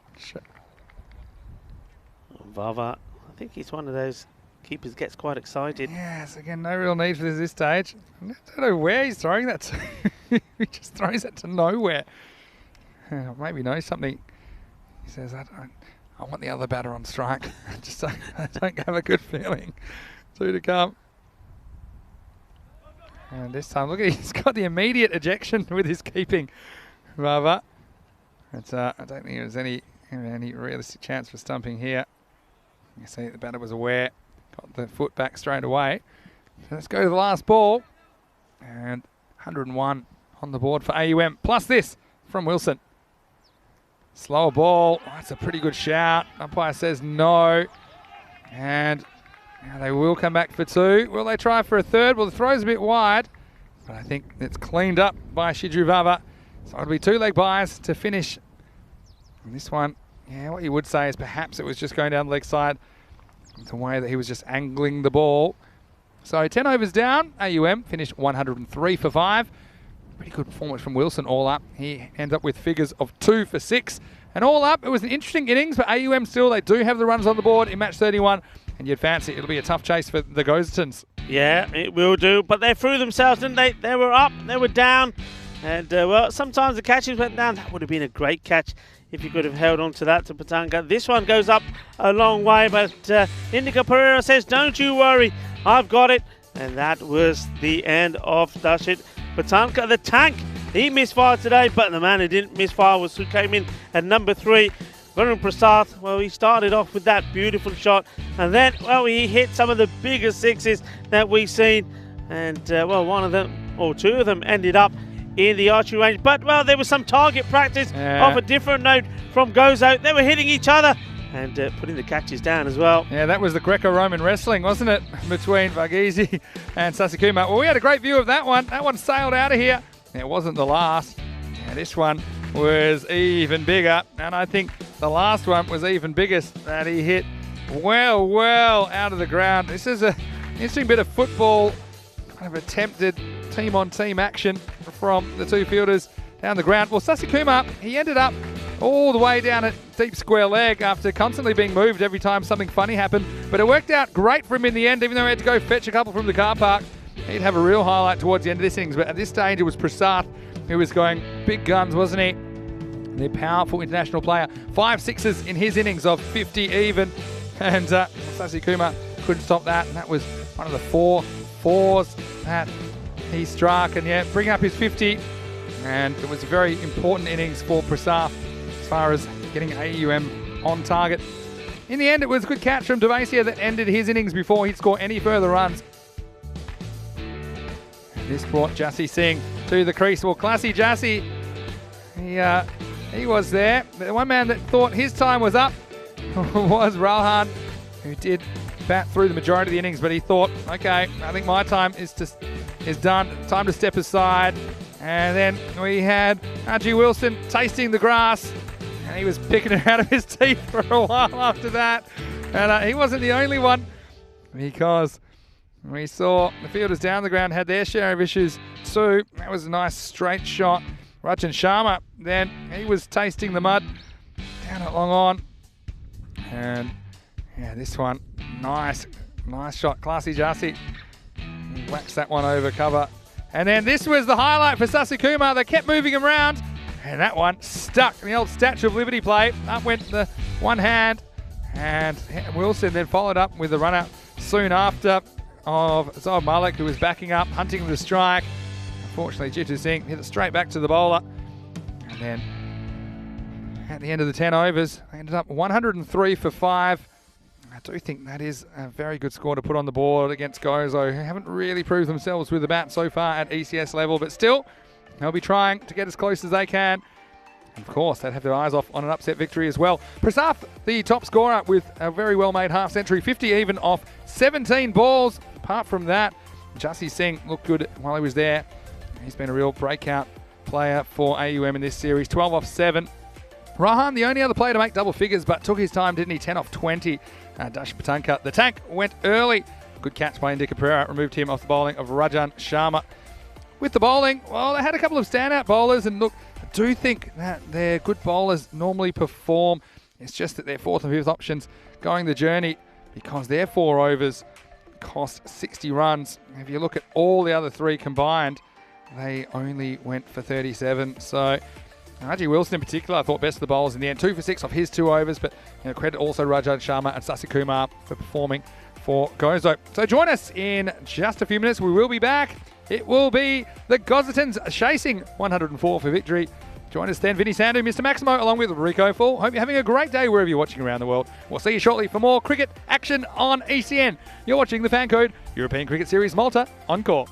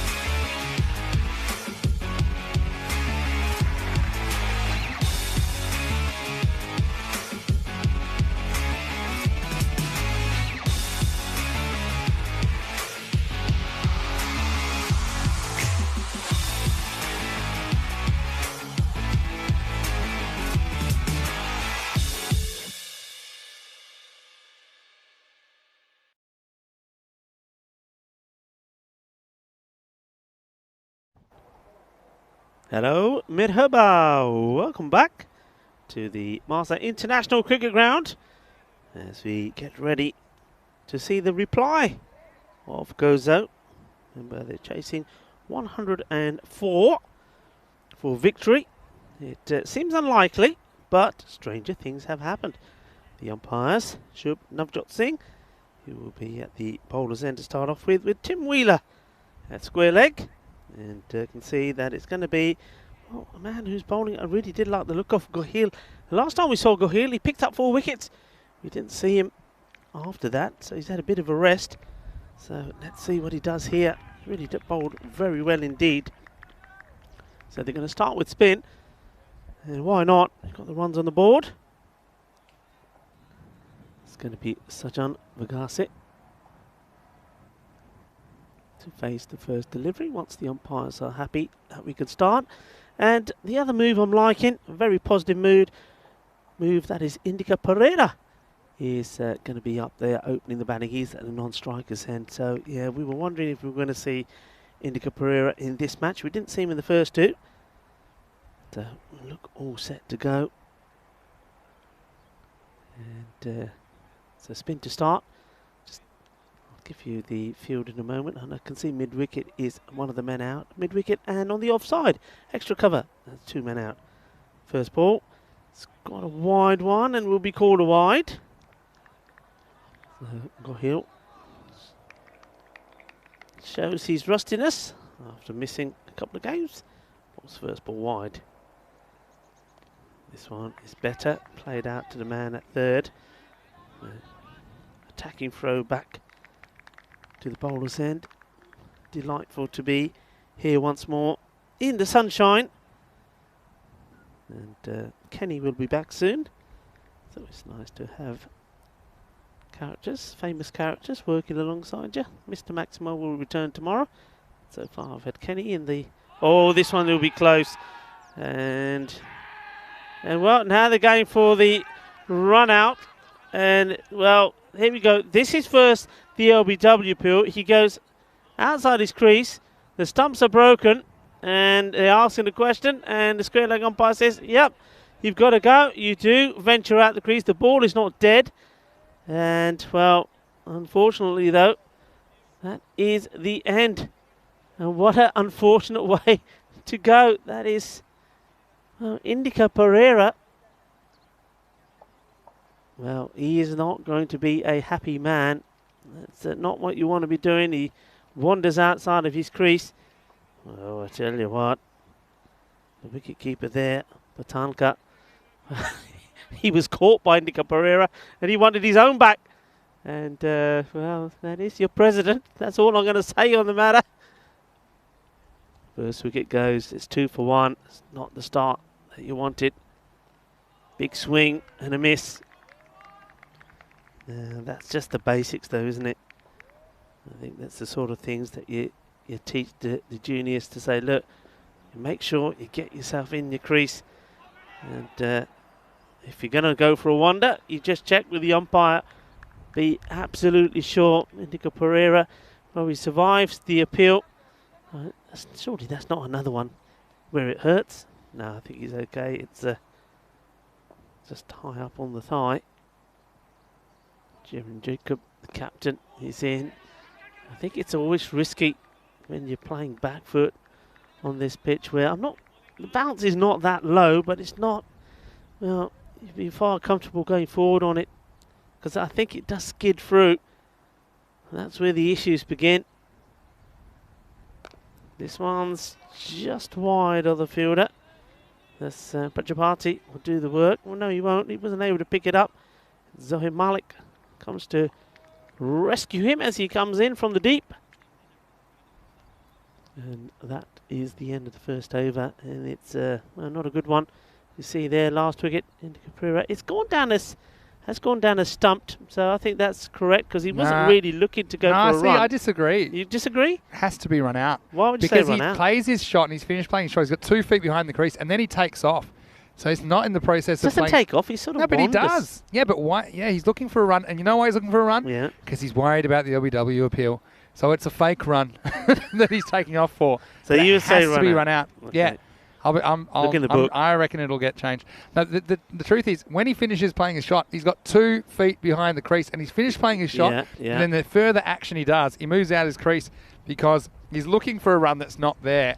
And Patanka just cleaned up and said, thanks very much. So I think that ultimately that'll get given run out.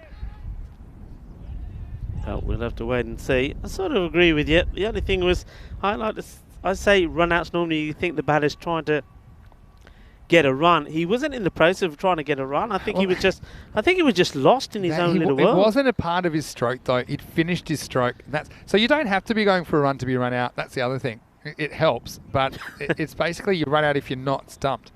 And you know, for example, you can be run out by playing a shot out of your crease and blocking it to cover, and then he can pick it up and run you out. And you haven't tried to run, but you run out because you've left your crease and you're not stumped. So yeah, I think it will go down as run out. I mean, I love stumpings. Don't get me wrong. I love stumpings as a keeper. And the other thing is the bowler won't get credit for the wicket. I think ultimately, when that one I think has been confirmed, it will get changed to run out. Anyway, here is Jit Patel, and the first one is edged away, and this will be a boundary. Well, handy runs, and Jaron Jacob gets his first boundary of his innings. Yeah, Jaron Jacob, I think he's got the right idea. I think if it's there or thereabout, he's going to have a big swing. And on this occasion, he gets lucky. Gets a fair chunk of this, actually. It goes to the boundary. Also an indication that on the day since this morning, when we haven't had any rain, how things are starting to dry up.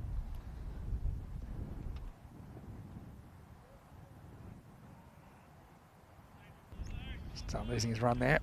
It's, you see there in the background, that's our tent. It was blown all the way to the other side of the field because we were on the far side. Somehow it's ended up over there. Yeah. It's a mangled mess. Anyway, let's see if Jacob can get something going. And that's well bowled, just angling across the right-hander. Again, if you just joined us, we're apologising for the fact that we don't have our regular camera up in the tower, as we did to kind of do some safety checks and made the decision to rebuild the tower today, just reinforce a little bit for safety reasons, and so we should have the camera up there for you again tomorrow. So we're shooting from ground level. It's a bit of a throwback actually. Oh, this one is a no ball for height. He heard a big sorry from Jit Patel as that one came out.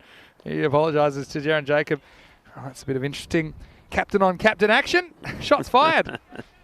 Yeah, as soon as he lets go of this, he says, oh, sorry. And I think Jaron Jacob played that pretty well, actually. It'd be just not at the right end to play the free hit. Slower delivery at the body. Jit Patel goes and does the fielding himself.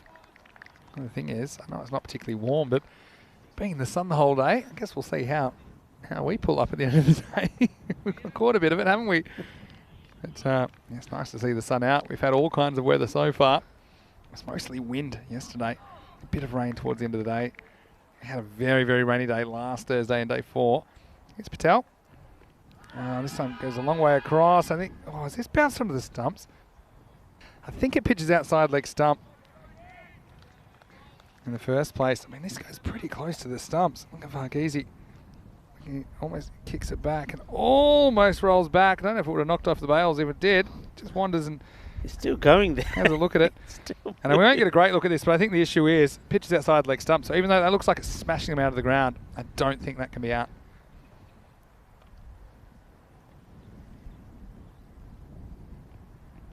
Nice shot down the ground, but doesn't time it. Just comes off the inside half of the bat. Just a single. And you see the difficulty for Gozo. They need to go at basically 10 and over, but already they're not quite going at runner ball pace. And there, Pereira, he'll be kicking himself waiting for that dismissal. Yeah. He didn't need to take off. Rule 1 is just know where the ball is. If not, then just stay in your crease. Learned that one the hard way. Yeah, nice shot to the leg side. This one will be runs, and I think this one's gone all the way. No, it's just bounced inside. So 4, but a good piece of timing from Jacob.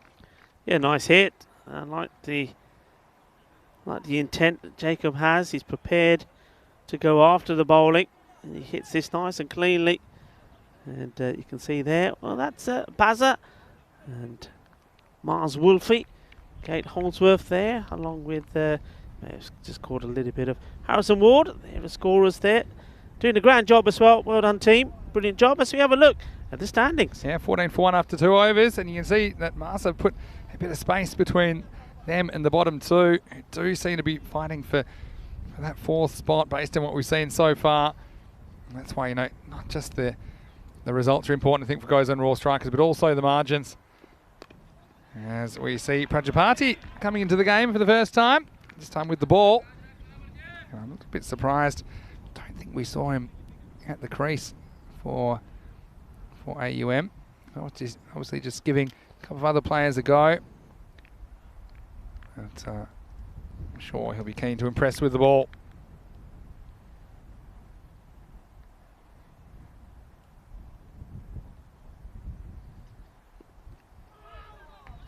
Charges, goes down the leg side.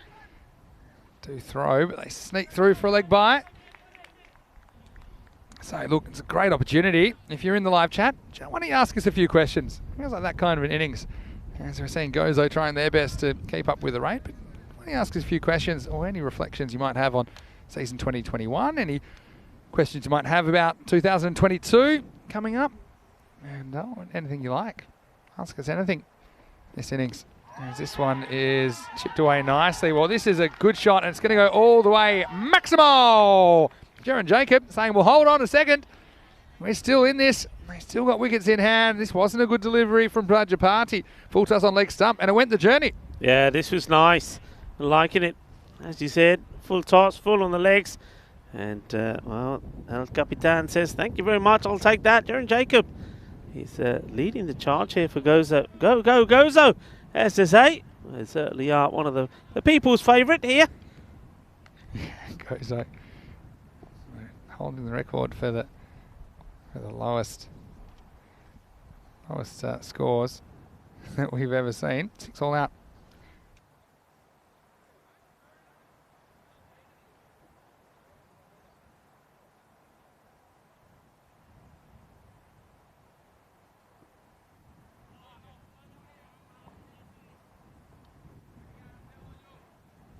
Just checking this one.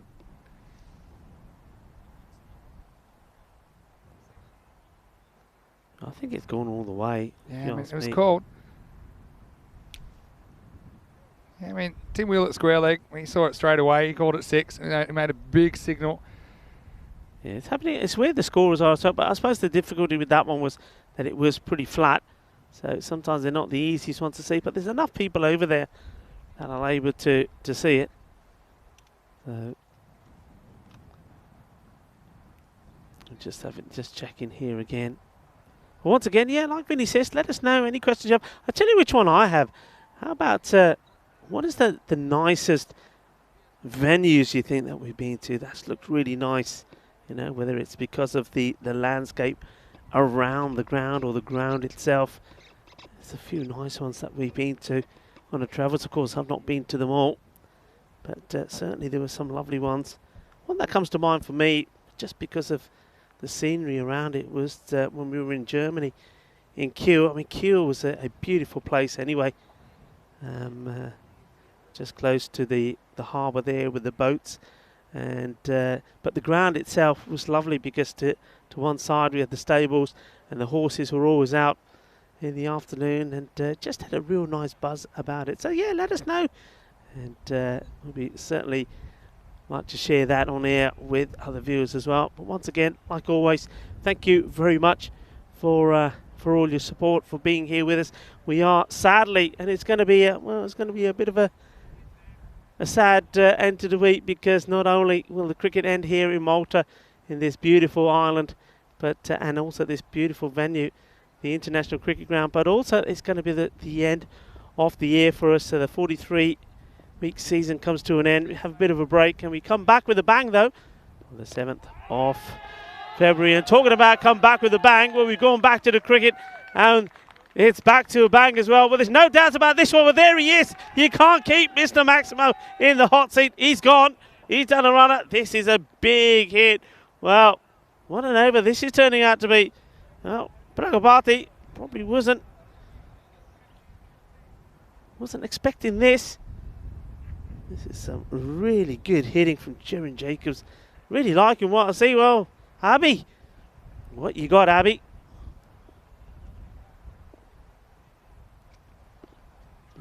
Gets this one through. It's a better line, isn't it?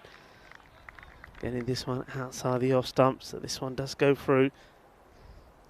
The ball to come in this, the third over, and you have to say, well, a few more runs here off the bat make this a very good and interesting power play.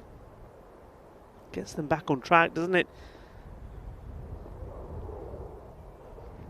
It's on the legs once more. And, well, he misses out on this one. I think that's the difference there between timing the ball and trying to hit it too hard. He went for the power and misses out on it. Just gets his position wrong as well. I think he plants that foot forward too early and sort of gets in his way. And that is the end of the over. And 27 score stays on. So really seeing some very good hitting there from Jeremy Jacob, but the key thing is that he can't get too excited. He's having a good long chat with Vagase there. And I think what they'll be saying to each other is, okay, it's a good start.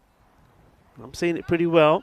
So you just stay there. Maybe give me the strike if you can. And what you're seeing there is that the power play from Gozo, 27 for 1, is a much better one than what the American University of Malta had in comparison. 27-1 compared to 18 for 1. So we're seeing Varun Prasath now. Come on now, Prasath can stray down the legs occasionally, but he's got a demon Yorker, and that's what does the damage. This one goes right through, and Tarek Shah getting just a little bit excited.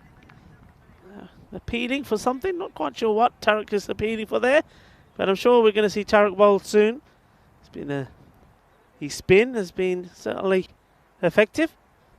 So back again. This one is into the pads of Vagase. Not able to do anything with it.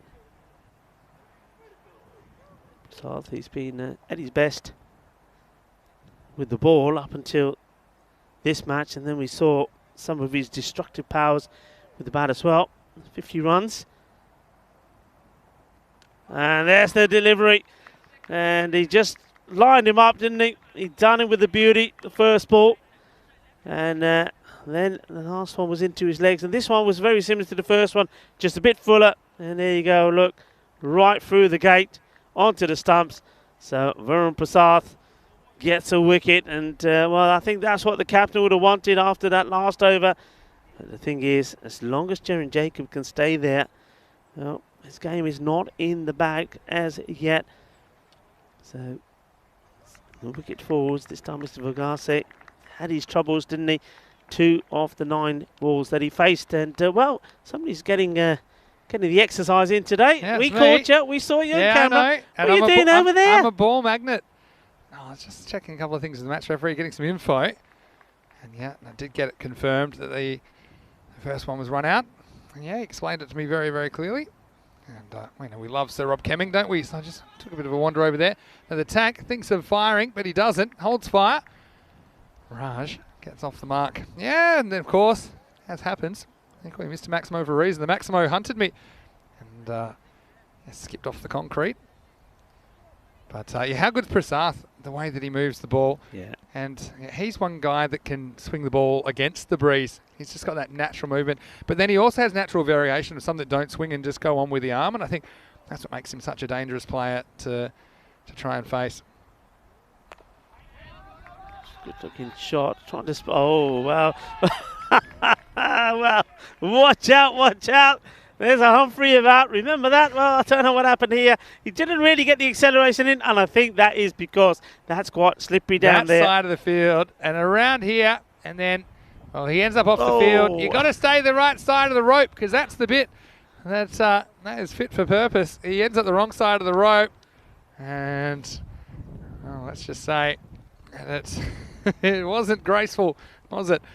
Anyway, that takes them up to 32. I mean, they're not that far behind where they need to be now. I mean, Jacob's the key. Yeah, they're there, thereabout, and Jacob, he's taking everything on at the moment. He's not shying away from this challenge. Nice ball to Prasath's over.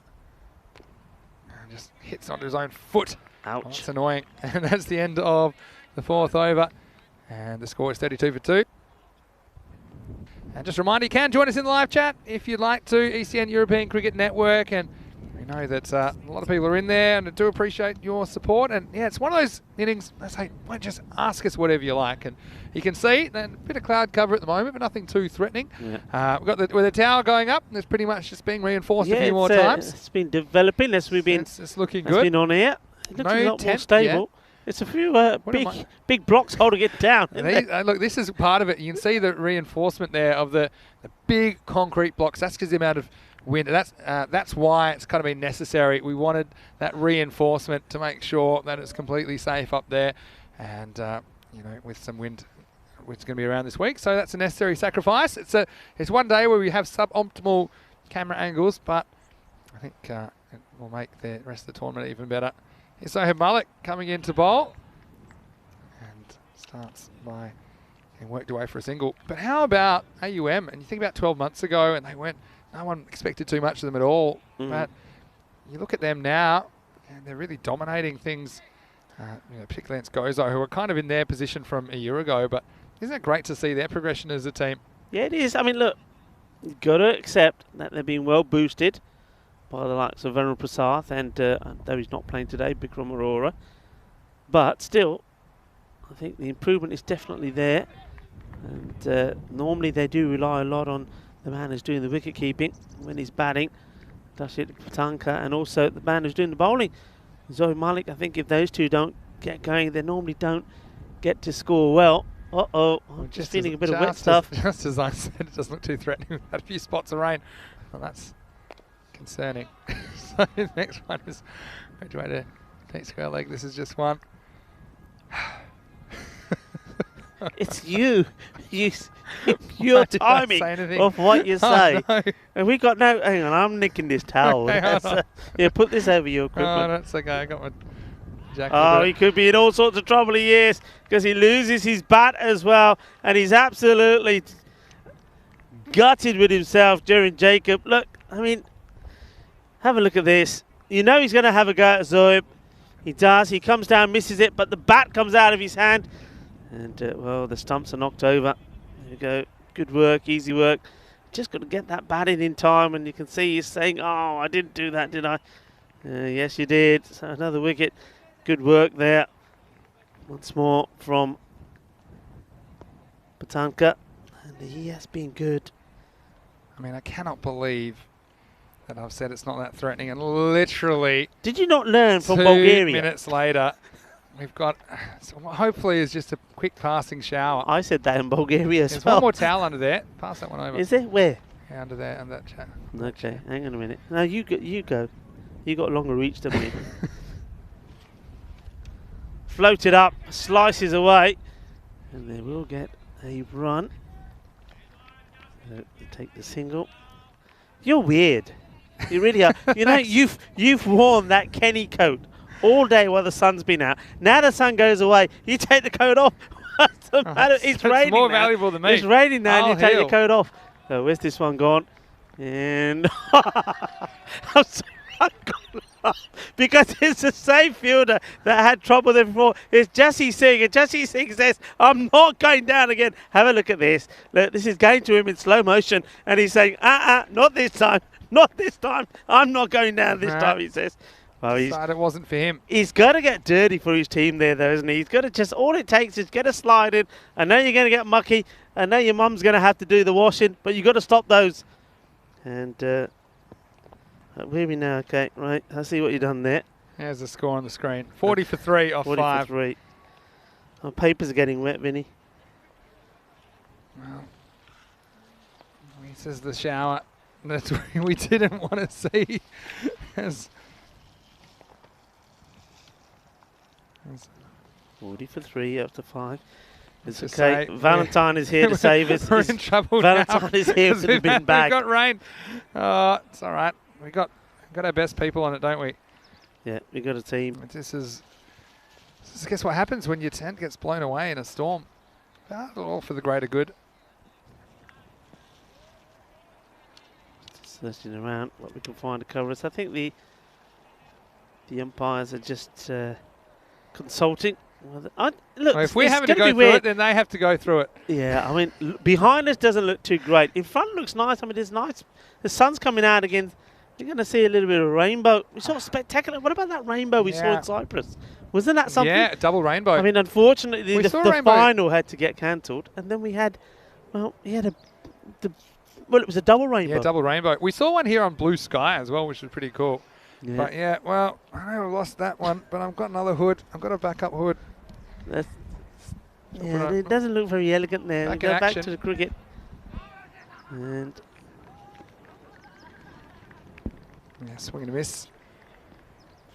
And almost had a shot. Well, what's going on here? But that's probably out. That's out, yeah. Yeah, look, because that's got to be out, surely. Yeah, I didn't even see it. Yeah. But he's got to be gone because he overbalances, and then see he overbalances, and that's not his fault. And Patanka's saying, well, can't do that. You're gone. Yeah. That's a correct decision.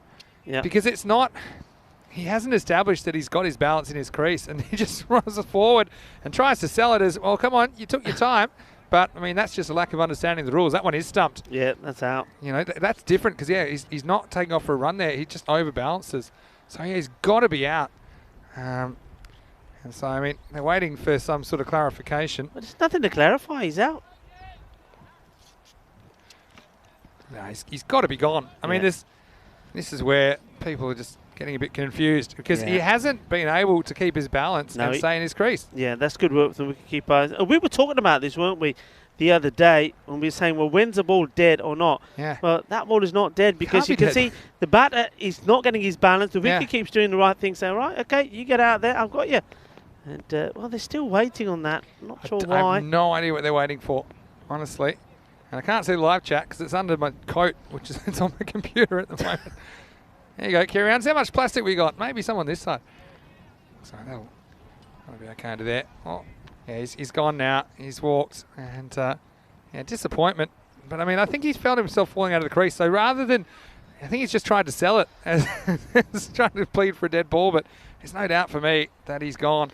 And so it goes, I lose a fourth wicket. It's 40 for 4. Right. We're just working off the screen now. Our papers have been ruined. Yeah. So we know all the players. We don't even need our lists anymore. There we go. Goodbye, list. we're freestyling it now. And, well, what are our chances of having a shower today? Pretty low. Seeing that kind of a day. now, why don't you turn around and say he's going to chuck it down? Maybe the sun will come out if you say that. And say he's really going to chuck it down. I am always wrong, aren't I? For someone that was considered a bit of a master predictor. Valentine, it's his fault. It's his fault because he said it's nice and sunny. It doesn't look like it's going to rain. Say it doesn't look too threatening. Well, look, to be honest, if it wasn't, had all this electronic equipment around, I'd probably say it's quite a nice, pleasant little shower because there's nothing too violent about it. But the moisture is real, Rico. Can confirm. It's real. The warmth is quite nice as well. It's quite weird, isn't it? Because we've got the sun in front of us, out. which is lovely. Monkey's wedding, we used to call that. Yeah. Blue sky and a bit of rain. Right, so where are we at? We're going past the halfway point here now. Last wicket, well, that was Sharma. He had to get his marching orders. This rain just starting to get a bit heavier. He's just parked over the infield. It's getting a bit heavier. But the good news is I did bring a spare hood under my... And look, how good is this merch, by the way? I don't get to wear it very often. I've got the old European Cricket Network. It's on that side. Yeah, I know. I can't see on the screen. Can't see myself. But, yeah. Oh, come on. Because I can't even see through my glasses anymore. Oh, just over the infield once more. And that's well picked up by the captain. And fires the throw in. No chance of a 2 there. I'm just thinking about Patanka and his couple of dismissals he's got, his run out and then stumping. How often do you see 2 batters just kind of losing their mind and going out of their crease? Being a keeper, certainly be happy with that development. You know, you're talking about merch. As we see this one, well, he's there ready to do it again, but no. Yeah. Well, I reckon we could win. There's definitely a call for ECN umbrellas, I think. Yeah, ECN umbrellas could be the Can one. we put that on a wish list? There might be lightning rods. You've got to be careful. In the air, fielder's coming across. Passes one, and that was Das. He's not able to get the catch on, but good backing up there from Prajapati. Yeah, it's the wind that just kind of upsets him. It blows it over his outstretched hand, but yeah, Prajapati did well to back up and keep it to just the single. So 6 overs down, it's 43 for 4. Two batters having a chat between himself. Wilson is out there now. What a day he's had. Don't forget that marvellous catch he took. Something incredible on the boundary. He bowled really well as well. Waterproof is my phone. Is it worth trying to check out what's going on?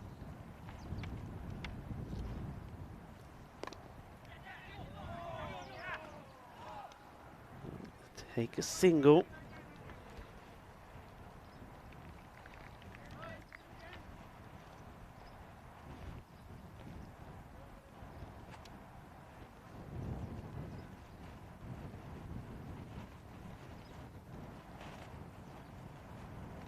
Down the leg side from Gohan Hill, and he was the man that was created that dismissal, if you like, of Pereira in the first over. It was kind of a half an LBW appeal that Nick Pereira kind of wanted out of his crease after. Tanker almost pulls off another one. Almost a stumping chance. The foot does pretty much stay behind the line for the most part. Next side, this one swept away. And they are going to come back for 2 here. That is good running. The sun shower picks up a little bit more, despite the fact that it's pretty bright. We're getting a bit of rain here. Yeah, we're going to find out exactly how waterproof my coat is now, I think.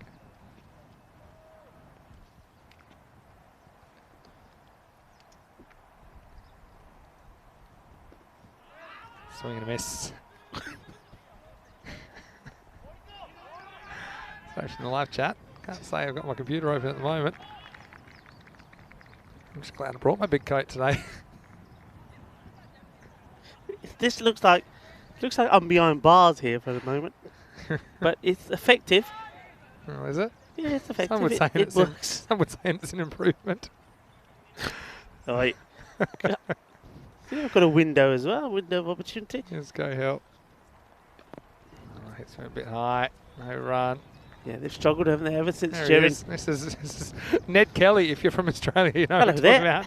Famous bush ranger. There he is. It's new ECN umbrella.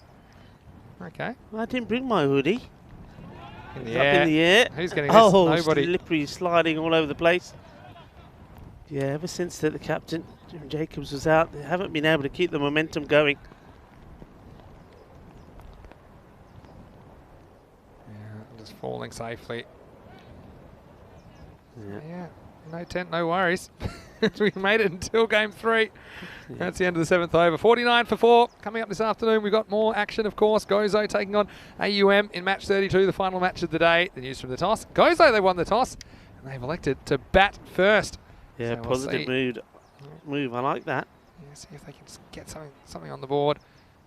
Oh, I still can't believe it's raining this hard, considering the sun's out. Freak of nature. Here's Tarek Sharp. Swing and a miss. Tanker cleans up behind the stumps. Yeah, Prajapati in front of us. He's not impressed. He's not the only one. This ain't working. How's it going? It didn't work. Where's this gone? This has gone leg side. It's going to be 4. Nice shot. Hitting with the spin. Tarek Sharp doesn't go for too many boundaries. That's a nice shot. Wilson has impressed me in this match. He gets 4 here. Yeah, that is a nice shot. Yeah, it just shows you. I mean, I'm lucky enough to have commentated, of course, international matches and all that. And you see why often the commentary box, or normally always, the commentary box has a roof. You can see why that is. You can understand why. Right, goes for it again. Will this one carry? It will, and it's put down by Gohill. It was not an easy one in these conditions. A bit slippery. This is where normally he'll get switched out of that position. Again, he kind of rushes at this one, but I think it's always blowing towards him. But he puts it down. Yeah, he charges, doesn't really get the balance. And just tries to take it the old croc style as well. Well, they've brought him in a little bit here. I suppose it is now to the right-hander. Yeah.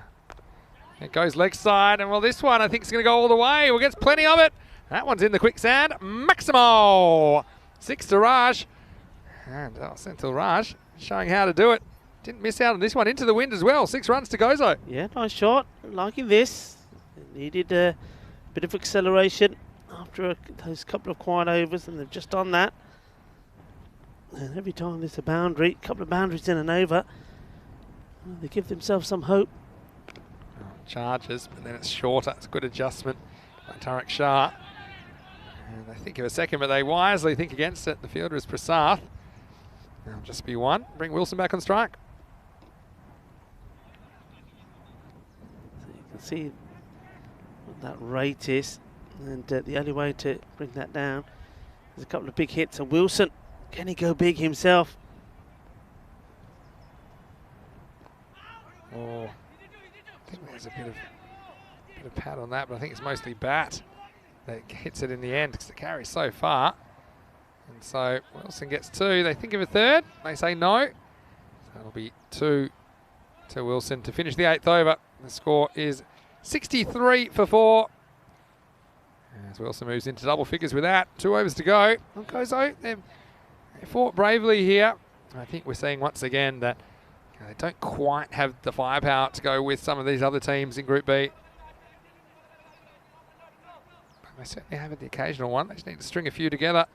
The other thing is they'll be kicking themselves because they would have felt if they got Prasath early, they might have been able to restrict them to something around the 80 mark, in which case, if that was the case, we're looking at a very different run chase. Yeah, but I mean, bear in mind, we've got the second match coming up. They have won the toss. They are going to have a bat. And, well, you can see that if things do go their way, they are able. Look, it's another good hit. He's trying to get this past the fielders, and he does. There's 4 more runs. That's another really nice shot. So Raj, he's taking up the challenge, and I'm liking this. I'm liking this fight from Gozo. And they certainly do look a very different team to that we saw yesterday. Yeah, he went and fetched that one from outside the off stump, didn't he? Zoheb Malik, falling over number 9. He's on the charge, and he hits it again. This time, should be cleaned up. They want to. And look, they maybe should have gotten it, although it was quick work from the captain to back up Varun Prasath. Maybe I can get one of these things they're putting on top of the cameras. See, I like that. The cameras get a little hoodie thing. I don't get a hoodie thing. Never mind. Yeah, he's stumped here. And I'm sure we'll just check. Check that he hasn't gone too early here. Patanka, no, he's fine. He waits for it. And it's actually pretty smart bit of work. And let's just say, the batter, he charged and he just kept on going. Yeah, I like the apology here from Patanka. He said to the umpire, I'm sorry, I didn't mean to hit him that hard. Unfortunately, it's the end of the road for Wilson. He played 1 or 2 nice shots while he was there. Goes to lose a 5th at 68 for 5. Yeah. Wilson goes, but he's shown again just why he is one of the key players in the side. And the thing is, they've still got Raj there, who's been hitting the ball pretty well. And they're starting to find out a little bit about themselves. And bear in mind that you had that dismissal of Indica Pereira early on, so he never really got a chance to get going for them. So I think second time round, the next match, we may see something a bit different. Devasia, who, look, I think he's one of their best batters back in June, but he just looked out of nick when we saw him earlier in the series. He's back down at 7 now. It's pretty low for him. Let's see if he can get some confidence. Maybe if he can hit 1 or 2 away, he'll feel a bit better about his batting. This one will be called a wide down the leg side. Yeah. So Malik, 2 wickets once more for him. Certainly in the wickets every time that we see him. He's a good player. He does get some bat on this. Oh, he goes down. They will make. Well, but look at the Johnny. No.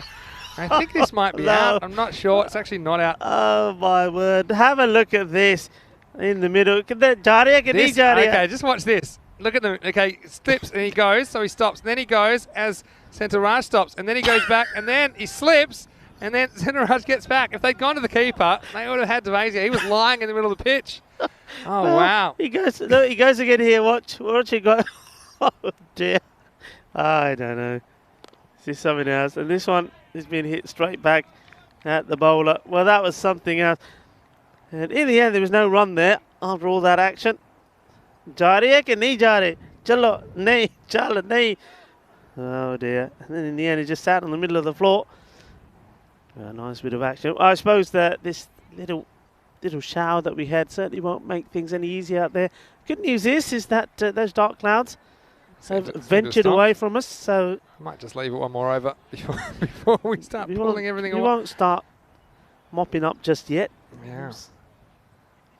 Well, thanks again to our crew, Spring Productions. Geez, haven't they done a great job in trying conditions? They really have. They've been absolutely fantastic. This one's a firm bit of bat onto it, but will just be a single. It's got a mild bit of a mopping up job, don't we, before the last match. Match 32 on the calendar. Rematch between Goes One AUM. This one's called a wide. It's the last over. It goes out. They could well end up, high 70s here. It's a pretty good batting effort. It's just not quite where they needed to be. Promising signs. They are improving. This one doesn't get off the square, but they will scramble through for a single.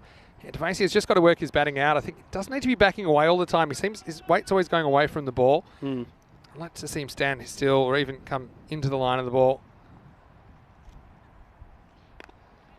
In the air, he's just got it over the man in the infield. So they're going for two. Oh, this is going to be trouble. Yeah. Oh, the bails don't come off here. You know what? The bails come off. And Devasia's walking, but he's not out. The bails haven't come off. He's walking, but he doesn't know he's fine. Look, see, he goes to hit him, and then he doesn't knock him off. So that's not out. That can't be out, surely.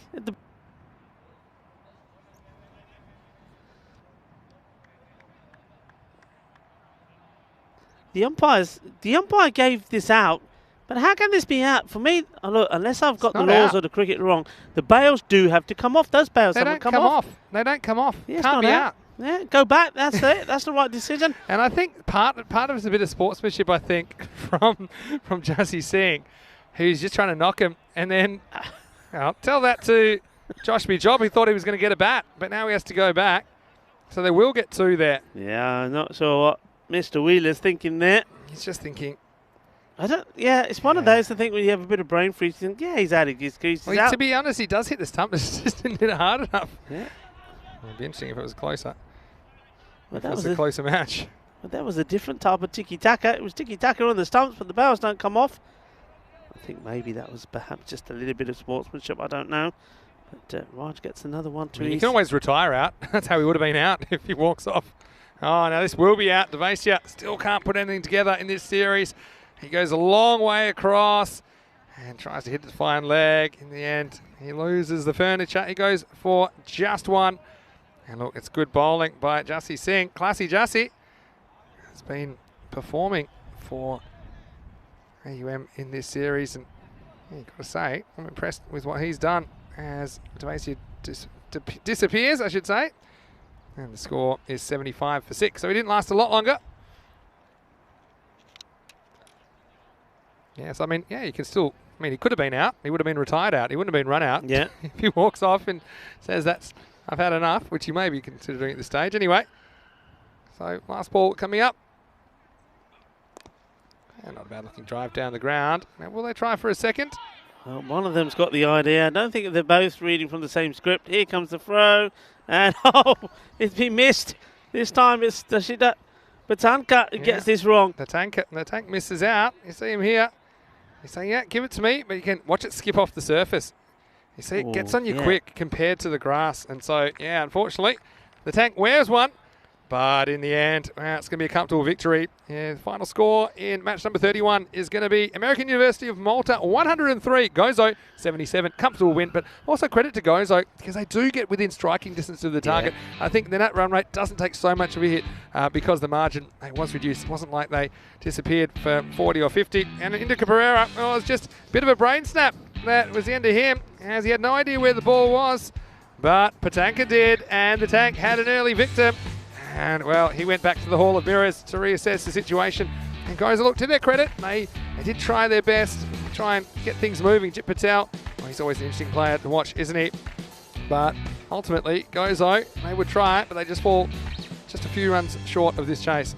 Yeah, I mean, well led by the captain, Gozo, Jeremy Jacob. I think he did a lot of good work in the field. He got the fielders in the right place, used his bowlers well. And all the bowlers performed for him. Sasi Kuma did really well.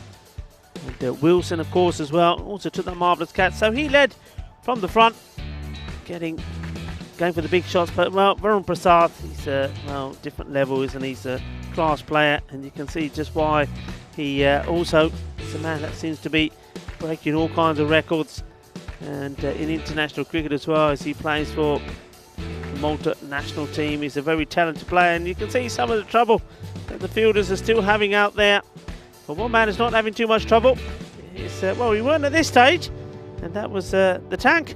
Patanka gets another victim. Very good wicketkeeper, tidy hands, very quick hands as well. But even he has these problems at times. But the fielder out there was having a lot of troubles. He was thinking, well, after going down and getting dirty, he's not going down again. Well, Pragapathy, he's always good out in the field. This one was hit away on the left hand, and that was a good shot. So, just not getting enough meat on it that time, but that one's put down, ran into it too fast. This one was more on that leg side, more going to the boundary. Some really good shots. And Raj, well, after the captain departed, he decided he's going to play a few shots himself. He did. Yeah, so Patanka, pretty good for the most part this innings. That's always an awkward one, even though he's gone by a country mile, but goes between the stumps and the batter. There were a few weird things to happen, such as a shower coming out of nowhere and drenching us late in the innings. Tavasia, oh, this is a bit of hokey pokey. He was in, he was out, he was in, he was out, he was up, he was down. And in the end, Senthil Raj somehow survives it. And then this was even weirder. Runs him out, knocks the bails off, but actually doesn't knock them off at all. So it was a false start for Josh Bijob, who got to see Tavasia coming back, but he couldn't really make him pay. He was bowled soon after. And in the end, Gozo find themselves short of where they needed to be. Have a look. Just going down to this one by 26 runs. And in the end, it was the tank who had to try and contend with this one, but he couldn't grab it. So 2 off last ball. Margin of victory 26 runs. 103 AUM defeating Gozo 77 in match 31. We do have one more match to finish the day, and it will be Gozo batting first in match 32. And I think AUM, they'll be pretty keen to restrict them as many as possible, as few as possible, I should say. And look, I think they've got to go with some players that showed some fight in that one, such as Archie Wilson. I think Pereira probably gets another opportunity with the bat at the top of the order. So, look, plenty to watch out for as we head into the last match of the day. AUM, well, Prasath in good form, wasn't he? 50 in that innings. And also, I think that we could see the tank going large. Yeah, we certainly could do. I'm looking forward to this because I'm liking what I saw there from Gozo. I just hope that they don't change their mindset when they bat first because, you know, I think there was some good hitting there. I liked the innings from Senthil Raj. And, well, certainly their captain as well. I think Jeremy Jacob, he's in good form. But also, I tell you what, I'm looking forward to seeing Indica Pereira have a good bat. And he just got himself out in a strange way. Just maybe that sometimes when you haven't had too much match practice. But let's have a quick look at the scorecard and see some of the runs on there. And what you'll see there is that Senthil Raj was certainly one of the key players. I mean, he took over from when Jeremy Jacob, the captain, was out. Yeah, you see there, Vigase, he was bowled by a beauty from Prasath. He just didn't have any answer to that ball that Prasath bowled him. Indica Pereira, well, he's going to have to think about what happened to him, and Well, that's a mistake I don't think he'll make again. But Jaren Jacob well batted to the captain, 27 of 16. Senthil Raj not out on 26 of 15. And well, we're going to see a little bit more grit from them. And who knows what score they can put on the board. We saw plenty of bowlers used there, 7 in total. And there were wickets there for Varun Prasad, of course, just bowling the 1. And Zoe Malik, he gets his 2 overs of spinning, picked up 2 wickets for 14. 1 for 17 from Shah. I always liked the bowling of Shah. And then we saw Jesse Singh have a little bit of a bowl as well. And he's a player I think I'd like to see more of with the bat. I think he's a talented, classy stroke player. But we will get to see these 2 teams do it again. Gozo have fallen short this time by 26 runs. So American University, they continue to climb up the table. Now they've got a 3-point advantage over the Knights. They'll be looking to increase that and make it 5 points. Or will Gozo, the underdogs, come back strong? Well, I think Gozo, if they can get to a score, I mean, look, got a 77 there. Let's say they get another 15 odd runs onto that and they pick up the big wickets of Varun Prasad and then also the tank early. This could very much be game on second time round. So join us in a few moments' time when these 2 teams do it again. We're getting ready for the start of match number 32. Rico Full here and Vinny Sandhu. You're watching the FanCode European Cricket Series, Malta, the Encore. And we'll be right back in just about 10 minutes' time.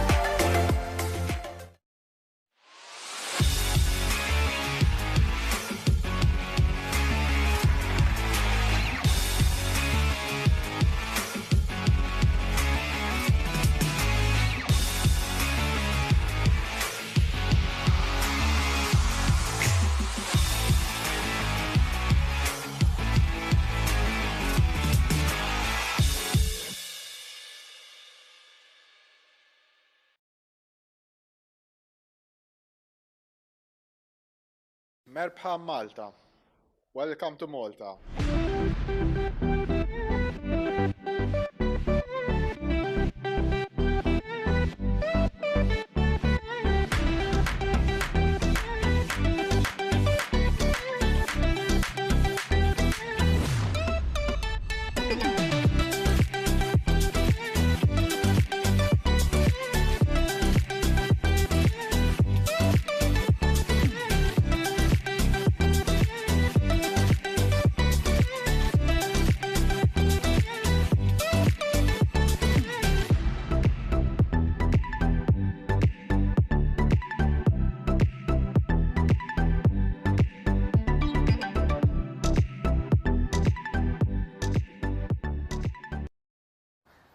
Hello and welcome back to the final match of the day, and it features two teams that have given us an entertaining game just now. It's going to be Gozo taking on the mighty American University of Malta. I think it's going to be another good game, but to start off with, let's join both the captains, Jaren Jacob and Jit Patel, and the tournament referee Rob Kemin for the all-important coin toss. Heads called. It is heads. Betting. Gozo chose to bet. Jaren Jacob has made a positive move. He's won the toss and he says, we're going to have a bat first. I think it's a good move. I think Gozo got nothing to lose. I think he's going to be talking to his boys and say, look, just go out there and try and get the runs on the board. Because one thing they have done well today is they've bowled and fielded really well. I think it's going to be an opportunity for himself to maybe score some runs, and certainly be looking for somebody like Wilson, who's been brilliant so far. Speaking of Wilson, well, what a catch he took out there. And he was also one of the pick of the bowlers for Gozo, but I did like the bowling of Sasi Kumar and also Rajan Sharma as well. When American University of Malta, well, I was saying that Varun Prasad was going to come good. He did. He scored 50 in that first match, but I think it's also going to be an opportunity for me, for somebody like Dashita Patanika. He's going to come back and maybe try and score some runs himself, and I certainly did like, once again, the look of the classy right-hander, Jesse Singh. Looks like somebody who can score a lot of runs. And with the ball for them, well, I think their captain, Jit Patel, is going to shine in this last match today. Well, let's join Mr. Maximo Vinny Sandhu in the commentary box for the start of this match number 2, the final one of today. Thank you, Rico. And yes, we are back for the final match today, match 32. Gozo winning the toss, batting first. You saw right there. Thanks again for your company. We survived the shower and much drier conditions now for us. And looking for the last match today. Let's see if Gozo can put some runs on the board. And I see the AUM coming out, and Tanker will be behind the stumps for them as per usual, I imagine. And Gozo, let's just see what their best order looks like. So as batting first, no pressure of chasing, I suppose, in this one.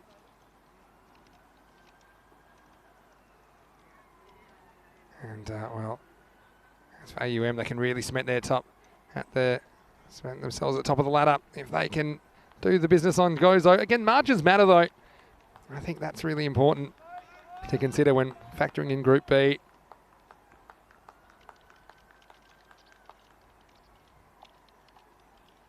And well, it looks like Go Hill, just like before, will open the bowling for AUM.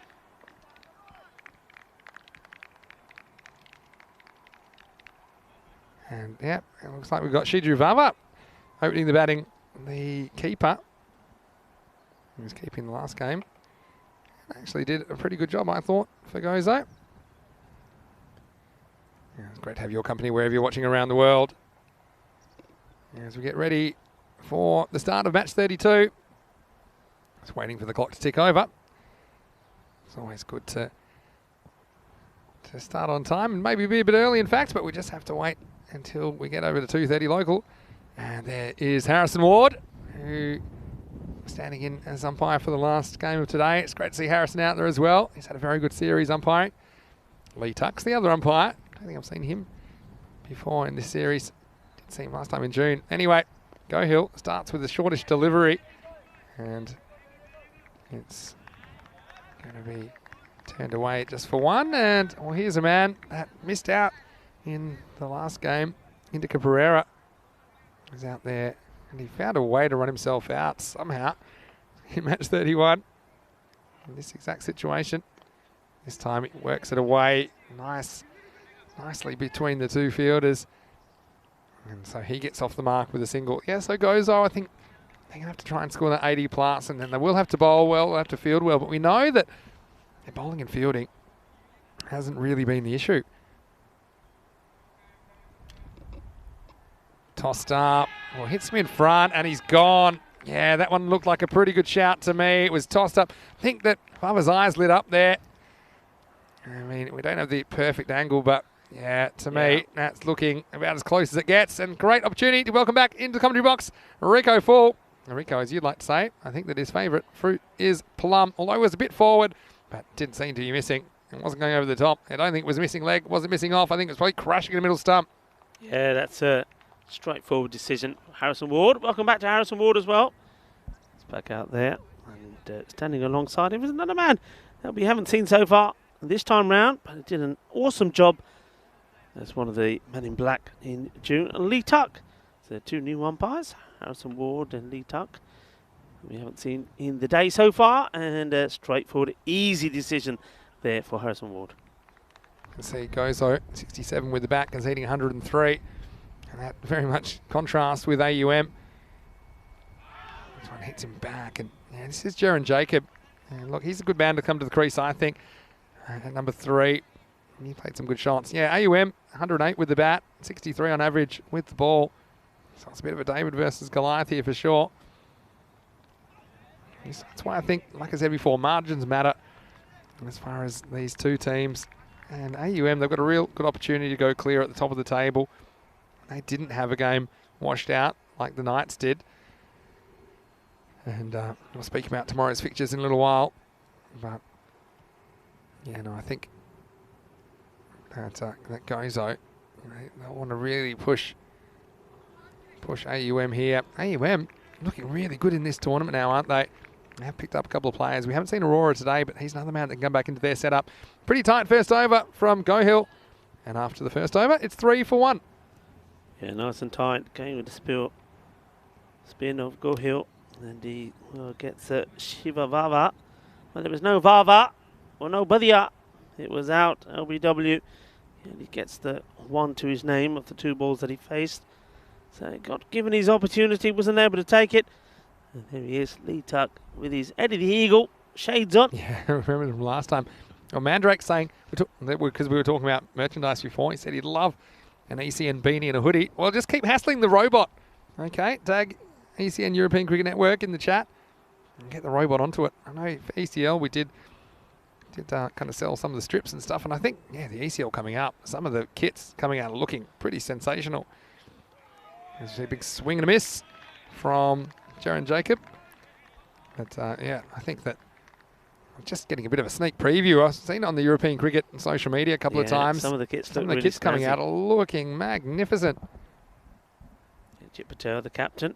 Well, a bit like how I think you should bat in a T10. You're a bit busy.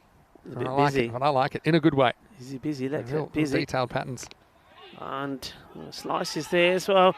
Bit of trouble here. He's not going to get back in time. He's going to be out. Oh, that's really, really disappointing. Jaron Jacob, he has to go. There's never a run here. I mean, it's straight at the fielder. And you can see he was always going to struggle to get back. No mistake from Patanka. There's a good bit of fielding as well. Just kind of kept his cool. And then he fires it in underarm on the full to Patanka. Yeah, well, that one really hurts, especially when you don't have too many real genuine hitters. Gozo, they find a way to run out their captain. And it's a mix-up between Pereira and Jacob. That sees Jacob having to go, and Gozo now a 3 for 2. As I read that score out, you probably have memories of another game, Rico, from earlier in the year. Yeah, quite a few. Yes, I do. But look, I don't know. That's it wasn't a run there, and when you know that you're one of the key players, the key batters, you can't be getting yourself out like that. And well, they've lost one of their key contributors with the bat already. Goes up. Yeah, so continues now, and Chip Patel is always reliable, whatever he does, really, isn't he? Normally bowls the second over. Yeah, that's what he's doing right here. And it's Sandesh Khatri that's come out. Gozo.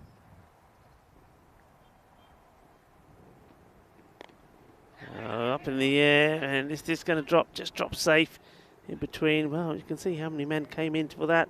The wicketkeeper and 3 others. It ends up just being a single. So Sandesh Khatri does get off the mark. Wasn't in a very convincing way. A bit of team news that Devasia is out of the side injured, and it has been Khatri that's come in. So no Milton Devasia. That's going to hurt them, especially with the ball. Yep. I think Milton's been pretty good with the ball. It was a bit expensive in the last game. This one's turned away, and this one may go to the boundary. Touch and go. It's a real teaser. I think he just stops it inside. Well, I say stops it. I think the ball stopped of its own volition. In the end, I think it'll just be 2 runs to Pereira. Yeah, just flicks it away nicely. Pereira now, I think, it gives us an opportunity, especially with the likes of 2 wickets down already. Marvar gone, and the big one, Jaron Jacob. I think he knows and understands the importance of his knock here.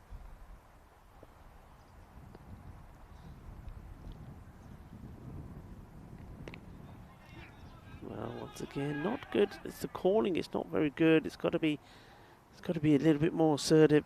Got to get that yes/no going. Just seeing a few dark clouds around.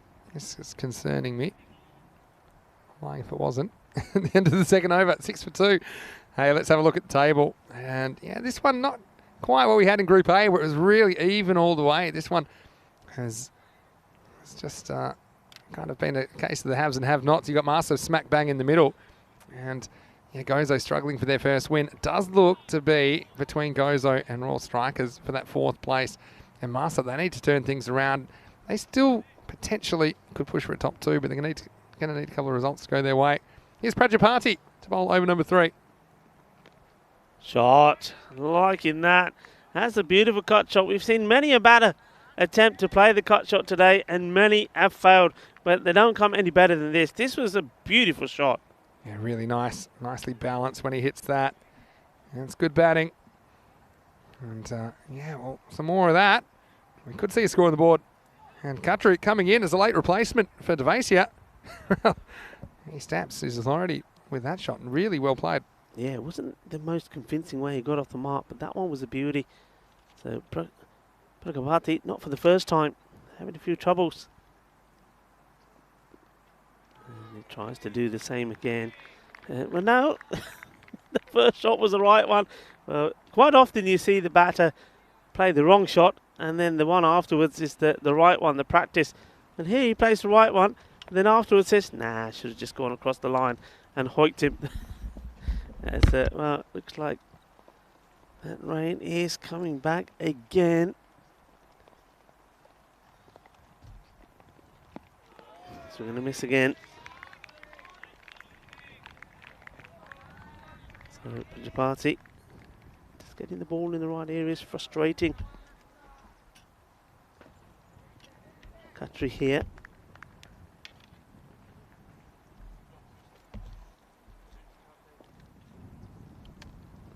Prajapati in once more. And this time it's angled more at the batter. No runs there again.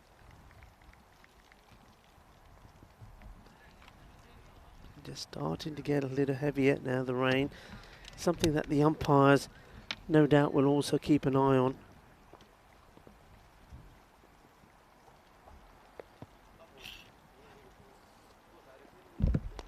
This is up in the air and it should be taken, and it has been. And that's a good catch. So Prajapati gets a wicket, and Khatri, well, after playing a beautiful cut shot, will be one of the contenders for shot of the day, then goes and throws his wicket away. A nice catch taken. And no mistakes there from Gohil. And he saw smiles.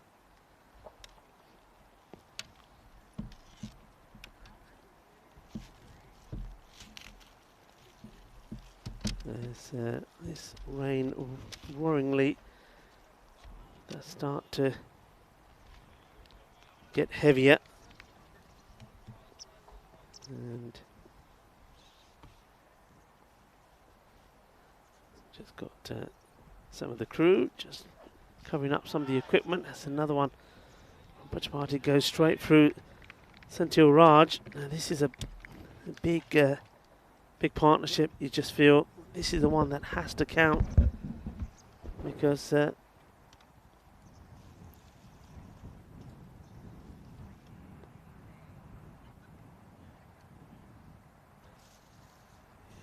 the end of the over, and you can see the power play. Well, of course, it's not going to be a good one if you're going to keep losing wickets in every over, and that's exactly what they've done. And it's going to be hard to come back from this, especially when you see the next man with the ball in hand is going to be Varun Prasad. You know how good he's been. Prasad, left arm over, starts with a wide, and it couldn't be cleanly taken by Patanka. And the fielder, well, he's got smiles and he's, well, you give him that one. It is wet out there. You see he picks it up, says, yeah, I got it. It's only one, don't worry. And then, whoopsie! And it comes out the back of his hand. And that's Patel there in the wars. And just goes to show that it can get a little bit tricky out there when it gets wet. On the leg side, and this should go to the boundary. You think he's got a fair bit of it, and it does. And that's not a good ball there from Prasad down the leg side.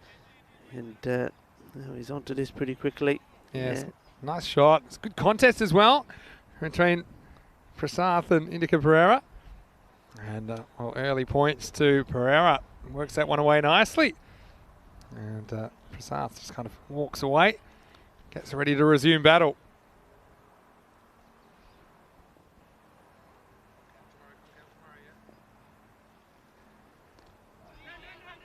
Flicks this away. We'll take one for sure. Here comes the throw. Not the best of throws to the keeper. One thing I would say is the wind has died down a lot. There's still a bit of a breeze, but tell you what, we're in big trouble if we get big wind again, Rico. Because we've blown to smithereens. That's all right. Had a little bit of standing next to you for almost a year, I'm used to big wind. Full of hot air. This one will be at least one, probably just one. And Raj, who had a couple of nice strokes, didn't he, in the previous game? I just got to find a way to keep things moving. I'd say around 80 or something would be a kind of realistic target. Yeah. That's Prasad. You know, he's a real dangerous customer, and he will swing the ball back into the right-hander. He'll be bowling to Pereira now.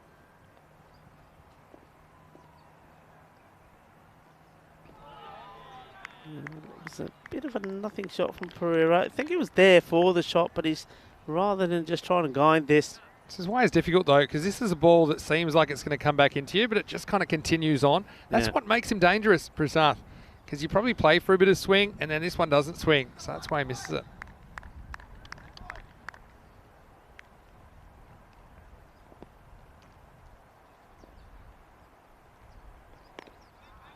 This time he just guides this to the field. In comes the throw. They're asking the question once more. And he's diving in here. I think the dive maybe saves him.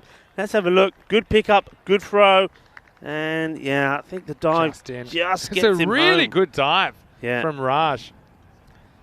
I think he knew that he had to at this point, and there gets the dive. Direct hit, he's out. Yeah. But he just has a matter of seconds. He's made it there. And once the bat touches, doesn't matter if it bounces up or anything these days. Really good piece of commitment from Raj. I like it. Yeah. Well, it's a good weather to be diving in, isn't it? You have to say that. I think the question is, you could dive, and it's who's going to stop you as you go sliding, starting along. Hey, listen, I've noticed that everybody has abandoned us. How come it's just us here? Yeah, where's all the others gone? We're pretty lonely. Lonely. Played into the deck. Yeah, the wind's coming back. It'll be a good test of the tower. It has been reinforced. Expecting some strong winds this week. That's why you have just joined us. That's why we've got that situation today with the camera angles as we've got the end of the fourth over. It's 21 for 3. Billy Sandu here, Mr. Maximo, along with Rico Fool for the European Cricket Network. I hope you're having a great day wherever you're watching around the world. And you know, one thing is that we have been working against the elements a little bit. And I know that one thing we do have, well, one thing we don't have is a roof, but we do have a nice view then of the weather as it comes in. But look, it's been a day. Thanks for your patience. It's been an unusual day because we have been shooting from ground level while we construct this super reinforced tower, which apparently will withstand some of the winds that we're expecting over the next couple of days. So safety first. And again, we do appreciate everyone's patience. And it just shows you, like, gives you an appreciation for how good the coverage is when we have the cameras where we want them. Yeah, Rico. yeah, absolutely. So Malik to bowl, and again they're taking these risky singles, aren't they? It's all tiki-taka at the moment, but sooner or later they're going to have to start to hit the ball as well. But Pereira, he's 7 off 8 deliveries. Senthil Raj, we know that he can give it a field whack. Maybe he's just waiting for the right time. Malik, it's nicely played. It says no. Oh, well, this time he does just get back. Because the fielder doesn't pick up the ball straight away. But just have a look at this. He goes, no call at all, starts charging, and then Indigo Pereira saying, no, go back. Well, he has to stop, turn, skid, and luckily he does get back. And that's all because the ball's not picked up cleanly. And this time they do go. Oh, that's that part of the ground. And that's the quicksand. And it's always slippery over there. Have a look at this. The fielder comes in. He says, Meria, Pali, Nay, Meri, Megea. Yes, the quicksand. And of course, it's wearing the Swami shirt, but it's not the Swami. That's Mohammad Sadab Patel. That's MS Patel, who is finding a bit difficult. And look at Harrison Ward. He's a bit cold out there as well, isn't he? Ward, he's probably thinking. Sucking his arms away. He's probably thinking, of all the games, why do I get the one which is where the wind comes back and it's wet? Lee Tuck probably thinking exactly the same. But Lee Tuck's still wearing those shades, you know. Yeah. I think he's had them surgically attached to his head now, Lee. In the air, is that man again this time. No trouble. Keeps his footing. And he's saying, I'm not going in that patch over there. I'm staying out of it. I don't care, Skip. I'm not going in there. That's probably a good choice. Mawson in the chat, which I'm reading on my phone now, says rain's coming again by the looks of it. Well, that's bad news. I have decided to pack away all my computers. It's here, yeah. Goes for it. It's up in the air. Fielder coming in. And, oh, it gets put down. That was an opportunity there. Tariq Shah, not for the first time, having trouble catching his balls. And it's also the end of the over. For catching, no doubt. Ball's a bit slippery. There's no easy ones. Halfway point, 26 on the board, 3 wickets down, and they've really got to try and not double, but treble where they are to put a decent score on the board. Yeah, that's right. And somehow get 10s from here. It's hard to see it happening, but I mean, it's good to see Pereira out there getting an opportunity after he went kind of bizarre fashion in the previous match. And Senthil Raj, we know he can whack it around if he gets an opportunity. So here's Tariq Shah with his left arm spin. Oh, he's pretty accurate. This one maybe just missing the leg stump. And think about a run. And he has to go back in the end. Patanka almost decides to throw. Let's watch this. I think it was a sensible decision, Patanka, not to throw because there wasn't anyone backing up. Cuts this one back off the stumps. And this will just be a single. So yeah, goes out. Boundary's hard to come by for them in this innings. In fact, we just had the 2 4s, no 6s as yet. Tariq Shah's always around the mark. I guess he's one past the outside edge. He's an impressive bowler, and he impressed me last time as well for AUM when we were here in June. Of course, in June we had 40+ temperatures as a regular occurrence. Not quite that level right now, but I mean, temperature-wise, it's not too bad. Currently, I've got it as 14 degrees. Shah once more. This time to Pereira.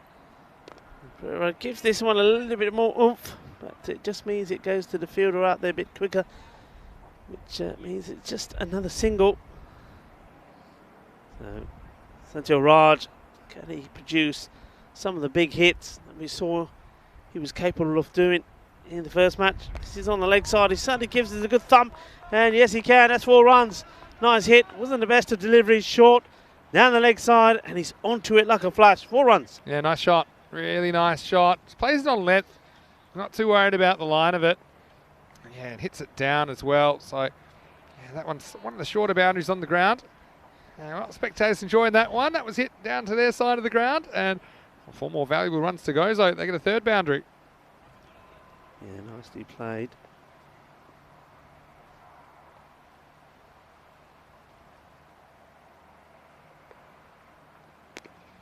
Goes for the big one, and I think he's got enough on this, hasn't he? Yes, he has.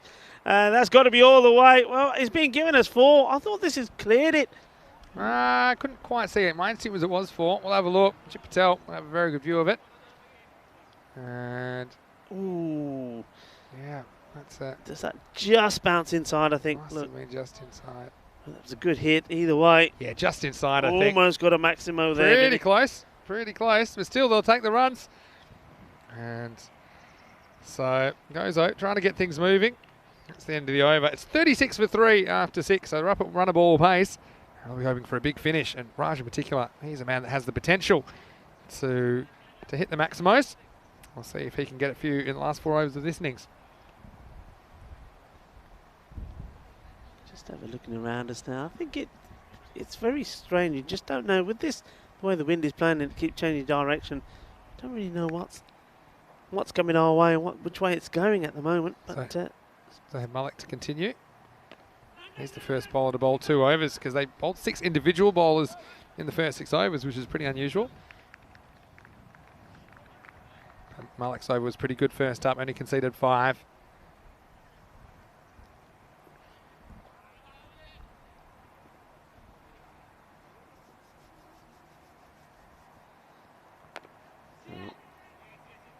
Take the single here. Really not afraid to take the pace off, is he, Zohar Malik? No, definitely not. Challenging the batters to go after him.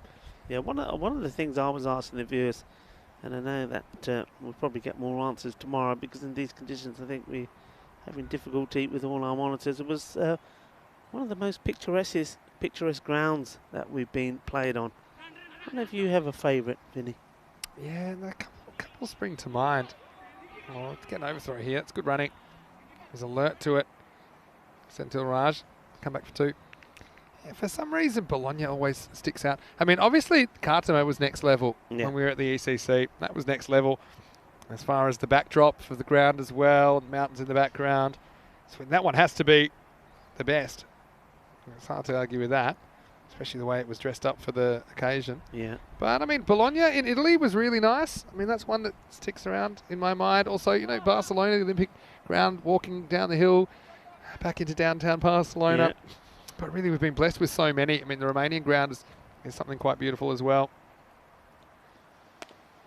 Yeah, we sort of muscle this up, and I think it would drop safe. It does.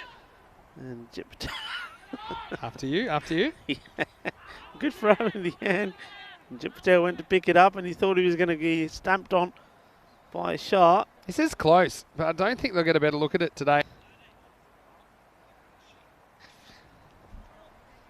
But, yeah, I mean, throw comes in, and you see here, it's actually a pretty good shout, but I don't think today we're going to get a better look at it as normally you can probably, I mean...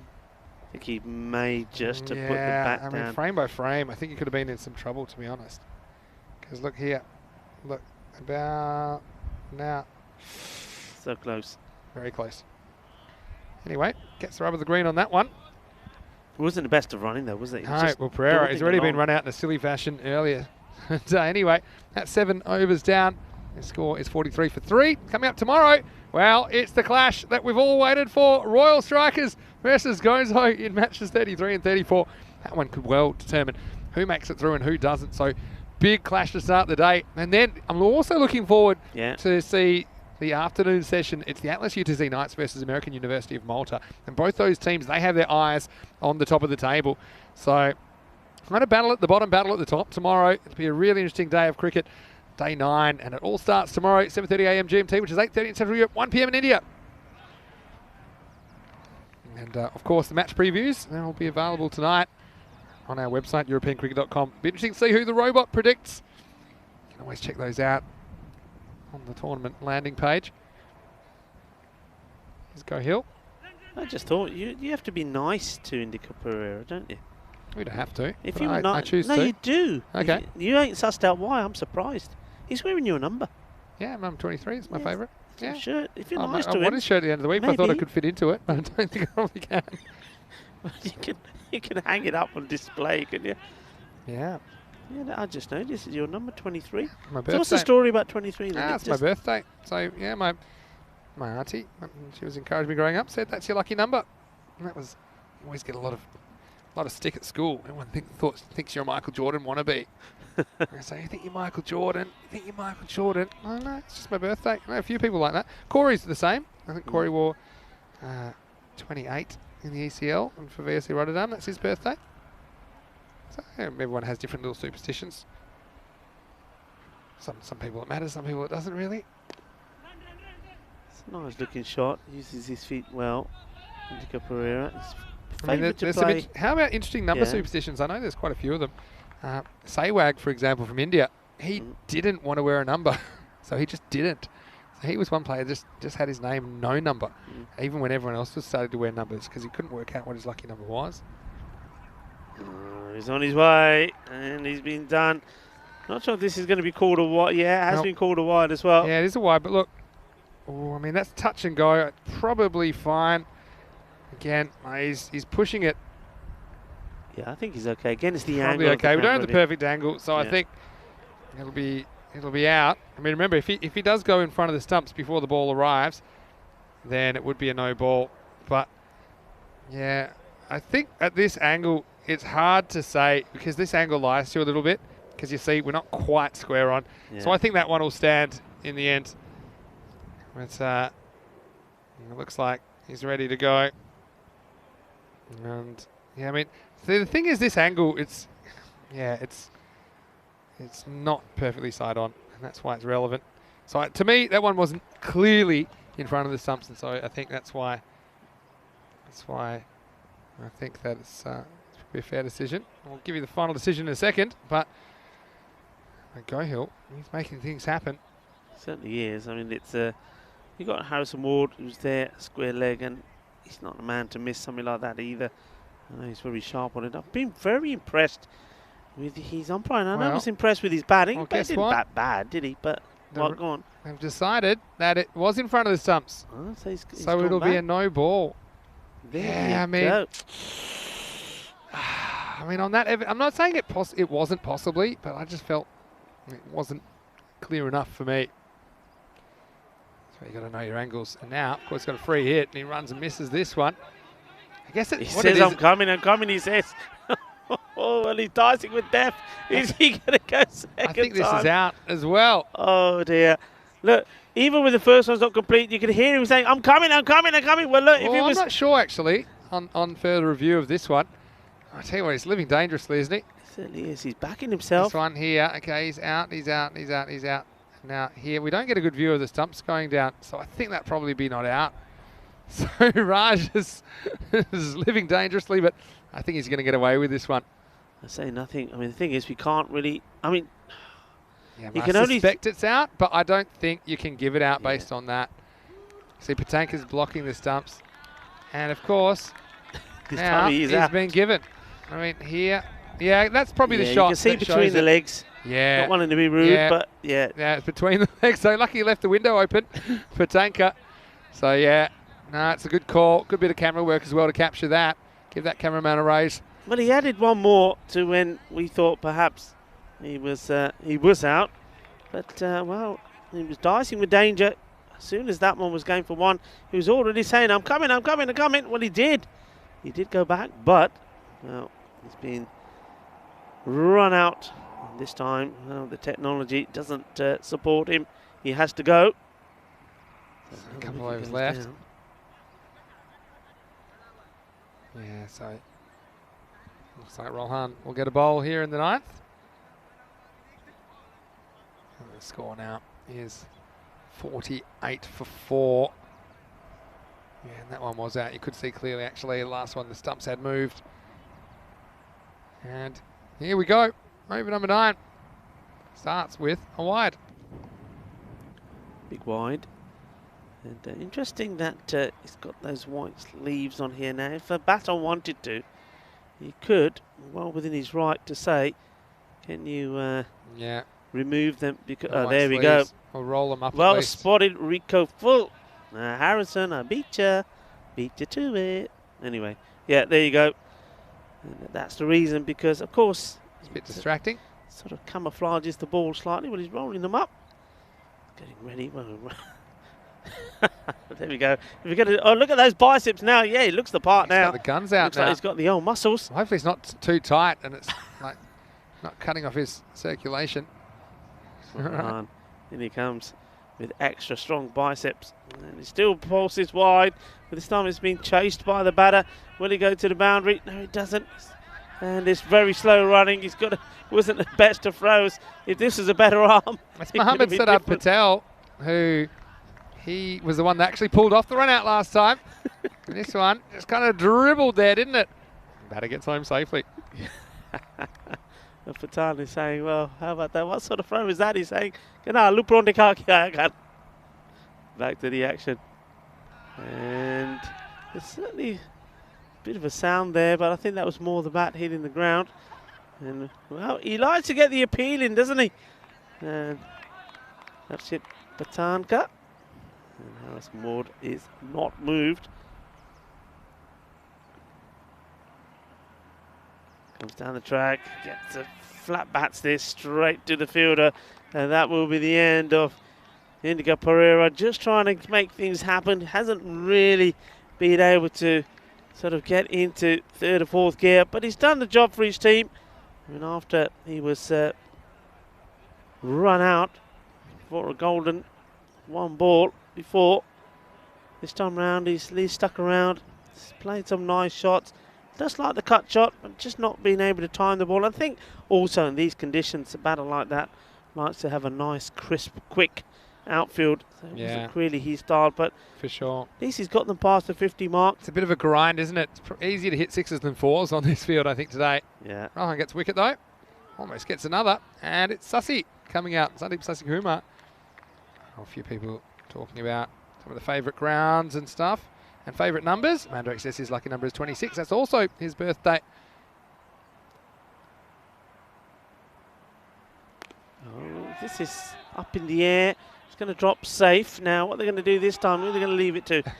This time they have their communication right, and it's Shah who gets the throw in. Yeah, I was saying to the viewers that I really like the Keel. I like the Keel ground. Yeah, Keel was a nice ground there. for I sure.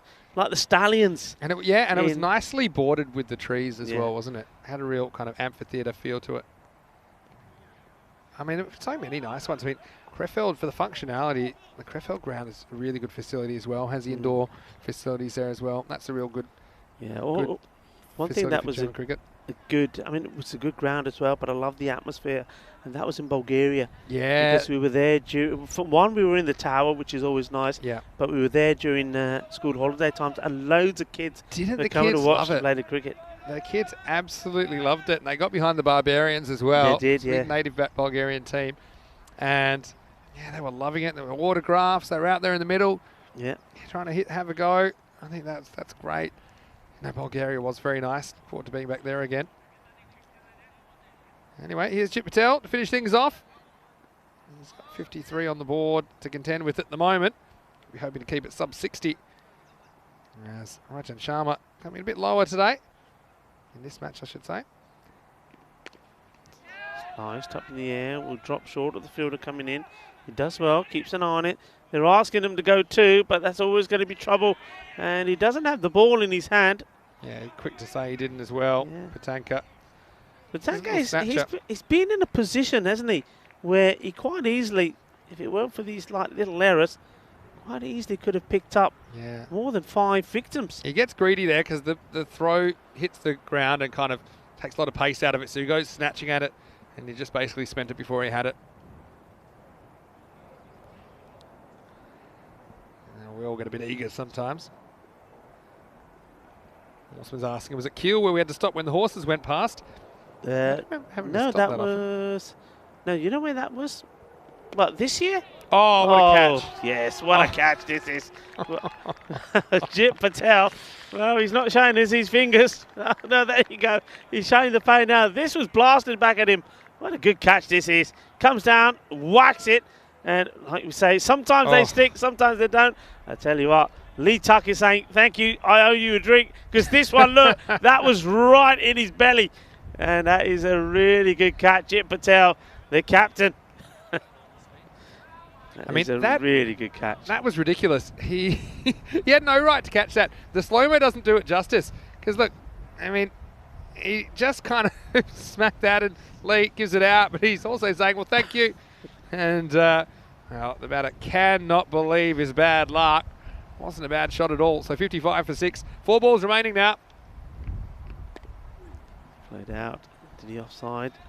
All right, well, where were these other horses? I'm thinking. Well, I remember in Rome, there's horses. The first one did in Rome. We were in Campanelli, the Roma Campanelli ground, and there, yeah, and then Roma Campanelli, because it's right next to the race courses. Yeah, I remember that. Yeah. On certain days, the horses before the races were getting their exercise, and every time the horses came round, we actually had to stop and let them go by. Yeah.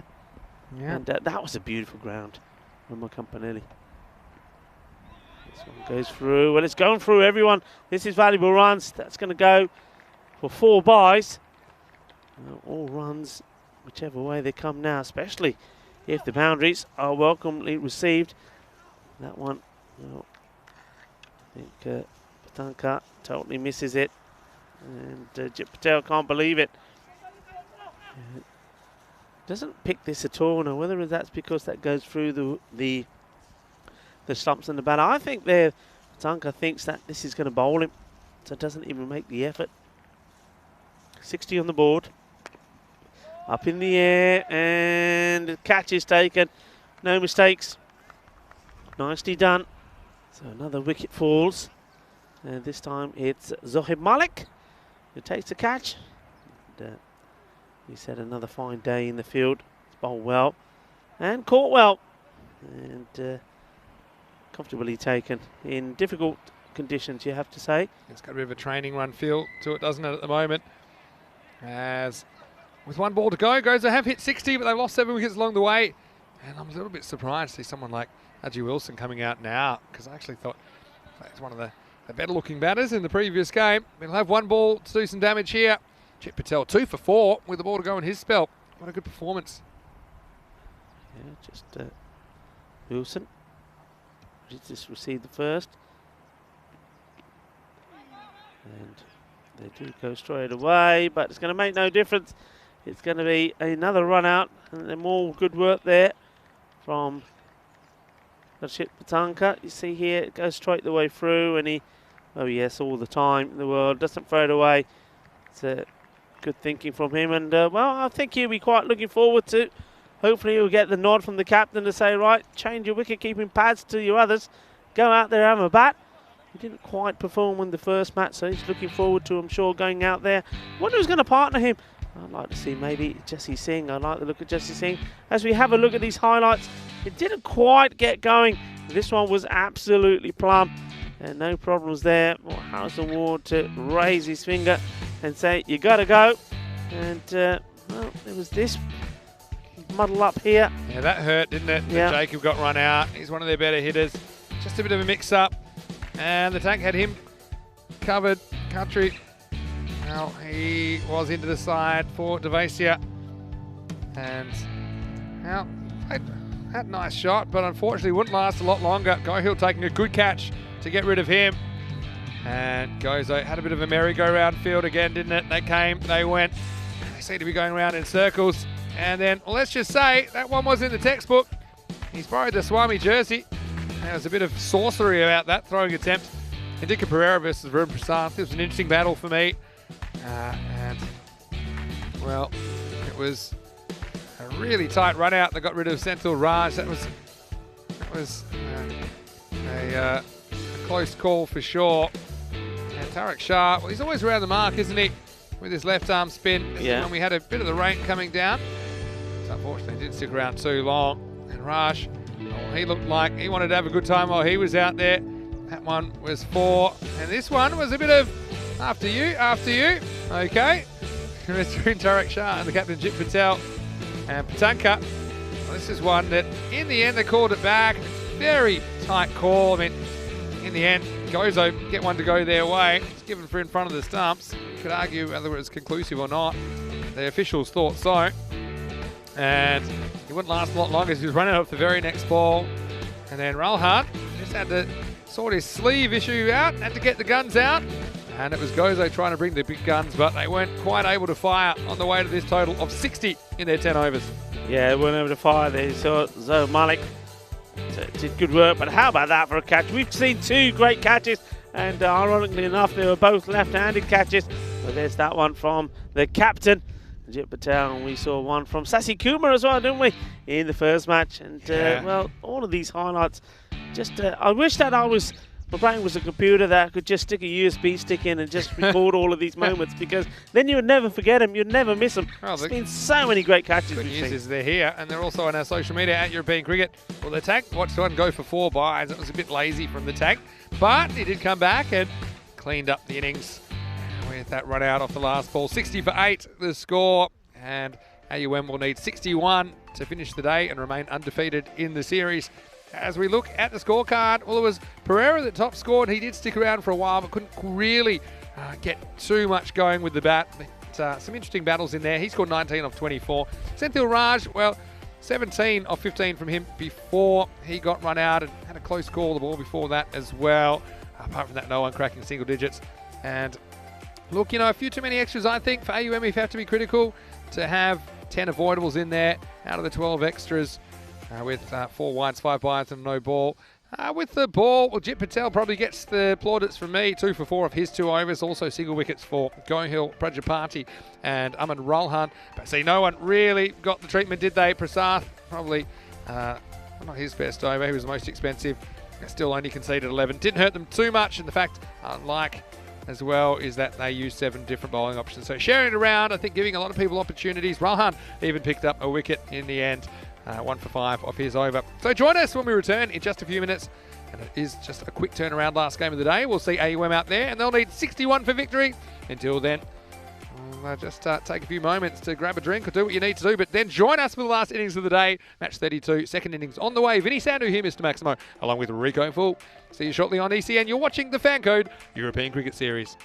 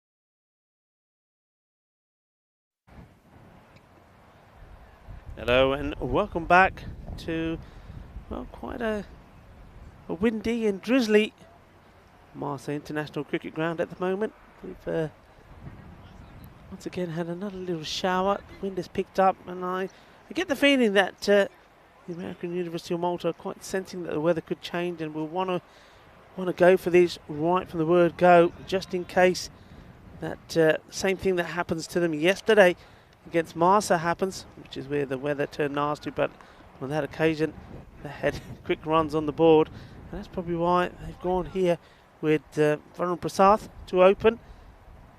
And he's going to be, looks like, facing the first ball. And the bowler is getting ready to deliver.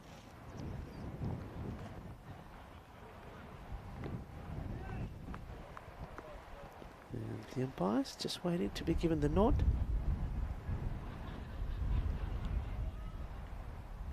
Just have a look at this field here now. So they've got two men sort of fairly close inside.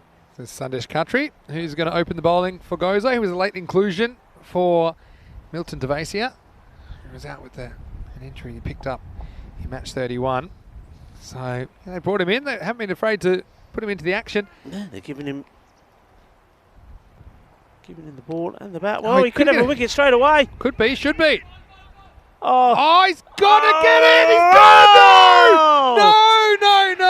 to No! You count these. How many times was this? No! Have a look. Here we go. He had this for so long. Look. 1, 2, 3, 4, 5 up the face. 6, 7, 8. 8. Oh, look, my Pereira word. could have turned around and caught it. Oh, my word. That has to be a record. That is a record. Anders, he got that one again for us. That was unbelievable. And there were several times he set up. What about the one off the nose, Rico? Yeah, on the nose. Look, have a look at this. It's shoulder, chest, nose, hands. And Indica Pereira, I think he was so disgusted that it took it away from him. He didn't want to know. If he wasn't watching. Oh, Lord. Oh, what a start. And look, Khatri could have had Prasad first ball. I mean, if they do defend this, it'll be a record. Oh, what a start. Poor guy. Well, I reckon he's... look, that's probably not his number, 13. He wants to get rid of it because it's not lucky for him. Here we go. Good. This time it's just over him. Oh! It's Sasi Kumar, that has to be. Oh, no. He's banged his head on the way down. I hope he's okay. That can be nasty. We saw that with Akrami in the ECC. That's right, yeah. I know the ground's soft, but it's a big impact here. Bang, you see, because he can't brace himself for the impact. Yeah. Oh, you certainly hope he's all right. Yeah, I don't think there's going to be any cuts or anything like that on the head. I think it's just a bit of concussion, and I think this is where he's the right man to have there. Indica Pereira, the medic. He's saying, "I'm okay," but I'd still like the umpires to just go and have a word with him and say, "Right, okay. What's your name? How old are you? Do you remember that great catch you took one-handedly in the match before?" But that would have been something sensational. This Indica just giving him an examination. Wow, what a start to this match. Prasad is living dangerously. Oh, wow. I mean, Khatri could have had Prasad. He's been dropped 9 times. And this is wide, and it's still going to keep going. And they probably will come back. Yeah, I mean, going back to the first one, I think that if Indica Pereira had been actually stopping to watch rather than just kind of wandering off and being disgusted, he had several opportunities to just intercept the ball. Yeah. Kind of American football style. The ball hung in the air. He just had to grab it, and in the end, kind of just fell away, and the ball hit the turf on the 9th attempt. Wow. And I know you showed of your juggling skills in Cyprus. That's right. A couple of weeks ago. Well, that tops you. Yeah, it's got me covered. Wow. Still can't believe what I've seen. He had it so many times where it sat up nicely. Here's another one. Oh, Sussie's not going to get near this. Does seem to be okay, thankfully. Yeah, I mean, he's already taken one brilliant one-hander. I thought he was going to pull off another one there. Oh, I mean, I think we're going to have to look at it again. I think we'll so, see if we yeah. can get it back up. Because That's certainly a highlight. that's one of the highlights of the year. It's panic personified. This one Gets gets past. through. Yeah, that's his blind spot a little bit. Prasath talked about that before. See, between the stumps and the body, he doesn't really move his feet, kind of shuffles. and well, it gets through now. Here we go. Here's the juggle. And look at Pereira. He's not fast. This one hits with the face is the highlight. Go on, Anders. Give me one more time. Just try and freeze on the nose shot. I love that something you can smell. This one here, about here. There you go. Oh, my word. Oh, play of the day. You know, he only drops it once Prasath actually turns, once Pereira actually turns around and looks at him. Because up until that point, he wasn't even looking at him. Several other fielders might have been able to get close for the amount of time that ball was in the air. Pereira did actually barge him as well. Here we go. Back to the action here. So Sharma, this is well hit. This is going to go over the fielders, but it will plug. And it does. Sasikuma gets the throw in. Yeah, so they decided to kind of gamble with country first up. And yeah, so they've got Rajan Sharma to bowl this one. Probably Sasikuma will bowl the third power play over. Yeah, he's probably just been given a chance to just recompose himself.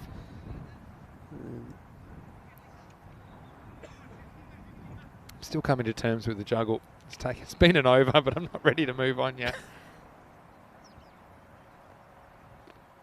Oh, this is a good appeal, you know. It's missing. It's right full up there. I mean, it's probably, I'd say we'll see it again, but eye angle. It swings. Won't really help us. It swings. It's missing a long way. It's missing another set, I think.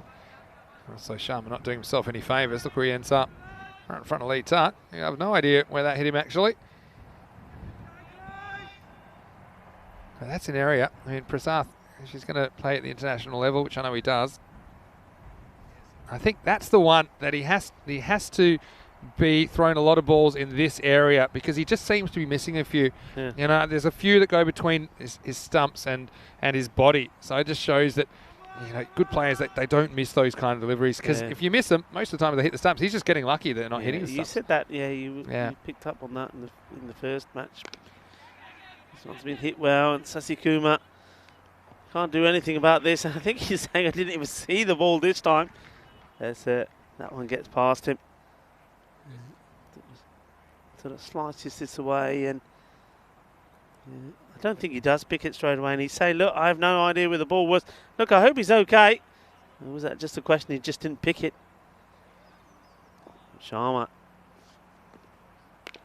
And this is going back up in that direction. Sasikuma has to chase it again. Well, that's a good pickup. And he's certainly been busy. I'll tell you what, if he is coming on the ball the next over, it's going to be out of puff. Keeping him busy out there. Nicely done. Nice pick up and throw.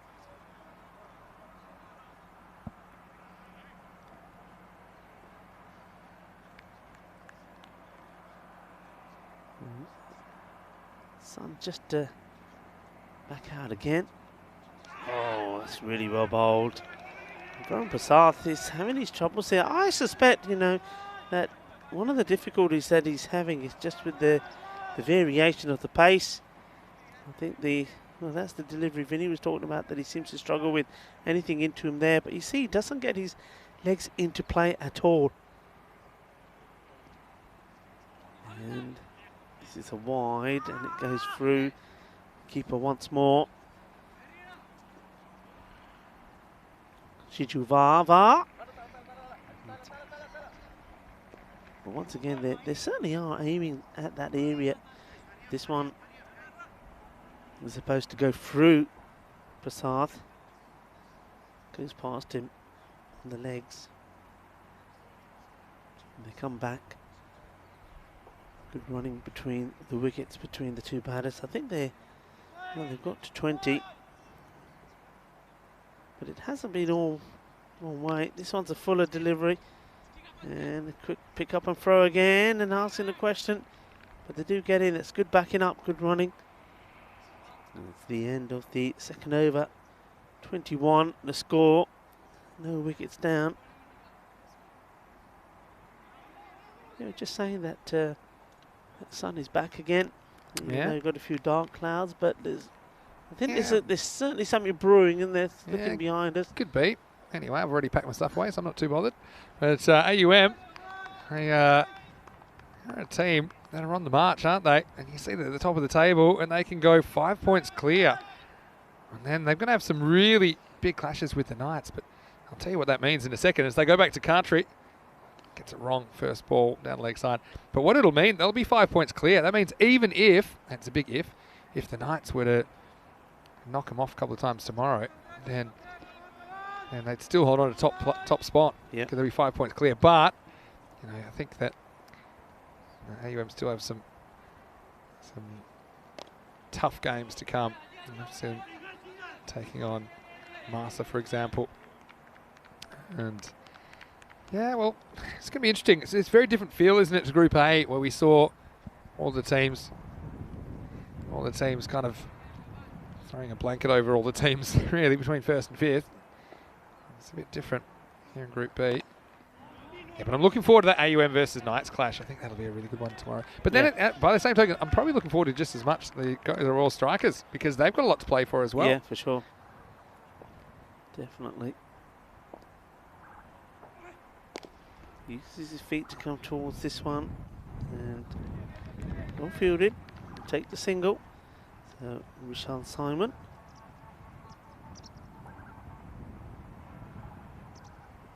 That's the fielding. Katri. Oh, and he tries to fire this quicker one in, and you can see straight away when he tries that, he drags it down. The shoulder drops, and it just goes down the leg side. And Katri probably will say, "Come on, guys! It's about time you got me my own shirt." That one isn't the best look for him when he does the bowling.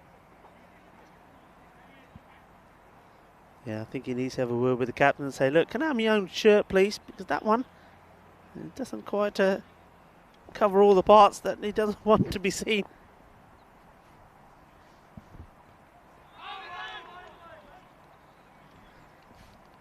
Yeah, well, it's a dot here.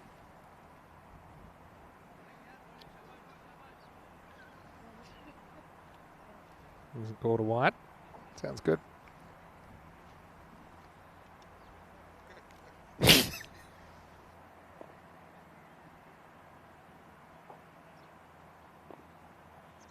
Last ball the over.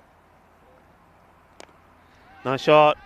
Goes over the top with this one. Have the legs go the boundary. Oh, well. That almost slides his foot onto the line. And the end of the over.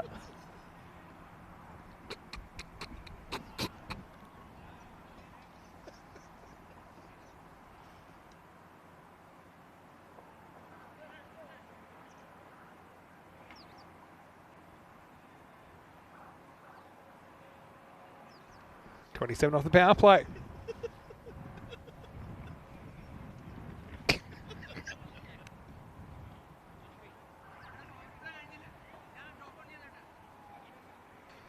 All right, moving the middle overs then. Tell you what, you get all sorts of angles, don't you? And, well, let's just say I've enjoyed Country coming into the side. He's, we're certainly happy they were able to squeeze him in as a last-minute replacement for Devasia. And here's Ajish Anthony. He's coming on to bowl over number 4. Prajapati on strike. Hasn't really got going, just to run a ball at the moment. Yes, played shots, but hasn't been really able to get any power into them. Just been singles. Bit of tiki-taka from him. And Prasad, well, he himself, he's looked at all sorts. Hasn't been able to put the shots away on the leg side that he normally would. And goes out. We're really happy with things at the moment, but a couple of wickets looking happier. This one again going down the leg side. Appeals coming from all around the ground. Of course, they'd love to see the back of Prasad before he gets going. Another one that he misses in this channel.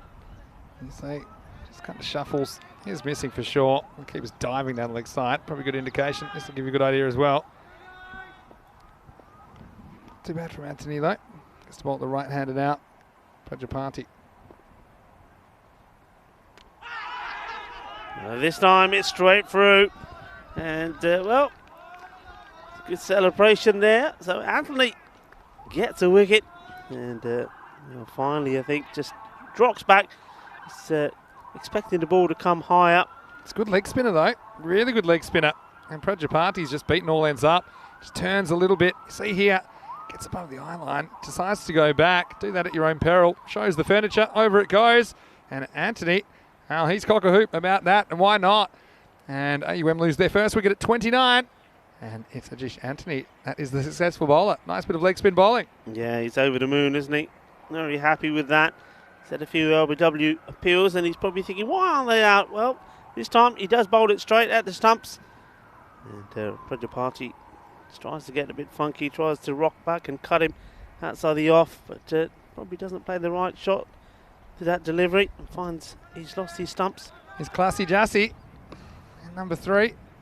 Oh, geez, he plays some nice shots as well. This isn't one of them. That's one that should have gone, but it does, and it was short. It was Gundy, but knew about it. This is out. Didn't bounce as high as he thought either. Lee Tuck not particularly impressed. He has to do some more stump fixing. Tries to save knocking the stumps over, but I think he probably ends up kicking them over himself. Not the first time that we've seen that. Eddie the Eagle there. No.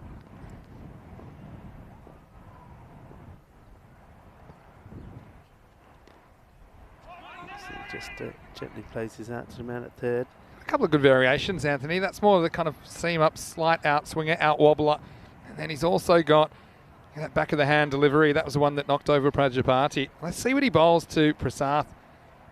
I think, yeah, he might take the bait. Look, you might go for 6, but it's that kind of time in the game. Why not? Why not try something? He's going around the wicket to him here. Drags his out onto the onside. And Sasi Kumar does the fielding. What's with the... I mean, Sasi Kumar's still not being called upon just yet. Are they saving him till the end? Not sure what the plan is here. But you've got him. He's a wicket-taking bowler. And wickets is what they need here. Yeah, I would have thought so. Vinny Sandhu here, Mr. Maximo, along with Rico Fulton. On here is Barry as well. Barry's here. And he's got lots of roles, Come on, Barry. Come and say hello. And one of them is building supervisor. I tell you what, that... We had to reinforce it, and that's what we spent the day doing, just because of some of the wins that we're expecting later in the week. But that looks pretty good. That's good to go. I think that should be good to go tomorrow. What do you think, Barry? Thumbs up? Feeling? There you go. Thumbs up. So he's like, what's that? Do you have that ad here? Is Barry's a dentist, so we can't show you his face on television? Did you ever have that? It's like one of those ones. Anyway, so that's some good news. Thanks for your patience today with the camera angles. This is one that sneaks through Prasath, and it also sneaks through Shiju Vava. Yeah, Sasi Kumar does finally come on. There you go. That's the question we were asking. When is he coming on? And that's well bowled. And I think that's what you've got to aim for, haven't you, with Prasath? He's been suspect there. And he's got to work out a strategy to deal with it. I think he's got to get across and flick it away. I think that might be a bit for these balls that are actually missing the stumps. Well, you see, well, he kind of does it this time, but his feet go nowhere. He needs to have, you know, I'm no batting coach, but you know, you need to have some sort of positive movement with your feet. I think just kind of standing there, it's not really helping him get in a position to play that ball better. And at the moment, it's not really working for him because he's missing so many of them. That's hard when you've got some good players here. Now, this is up in the air. This is an opportunity, and it's not been taken. But fortunately, right behind him, there was a fielder to do the tidying up, and it was Anthony. And it goes up in the air a long, long way, and Senthil Raj not able to take it. And the amount of balls that have picked gaps like this between two fielders that are so close together, it's been uncanny today. That was high, and that was a chance. Well bowled again. Like their appealing goes up. Give him that. I think this is pad first. That's why it's not a bad shout. I think it goes pad to bat. But is it hitting? Probably not. But look. See? But I mean, I do think you can see two stumps there. Yeah. But that's why the appeal came. So it wasn't outside leg as well. Wasn't the yeah, probably. We don't have a great angle on that today. But, you don't know if you don't ask. Do like Sassy. He still might have little Tweety birds going around his head after that catching attempt earlier in the innings, but he seems to be okay. It's a long way up. Are they going to take this one? Oh, no. It's the same two getting in each other's way. And this time the catch has been taken by Anthony. That's nicely done. That went a long way. Senthil Raj looked stressed. As soon as that went up, he was looking at anyone else. He said, anybody else? And then he says, all right, this might be mine. And then he realizes, I better get out of the way here. And he had a good job to kind of push his teammate back into the field of play. So that is a good catch, isn't it? And so the second wicket goes down. It's 34 for 2. That is nicely taken, actually. That's go up in here a long way. We know that Jesse Singh, he does like to attack. That's the way he plays. So you knew he was going to stick around too long. But that was well bowled to him as well. Didn't pitch it up. So he's basically said, right, you want to hit me straight? You want to hit me for a big one? Well, you're going to have to try and play it off the back foot. And that's what he tries. Really good catch. And, well, he takes a catch and he almost pushes Senthil Raj over the boundary. Yeah, it was. I could see them both tumbling over the boundary for 6. Oh, wow. This one comes back, you know. And it is a wide, but this one does come back. Doesn't miss by too much. Look at that. Oh, wow. I mean, yeah, that does swing with the breeze. Just look at this. This is living dangerously. Well, they do say there's 2 types of leaves, good ones and bad ones. So Malik, the new batter.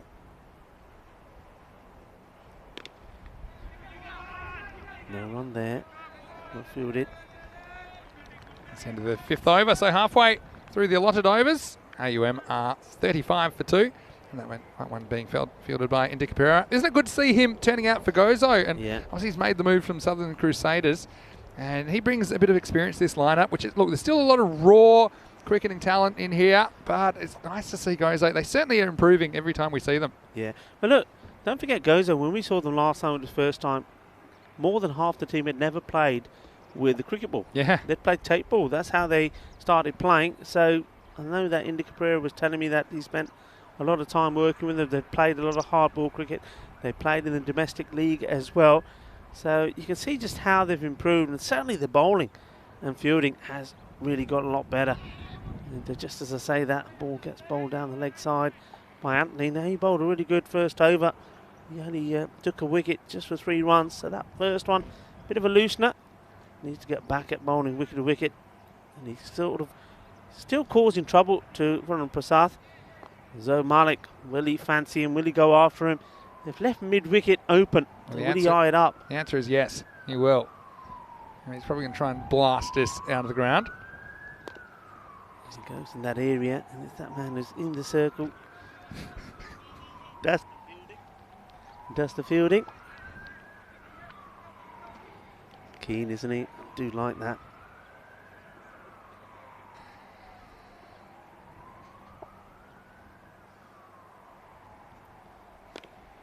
Prasad, well, he gets enough on this. And this is more like it. Gets a lot of width and over it goes. Manos arriba, arbitro. Eso es 6 carreras. Yeah, it's a really nice bit of timing. He took up the challenge, didn't he? Prasad, he's living dangerously today. What it does say is he will give you chances. We know that as well from when he's playing with the Super Kings. It can be destructive, but can give you chances. You've got to hold them. So important. That's the lesson that goes over learnt today. It's a nice looking shot as well. Should be stopped. He will come back for 2, which he'll make comfortably. Yes, I know. Like a lot of people, looking forward to tomorrow's action as well. So Gozo, they have to pick themselves up, and yeah, it's almost like a mini elimination matchup, isn't it, between those two? Yeah. They could split the points, and if they do, and if there's no other upsets, then it'll be net run rate that will determine who gets 4th place ultimately between Royal Strikers and Gozo, if everything goes the way it seems to be going. Of course, we know there's always a few surprises in. Well, leans into this. Balle, balle, balle. Ginasona. Shaka. Lagya. Interesting to see that as soon as Prasad has been given width and the 2 balls that have been fed to him with that sort of width have gone to the boundary for 6 runs. Yeah, and he knows he's got the power to clear the boundary. That's the thing. It's a bit of the old Clive Lloyd about him, I think, sometimes, the way he kind of leans on his bat. And, yeah, get your arms in the air. It could be time to start the scooter with only 9 remaining to get. Make that 8 after this. Get this one into the ground. Well, he made 50, remember, in the first match. He started opening this one, but certainly hasn't had things his own way. It's only those last 2 shots, 12 runs of 2 balls. Other than that, he struggled, certainly struggled to the bowling that have angled the ball into his pads. Zoheb gets this one along the ground. For example, okay, we'll see him playing for Super Kings in the ECL, so I'm sure a lot of their opponents will be looking at that kind of susceptible region. So it's the end of the over, and the score is 54 for 2. And yeah, this is what we've got tomorrow. We have Raw Strikers versus Gozo in the first half of the day. Then we will have the Atlas UTC Knights against the American University of Malta in the afternoon. So plenty of high quality cricket action. Don't miss it. We'll be back tomorrow morning for the start of day 9, 7:30 a.m. GMT, which is 8:30 in Central Europe, and 1 p.m. in India. So make sure you join us for another entertaining day. The forecast is pretty good, so I guess we'll have to see what kind of wind we've got. But as far as rain, seems like it should be okay. It depends how many, if we get any tonight. Hopefully we can get the first game in, a full 10 over affair, because that's been a bit of an issue the last couple of days. Anyway, here's Sassi. Well bowled, so we're going to miss from Zoheb. The forecast tomorrow is partly cloudy, and a high of 18, and no mention of any rain, so that's some good news. Hopefully it stays that way. Yeah, warming up a little. I think highs are 16 today, so that's good. And I mean, the other thing is, we've got to remember we are now coming up to December, so we're going to get these sort of days. Yeah. Tomorrow is the first day of December, can you believe it? And that means I'm okay with Christmas songs being played on the radio. One thing I can't believe about Europe, it's like the 7th of November and they're already playing them. Oh, yeah. Give me a break. I mean, some places are worse than others. I mean, when I went to the UK straight after the ECC, I couldn't believe it. All the Christmas stuff was already out. Yeah. Too early for me. Mariah Carey becomes a wanted person around this time of the year. Anyway, 6 will win it now. Appeals all around the ground. Good appeal. I mean, it was never going to be successful, but they certainly committed to it. Yeah, once again, you can see quite clearly missing a long way. All right, I have a feeling Maximo's going to send us out of here. Not just yet. Not just yet. But once again, you see, that's the area. That's what he keeps missing. He either hits his pads or he loses his hand. And you're absolutely right. There's 1 or 2 bowlers that we can think of already that we know would really get that Yorker in there. VSC Rotterdam. This is who they'll be playing in ECL 22. VSC Rotterdam, MSV Frankfurt. Albie's Army, I think, are in that group as well.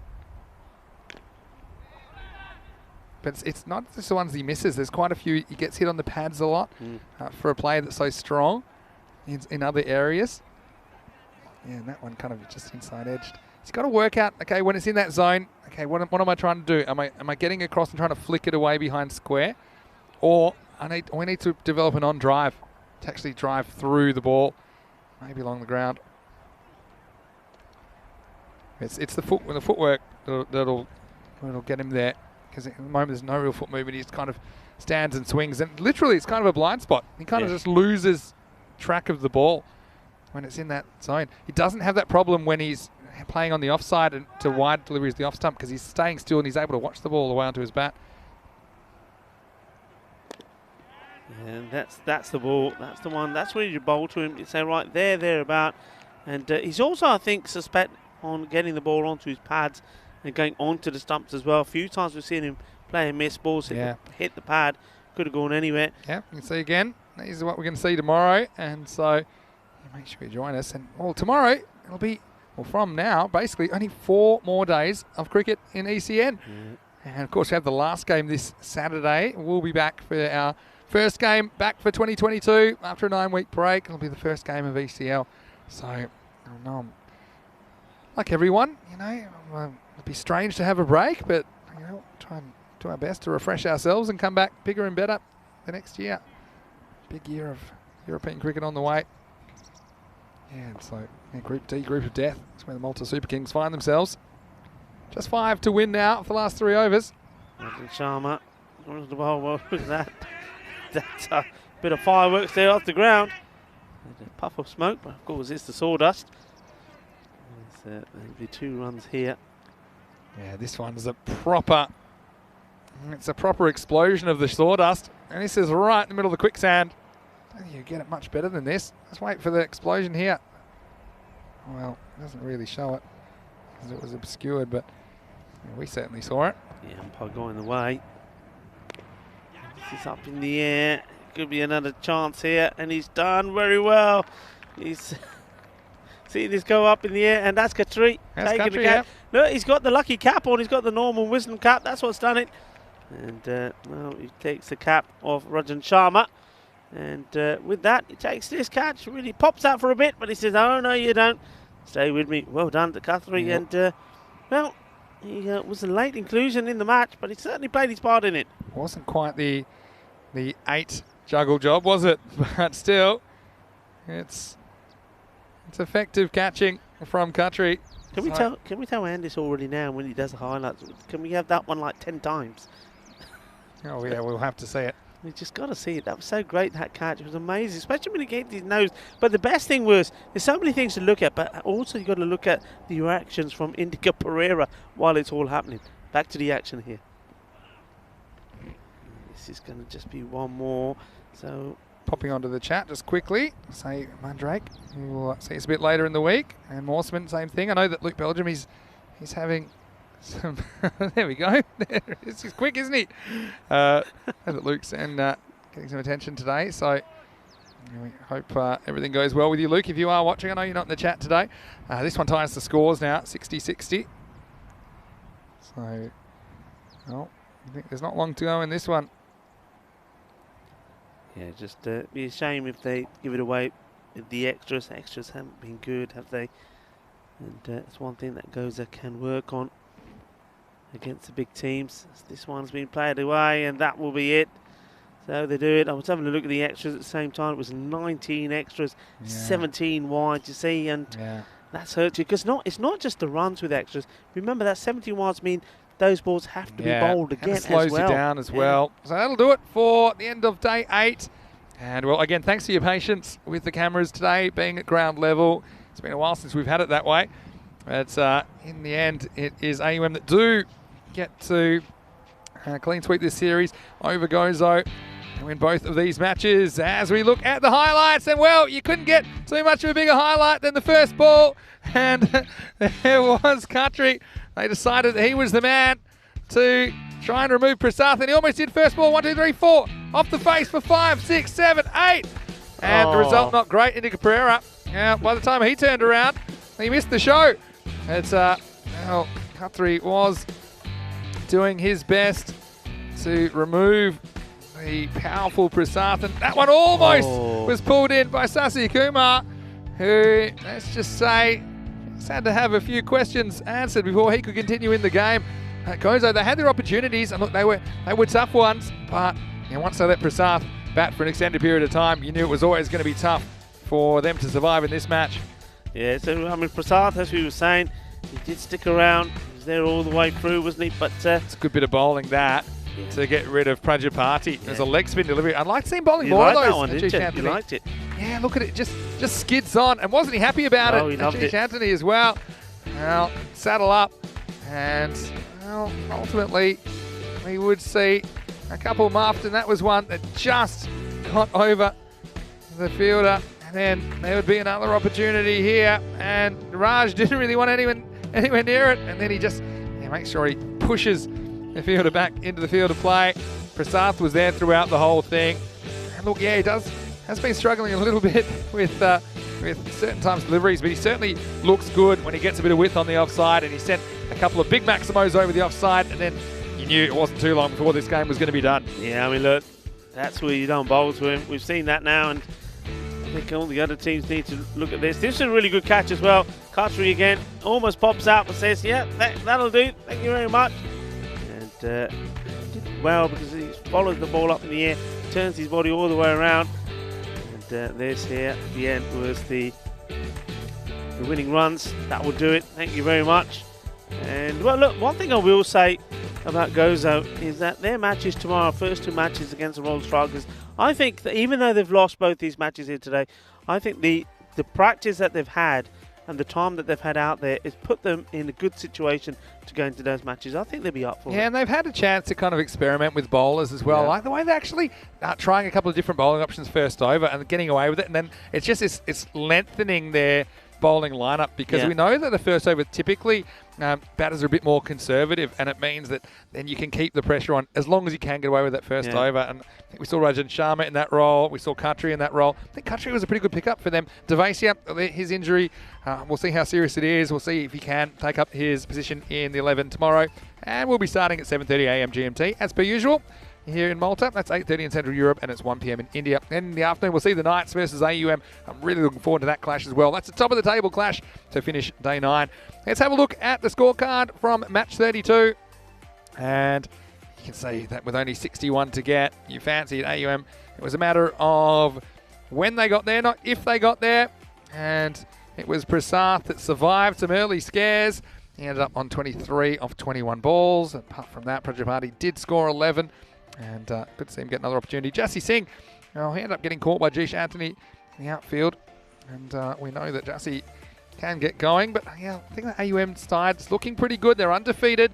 In the end, Jitu Singh came and finished it off. But yeah, I mean, AUM, I think they're probably rightly now favourites for this tournament. But having said that, they've got a big test against the Knights tomorrow. Yeah, and then we'll see where they're really at. Yeah, absolutely. But one thing that surprised me, bearing in mind that the Tank didn't get it all his way in the first match when he got out, I was surprised not to see him go out to bat. I think it would have done him some confidence to get a good knock in here. Because tomorrow, they're going to be the big matches, aren't they? Maybe. All I think is that last time, by the end of the series, the Tank seemed tired. You know, that he seemed like he was a bit fatigued. So maybe they thought, this is a good chance. Look, just put your feet up. Remember, he's doing all the wicket keeping as well. True, and last time he did some of the wicket keeping. So I think that they're just kind of conscious of his workload. So giving him the afternoon off with the bat, and they use some other options. And you can see it's Gozo with their bowling lineup. They had Sharma picked up a wicket, as did Ajish Anthony and Sasi Kumar. I think Sasi Kumar is a really good player. I think every time I see him, he seems to be learning. And he's someone that you could even consider for national honours, perhaps. He could be the first Gozitan to represent the national team the way he's going. Yeah, there's no reason why not, because not only do we see him do great things with the ball, but in the field, really like him in the field. I mean, he takes some really good catches. He always gives 110%. Yeah. And I think the more players that Gozo get to give you that, the better they are going to get. And I think while he's out there and the good work that he does out there rubs off on the other players as well. So yeah, I think he's a great player. And I think tomorrow in that fixture against the Royal Strikers, I think he certainly will be one of the key players. Yeah, certainly. I agree with that. And look, big thank you to everyone who joined us in the live chat today. Of course, Maya. It's just saying goodbye to everybody. Morseman, of course, as well. Mandrake. And look, everyone else that did join us and shot some questions at us. And really do appreciate the interaction. And yeah, so tomorrow we pretty much have a battle of the bottom 2 and then battle of the top 2. So I think we could see some really even contests tomorrow. Yeah. We'd love to see some closer matches today. They didn't really pan out for the most part. But one thing's for sure, this tournament's wide open. Remember, all the Group A teams, they are also watching this very, very closely. They're watching because they know that come quarterfinal Friday, they're going to have to face off against these Group B teams. Yeah, that's right. And I think those teams, obviously where they finished, are already getting maybe some sort of an idea who they may be playing. So yeah, you're absolutely right. Those Group A teams will be watching with with a lot of intent. But I think tomorrow is a big day. I think tomorrow. Yeah, tomorrow. I mean, goes out Royal Strikers is make or break for them. Yeah, tomorrow's moving day, I think. And yeah, being top 2 is pretty crucial as well, because you never know. We know that there's a bit of rain forecast for Friday, and hopefully it doesn't materialise. But if that does become a factor, if matches are washed out, then the higher ranked team, so the team that finishes first or second, will be the team that makes it through to finals on Saturday. So, well, it is our last week of the year. It's always great to have your company. In the meantime, before you join us again tomorrow, you can go to our website, europeancricket.com, check out the daily preview article. That'll be up there tonight. Also, don't forget our social media at European Cricket on Facebook, Instagram and Twitter. It's a great place to go to get all of those highlights. I tell you what, that 8-time juggle, that's definitely going to be in there. But how about some of the catching today? Sasi Kumar with a one-hander. Ajit Patel with a one-hander. Oh, geez, man, we've seen some really, really exciting cricket. And look, it's all there. Also, if you are watching on our YouTube channel, make sure you click the subscribe button and know that it's growing all the time. Thank you for being a part of our European cricket adventure, our European cricket family. We're so thankful to have you, and yeah, we'll miss you in our 9 weeks away, but we will be back. We'll be back in 2022. Anyway, Rico, we'll go back now, and you're looking fantastic today as well. That'll be a hard one to beat for me tomorrow. And I tell you, it's not a fancy shoes week, I'll tell you that much, because this field in the morning is pretty muddy in some parts, not necessarily the playing surface, but just the surrounds. But look, it's a testament to the work of all the ground staff and everyone that's helped get the ground ready that we are getting 4 matches a day in, and we'll continue again tomorrow. Yeah, certainly looking forward to it. It's going to be a good day tomorrow. It's nice to hear that there's no rain forecast, and the temperatures also warming up a little bit as well, and we've got some good contests happening. I think we've basically got the 2 teams that could finish at the bottom battling it out, and the 2 teams that fighting it out for the top spot. That's true, and then we'll also have the Tower of Power up there. Now that'll be operational again tomorrow as well. So again, thanks for your patience, because I know that it was a bit of a difficult day, I suppose, for viewing. When we were looking at, it was like the olden days. It was like early 2020 ECS, and it just shows you how far we've come in a short period of time. But anyway, hope you have a happy and safe evening, and make sure you join us again tomorrow. But for now, from Vinny Sand and Mr. Maximo, along with Rico Full and everyone at the European Cricket Network and the European Cricket family, hope you have a wonderful evening, and we'll see you tomorrow in Malta for more FanCode European Cricket Series. Adios! Adios, hasta mañana!